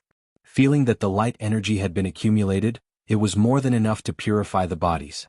Thea did not see how much force she used, but she held the sword with both hands and pointed the tip of the sword at the center of the pile of bodies. The beam of light was like an iron needle piercing a balloon. With the point of impact as the center, the space spread in all directions. All the places covered by the light energy quickly disintegrated, and the bodies of the giant creatures were like soup splashed on snow, quickly melting in front of her eyes. 2 of the giant creatures had been pretending to be dead, or it was a conditioned reflex, and they even shook their legs. Unfortunately, the melting speed was too fast. and their struggles were meaningless. They were disintegrated one by one, and the beam of light purified the evil in their hearts and bodies. Large masses of pure energy overflowed from these ancient evil objects and dissipated into the air. Oh. Thea leaned on the holy sword. She was sensitive to the magic in the air. Although it was still very thin, it was much richer than before. What's wrong? Are you hurt? Diana was not so sensitive. She thought that Thea was injured because of the previous beam of light. Before Thea could answer, a rough voice came from not far away. Daughter of Zeus, your companion is fine, but she has purified those giant creatures. The whole world will benefit, but trouble will come with it. It's hard to say if it's lucky or unlucky. Hercules, whose face was full of stubble, slowly sat up. It could be seen that the restrictions were still in effect, but his originally crazy eyes were still a little turbid, but overall, there was a bit of brilliance of wisdom. Chapter 454. You're awake? You recognize me, don't you? Diana was in high spirits and said happily. However, Hercules disappointed her. Because of her sword light, I only temporarily recovered a part of my consciousness. The burden on my soul is too heavy and I'm afraid it will be difficult for me to recover. If I leave this place I will still be that crazy beast. Diana clenched her fists. Thea and I will heal you, Thea? Only then did she realize that Thea only said one sentence and didn't respond. This was too abnormal. She hurriedly looked back and saw Thea standing there with a slightly distracted gaze. She didn't say anything, as if she didn't see Hercules recover his consciousness at all. Daughter of Zeus, don't disturb her. The giant is the product of the giant and Gaia's evil consciousness. She purified the evil consciousness and Mother Earth, Gaia, is rewarding her. Hercules hadn't spoken for tens of thousands of years, so his words were a little unclear. However, Diana still understood. What Mother Earth, Gaia? She was a little skeptical. This was the original god at the level of Zeus's grandmother. Was she still alive? If Thea could hear Diana's thoughts at this moment, she would definitely reply that Mother Earth was no longer alive in the traditional sense. Thea was also proficient in theology and could even take the exam for a doctorate in theology. As the one who experienced it personally, she immediately realized that she had met Gaia. The other party's manifestation was very strange. It was between existence and non-existence, between existence and non-existence. At least at Thea's level, she couldn't understand the other party's state at all. It wasn't accurate to describe it as Gaia's consciousness. With Thea's narrow vision, she could only think that the other party had merged with the Earth. The manifestation now was more like a subconsciousness. The imagined day trip to the Earth's core, the small movie of the birth of the giant, the big reveal of the ancient myths, none of these were present. The other party's consciousness was very fleeting and mechanical, as if it had completed some kind of setting. It returned a large amount of divine power to Thea and then disappeared as if it had never been there. Missy couldn't wait to laugh 3 times. Divine power was very valuable, and such pure Earth-type divine power was even more valuable. Thea had originally planned to obtain some from Hercules, and she had even come up with several plans to do so. Now she had no intention of planting anything. This mass of divine power was extremely pure. Not only could it activate Thea's Earth attribute, but it could also activate her own mana cycle. It could even restore her to the state before her mana cycle was split. This was much better than carefully starting from Hercules. Thea was very happy, but she did not immediately absorb it. Previously, the Holy Sword had caused too much of a commotion on this island, so they needed to immediately evacuate. Are you awake? When Thea's consciousness returned to reality, she also discovered Hercules' state. Diana explained to her in a low voice. Let's go back to my place first. I have more equipment there. Thea directly teleported Diana and Hercules back to the metropolis. As soon as they left the island, Hercules' expression began to distort. His eyes were wide open and his teeth were chattering. Release part of your consciousness, I will knock you out.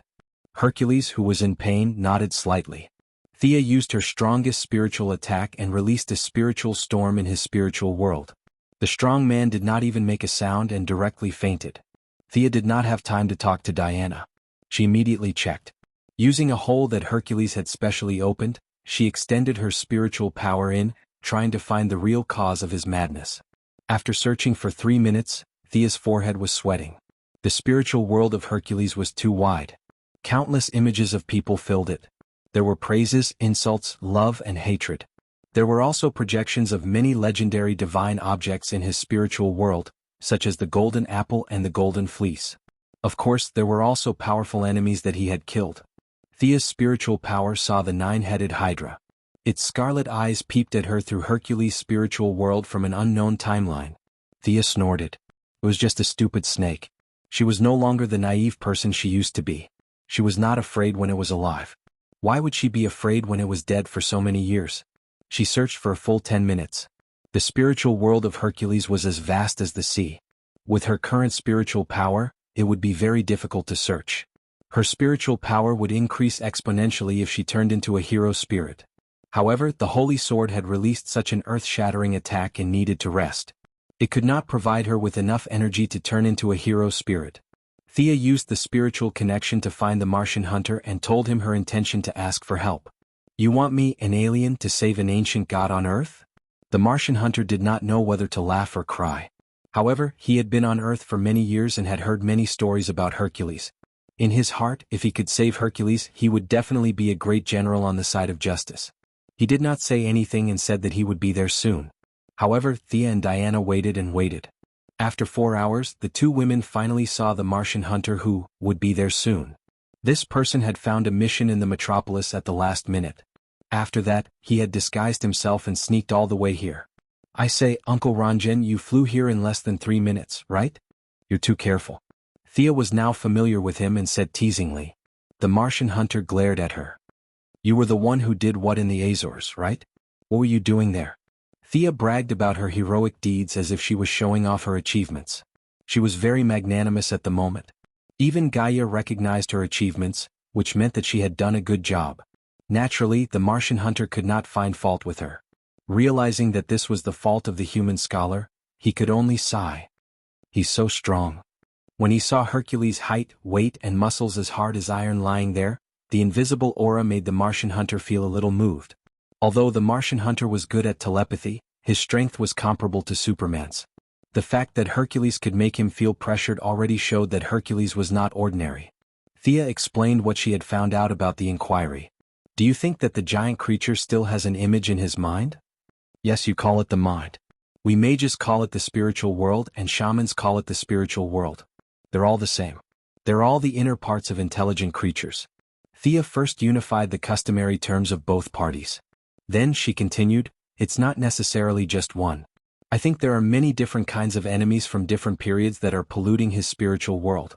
It's just that he could rely on his iron will to suppress all the evil intentions. However, after tens of thousands of years of corrosion, his willpower has been disintegrated, and the evil intentions have jumped out to pollute his mind." The Martian hunter thought about it after listening. Some things were different from his worldview, but the general direction was similar. He did not dwell on it too much and began to examine it carefully. Chapter 455. Although Thea had obtained many techniques and methods to use the power of the mind from the Martian hunter, she mostly used her mental power to control it, which consumed her body. The Martian hunter, on the other hand, was different. This was his natural ability, just like Thea's order balance and the Sea King's control of aquatic animals. His telepathy consumed very little energy. In terms of numbers, he was much stronger than the current Thea. Even if he was not as good as the hero spirit, the difference was not big. With his natural ability and low energy consumption, his search was more efficient and faster than Thea's. There are indeed many tainted bodies of consciousness affecting his mind. What do you want to do? Uncle Ranjan, can you resolve it with your ability? It's difficult. I can try if there are only a few of them, but there are too many tainted things in his mind. Thea leaned against the wall and began to think. The other party was not her, so it was impossible for him to use the hero spirit to get rid of the impurities and preserve the essence. It was impossible for him to use any simple method. "I'll do it with you. We'll use our own methods to get rid of as many tainted bodies of consciousness as possible before we can't hold on any longer." There was no good way.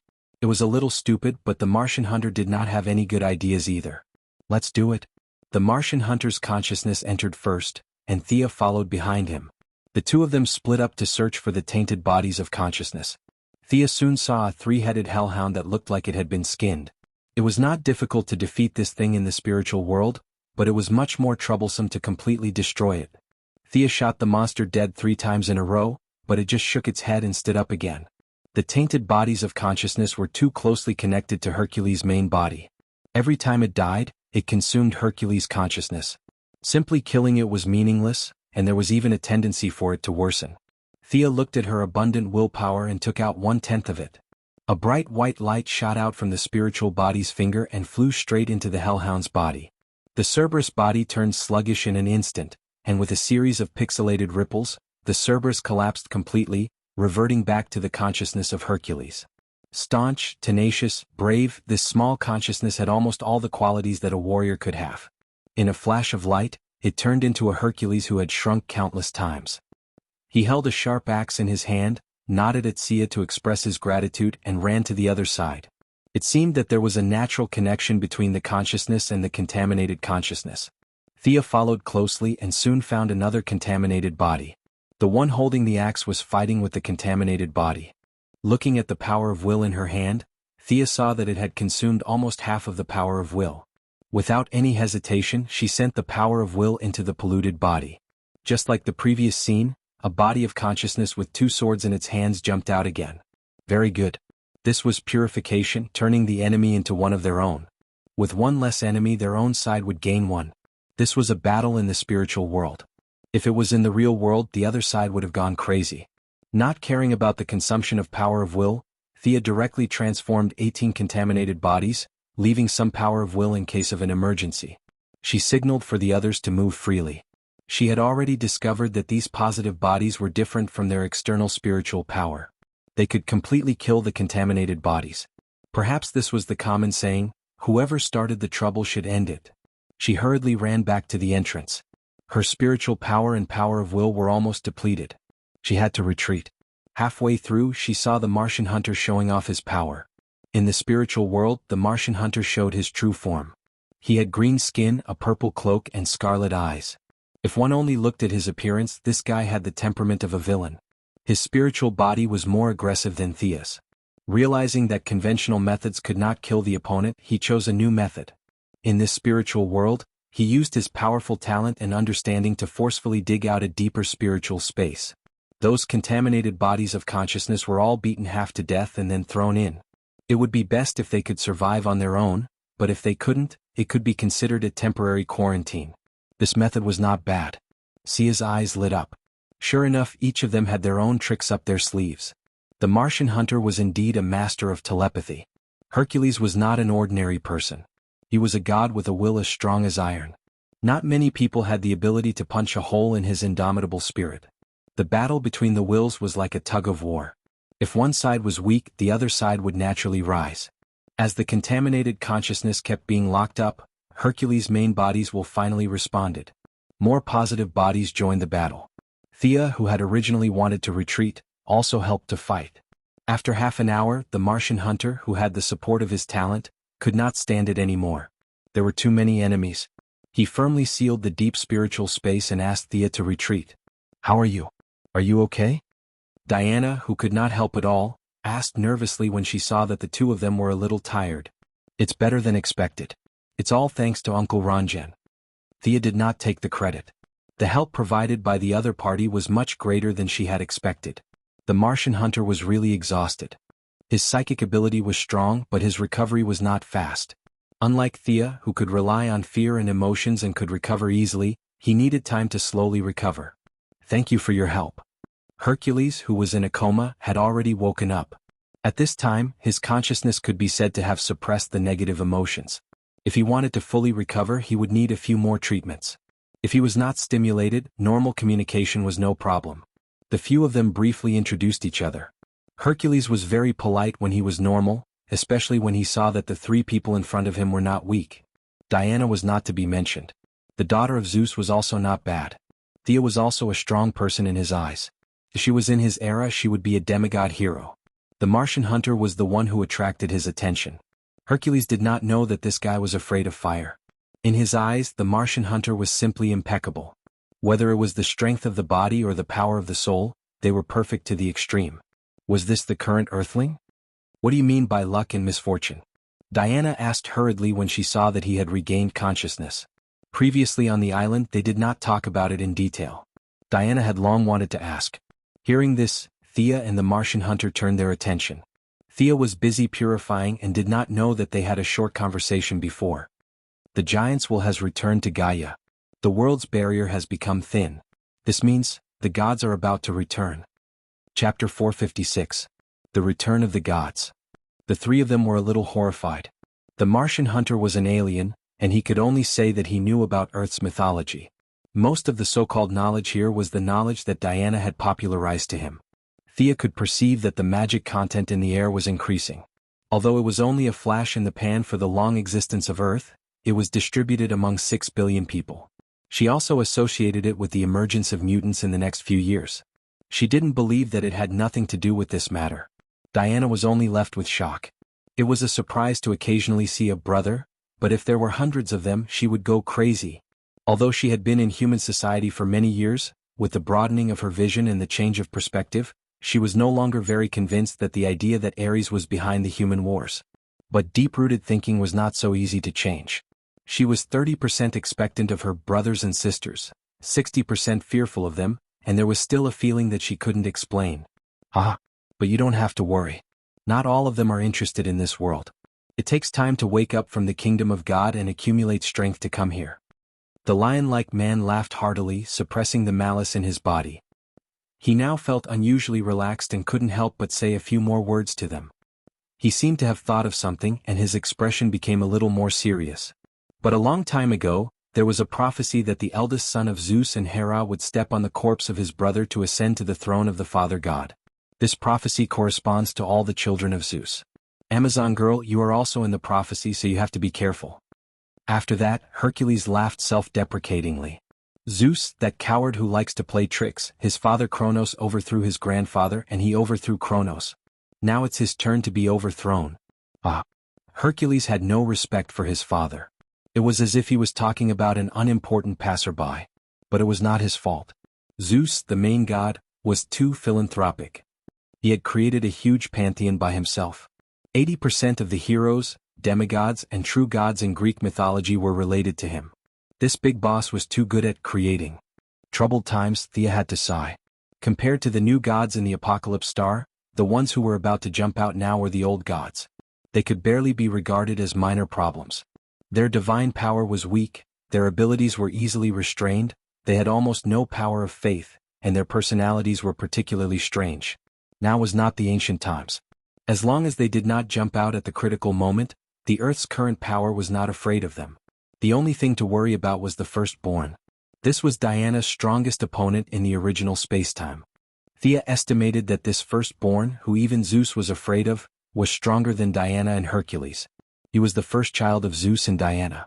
Unlike Diana and Hercules, who were only demigods, he was born as the most powerful god. But as Hercules said, there was still some time. The so-called arrival of the gods sounded scary, but in fact, it was just a few gods who did not give up trying to make their presence known. Hercules wasn't prepared to explain too much. Perhaps it was his personality that didn't like to talk too much. He didn't waste any time talking nonsense with them. He lay down on the ground, wrapped himself in a tattered animal skin and fell asleep. He did not treat himself as an outsider and directly made a bed on the floor of Thea's laboratory. The three of them could only walk out. What is the level of the gods that he mentioned? Will they harm the Earth? The Martian hunter asked the two girls in a low voice. Diana looked at Thea and saw that she had no intention of explaining. She could only answer herself. According to what I know, their fighting power will not surpass Hercules. If they harm the Earth, then it's hard to say. The gods' thinking is different from ours. The Martian hunter did not comment. He only told the two to be careful and left alone. In the next few days, Diana did not return to London. She stayed in the metropolis. On the one hand, she wanted to talk more with Hercules and learn more about the inside story. On the other hand, she was afraid that he would suddenly attack and Thea would not be able to handle it alone. Thea was also afraid that something would happen to Hercules and that it would affect his fighting power. She did not directly absorb the divinity of Gaia. Instead, she was going to wait for him to get better. Unlike Diana, who could slack off in her work, she had disappeared for a month. She had a lot of work to do. In the past, she could send her doppelgangers to attend some boring banquets and meetings. Now that her power had increased, but her doppelgangers were completely gone, she could only do it herself. In a certain banquet hall. The young lady was wearing a sapphire blue dress and silver high heels. She covered her mouth and chatted with several female counselors in a very ladylike manner. In the banquet over the past few days, the focus of the discussion had been the aurora on the Azores. The few of them talked a lot, saying all kinds of things. Aliens were attacking the Earth, the government's new weapons and some kind of treasure had appeared. There were all kinds of theories. Even Sia, the initiator of all this, felt that there was a hole in their heads. She felt that someone was watching her. She turned around slightly and saw the dark-skinned Amanda standing not far away. She was giving her a look. She smiled and said goodbye to the few idle people. Then she walked toward Amanda. Both of them were smiling. When they reached a place where no one was around, Thea put away her dignified manner. "Big sister, what's the matter?" Amanda looked at her with a half-smile. Thea's skin was as thick as a city wall. She was not moved at all. "You're the one behind the Azores incident, right?" "Yes." Ever since the shocking light beam of the Holy Sword appeared, Thea did not plan to hide it. The battle had lasted for more than half an hour. Not to mention the reporters at the scene, the satellites of various countries would have captured some footage. As her strength increased, there were fewer things she was afraid of. "One of my scientists was doing an experiment at the time. Because of your righteous act, he became like this." Amanda handed Thea a tablet as she spoke. On it was a real-time feed. However, Thea did not see anything strange after looking at it for a long time. A high-end laboratory? What was she supposed to see in the dark? Knowing that she didn't understand what she meant, Amanda was shocked when she first learned the truth. "In layman's terms, he's invisible, but according to our equipment, he's still in this room. His body has mutated and now he can absorb all light. If I'm not mistaken, the main culprit is your light beam." "How is that possible?" "Nothing is impossible. This Dr. Wright loves to study all kinds of light. Cosmic rays. When you were messing with the light beam that attracted the attention of the world, he seemed to have caught a trace of..." Amanda said, a little depressed. Chapter 457. Despite Avatar's convincing explanation, Thea was still in disbelief. What a joke. That was the light of purification from the Sword of Victory and Oath, the supreme holy sword of Celtic mythology. Now you're telling me that a human scientist captured a ray of light through technological means?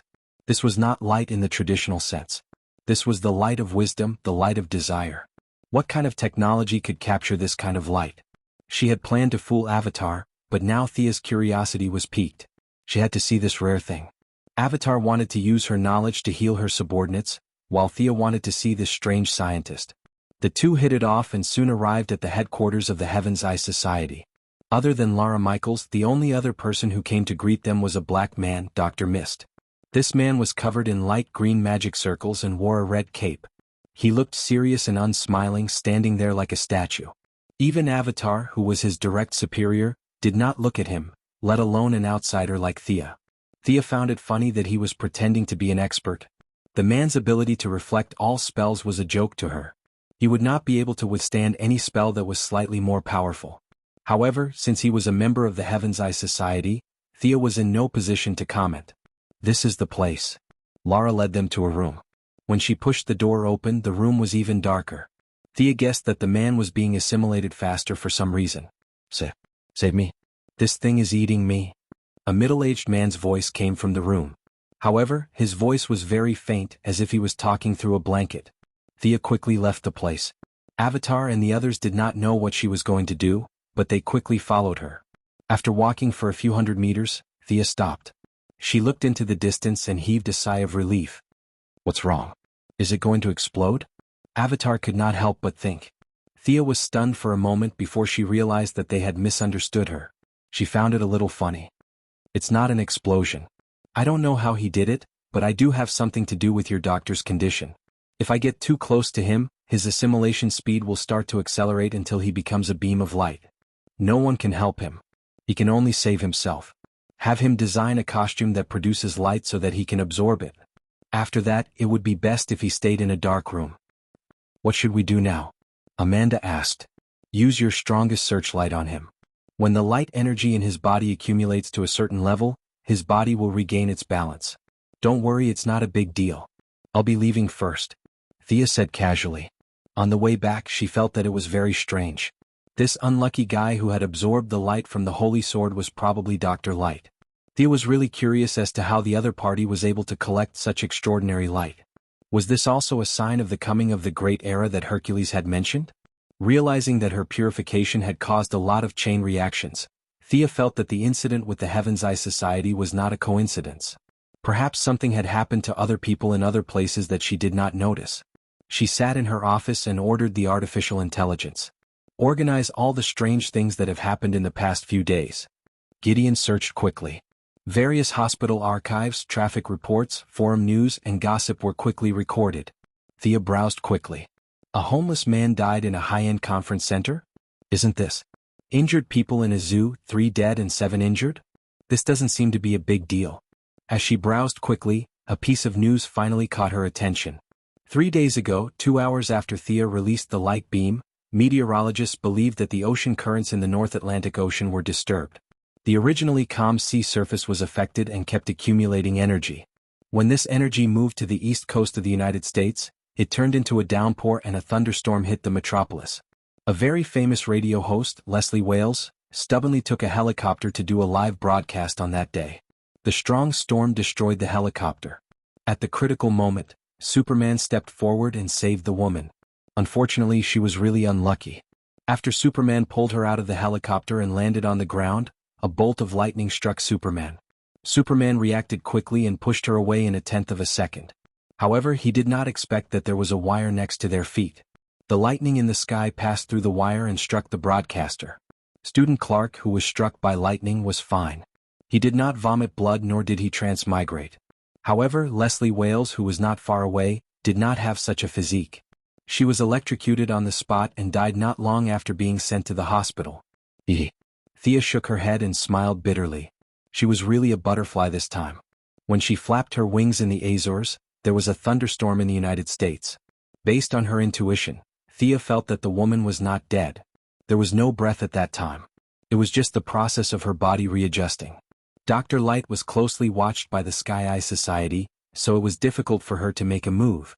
However, this woman was not a problem. Her ability was very similar to the Electric Man from Marvel Next Door. She could control and absorb electricity. With more effort, she would be a useful subordinate. She picked up the phone and ordered Death Knell to move the woman's corpse out. Half an hour later, Thea saw her target. She had to admit that it was a bit tragic. Her whole body was carbonized. Her clothes hung on her body in pieces and her hair was all white. The person who dealt with the corpse did not pay much attention and only roughly wiped it. She could barely tell that it was a woman from the appearance. Is there something special about this person?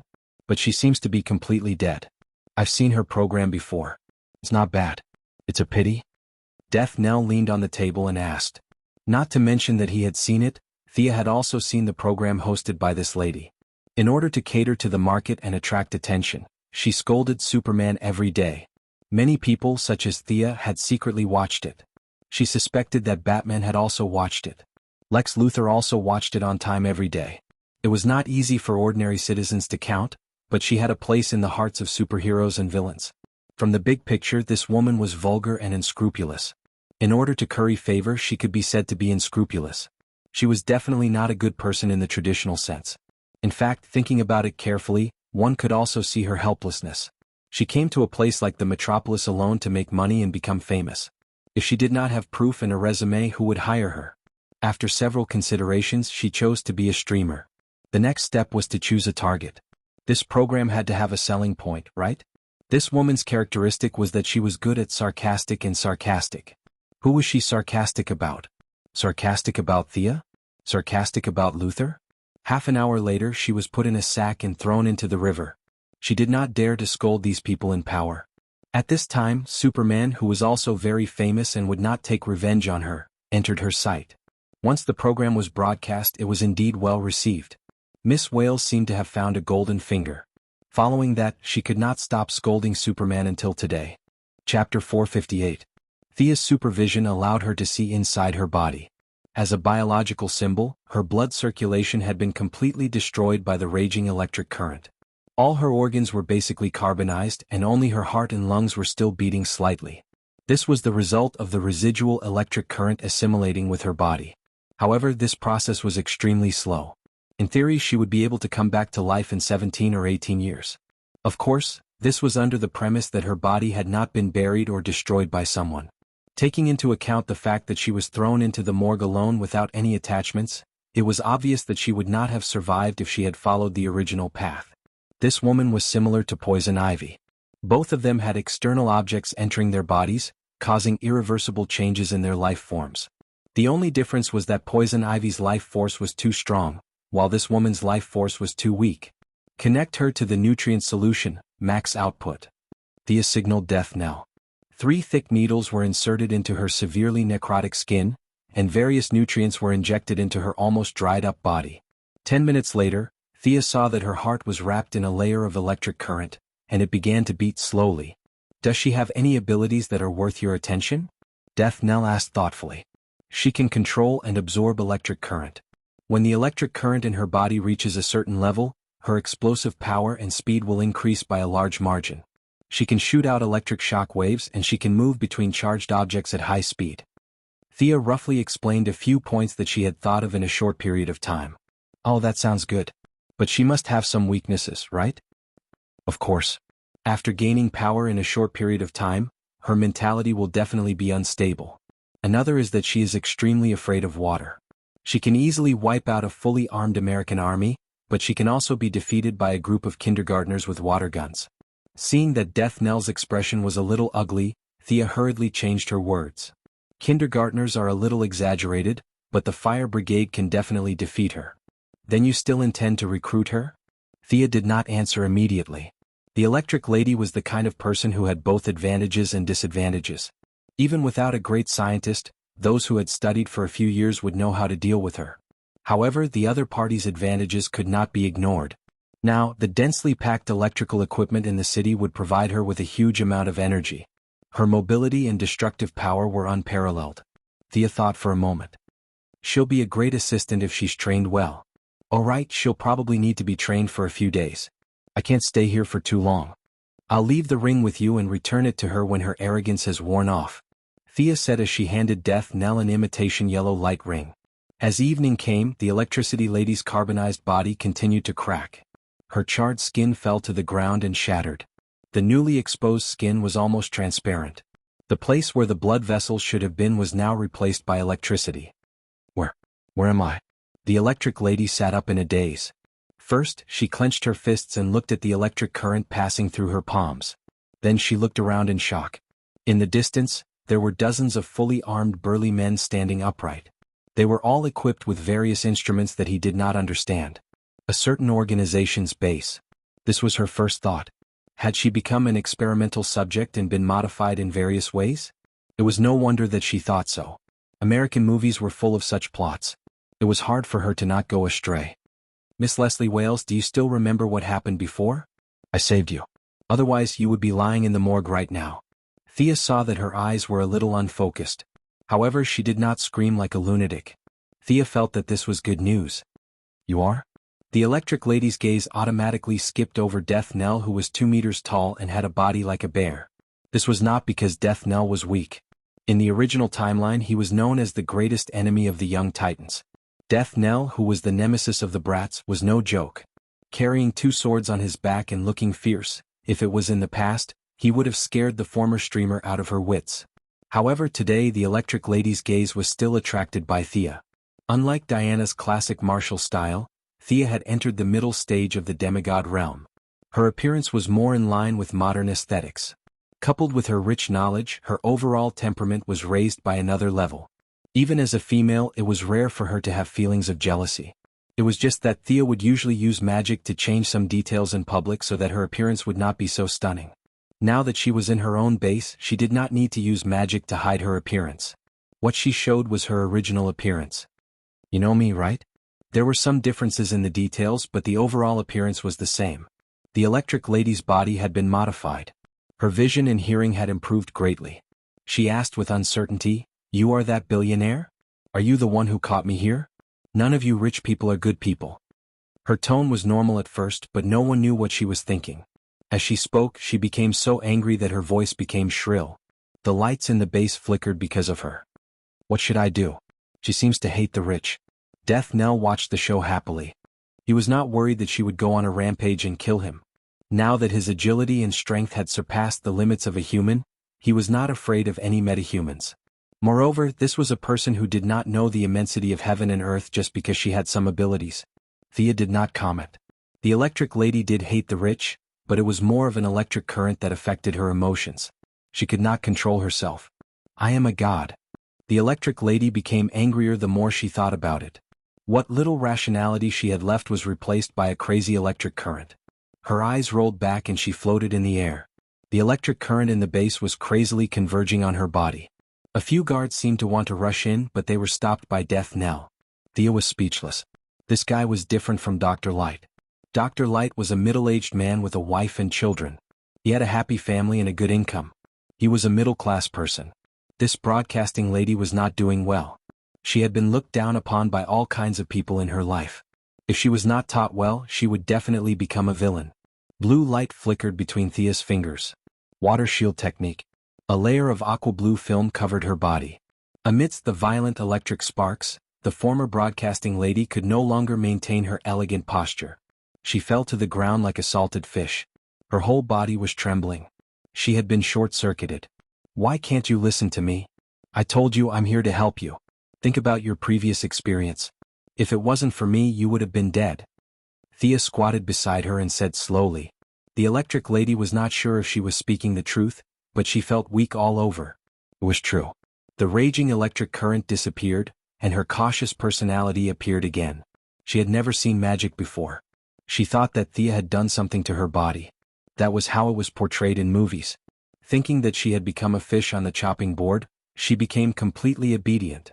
She showed a fawning expression and waited for Thea to continue. Chapter 459. Good girl, stand up on your own. Don't make me do it myself. Thea was taller than the lightning lady. She stroked her hair as if she was petting a cat. The lightning lady's body was numb. She had already forgotten that she was shouting that she was a god a minute ago. She stood up trembling like a quail. Thea waved her right hand and used a simple water extraction spell to suck away all the remaining water on the lightning lady's body. Seeing such an unnatural scene up close, Miss Leslie Wales did not dare to act rashly even though the electric current in her body was running again. Very well, control your temper.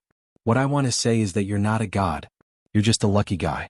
If it weren't for my help, you'd still be in the morgue. Meh. As her mind cleared, she finally recalled the electric shock. Superman didn't save me? Thea laughed.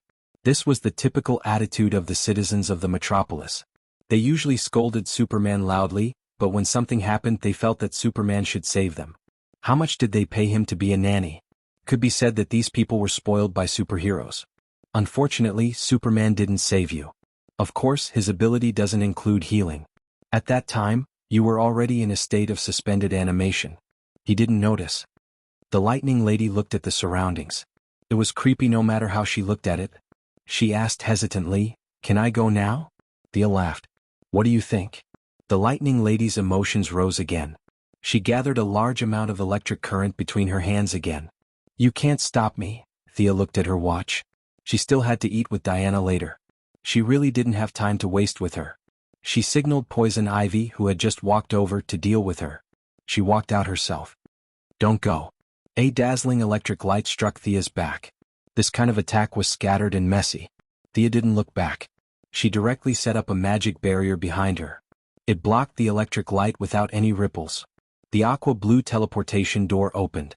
She stepped through it and left the underground base. Where did she go? Thanks to the huge amount of information in the current society, a living person just disappeared right in front of her eyes. She had only seen such a bizarre thing in novels. Could it be that the portal just now was? No one answered her question. A huge plant emerged from the floor and wrapped her up in 3 layers. "Poison Ivy, you broke my floor again." Death Knell said speechlessly. Poison Ivy, who was walking over from afar, shrugged her shoulders and didn't seem to care at all. "Is this woman our new companion? What a bad temper. I'll leave it to you. I still have things to do." Death Knell threw a ring to Poison Ivy. Thea left it behind. "Give it to her when the time is right." Seeing how Death Knell ignored her and walked away, leaving behind a woman with green skin and red hair, Electric Lady felt that she was being looked down upon. "Don't go." She tried to release the electricity around her to burn this strange plant that was binding her. However, she miscalculated. Poison Ivy's plant wasn't from Earth but from a peace-loving, high-tech planet. It didn't have any special abilities other than absorbing electricity. It could absorb anything that was related to electricity. Poison Ivy didn't intend to use it in battle and only kept it for fun out of curiosity. Now that it had come in handy, even she was surprised. Let me go. Let me go if you dare." No matter how hard Electric Lady released the electricity, The plant in front of her looked half dead, as if it would turn into charcoal in the next moment. However, after 10 minutes, Electric Lady's continuous discharge was a heavy burden on her body. She didn't know how to communicate with plants, but she could observe that the plant in front of her had undergone many subtle and indescribable changes. Poison Ivy was overjoyed. The joy of the plant was her joy. She was still cheering for Electric Lady. Continue, don't stop. Thea left Electric Lady's violent temper to Poison Ivy's slow-witted temper. She was prepared to teach her a lesson. She shouldn't always think that the heavens were number one and she was number two. The prosperity of the metropolis had returned to normal. The citizens on the streets and alleys resumed their daily lives. Thea left the underground base and was currently shopping crazily with Diana in a nearby store. Both of them were extremely tall. With their height and good figure, they could always wear long skirts as short skirts. Even though many of the clothes looked good, they couldn't fit the two of them. This had always been their problem. Of course, the young lady could call 100 assistants to buy clothes for her, but Diana enjoyed the pleasure of shopping, so she followed them out without a care. Long-sleeved ladies' blouse, round-collared autumn and winter long-sleeved wool coat, casual professional trousers, spaghetti straps, miniskirts, long boots and various high heels. They didn't care if it was useful or not, both of them bought a huge bag. You're out shopping too? What a coincidence, what a coincidence. The two of them bought a huge pile of clothes. The clothing store owner personally escorted them out of the store. They bumped into Clark Kent and Louise Lane. Diana habitually greeted them. The two of them didn't expect to bump into each other on the streets. After all, no one had supervision and superhearing 24/7. Although Thea had changed slightly, her overall appearance hadn't changed. Those who had seen her before could still recognize her. On the surface, she and Clark knew each other, but they weren't close. However, Diana shouldn't know Clark. Louise Lane turned her head to look at her boyfriend in confusion. Then she looked at the extraordinarily handsome Diana. Her mind was filled with questions. I'll explain later. Bro Superman smiled sheepishly. Seeing that Thea and Louise were about to leave, he quickly stopped them. Thank you for saving Jimmy. It's my treat. Let's have dinner together? Louise seemed to have thought of something but didn't interrupt. The two girls looked at each other. They hadn't eaten dinner yet. Let's have a big meal together. Clark Kent wasn't a poor man. His family owned a farm, so he didn't need to hire anyone. He alone could take care of 10,000 people. In the metropolis, the Daily Planet wasn't a street tabloid. By reporting first-hand information about many superhumans, Clark received more bonuses than the editor-in-chief. He held a very high position in the hearts of the media workers. Otherwise, the scene of Luthor urging him to shake hands with Bruce wouldn't have appeared in the movie Dawn of Justice. Aside from his identity as a hero, not just any Tom, Dick, or Harry was qualified to shake hands with a billionaire. There were even rumors that this year's Pulitzer Prize would be awarded to him. Louise Lane was a stealthy rich woman. Because of her father's fame, the merchants didn't dare to take her money for fear of being captured by her father for human experiments. Plus, after working at the Daily Planet for so many years, she spent little and earned a lot. It was hard for her not to be rich.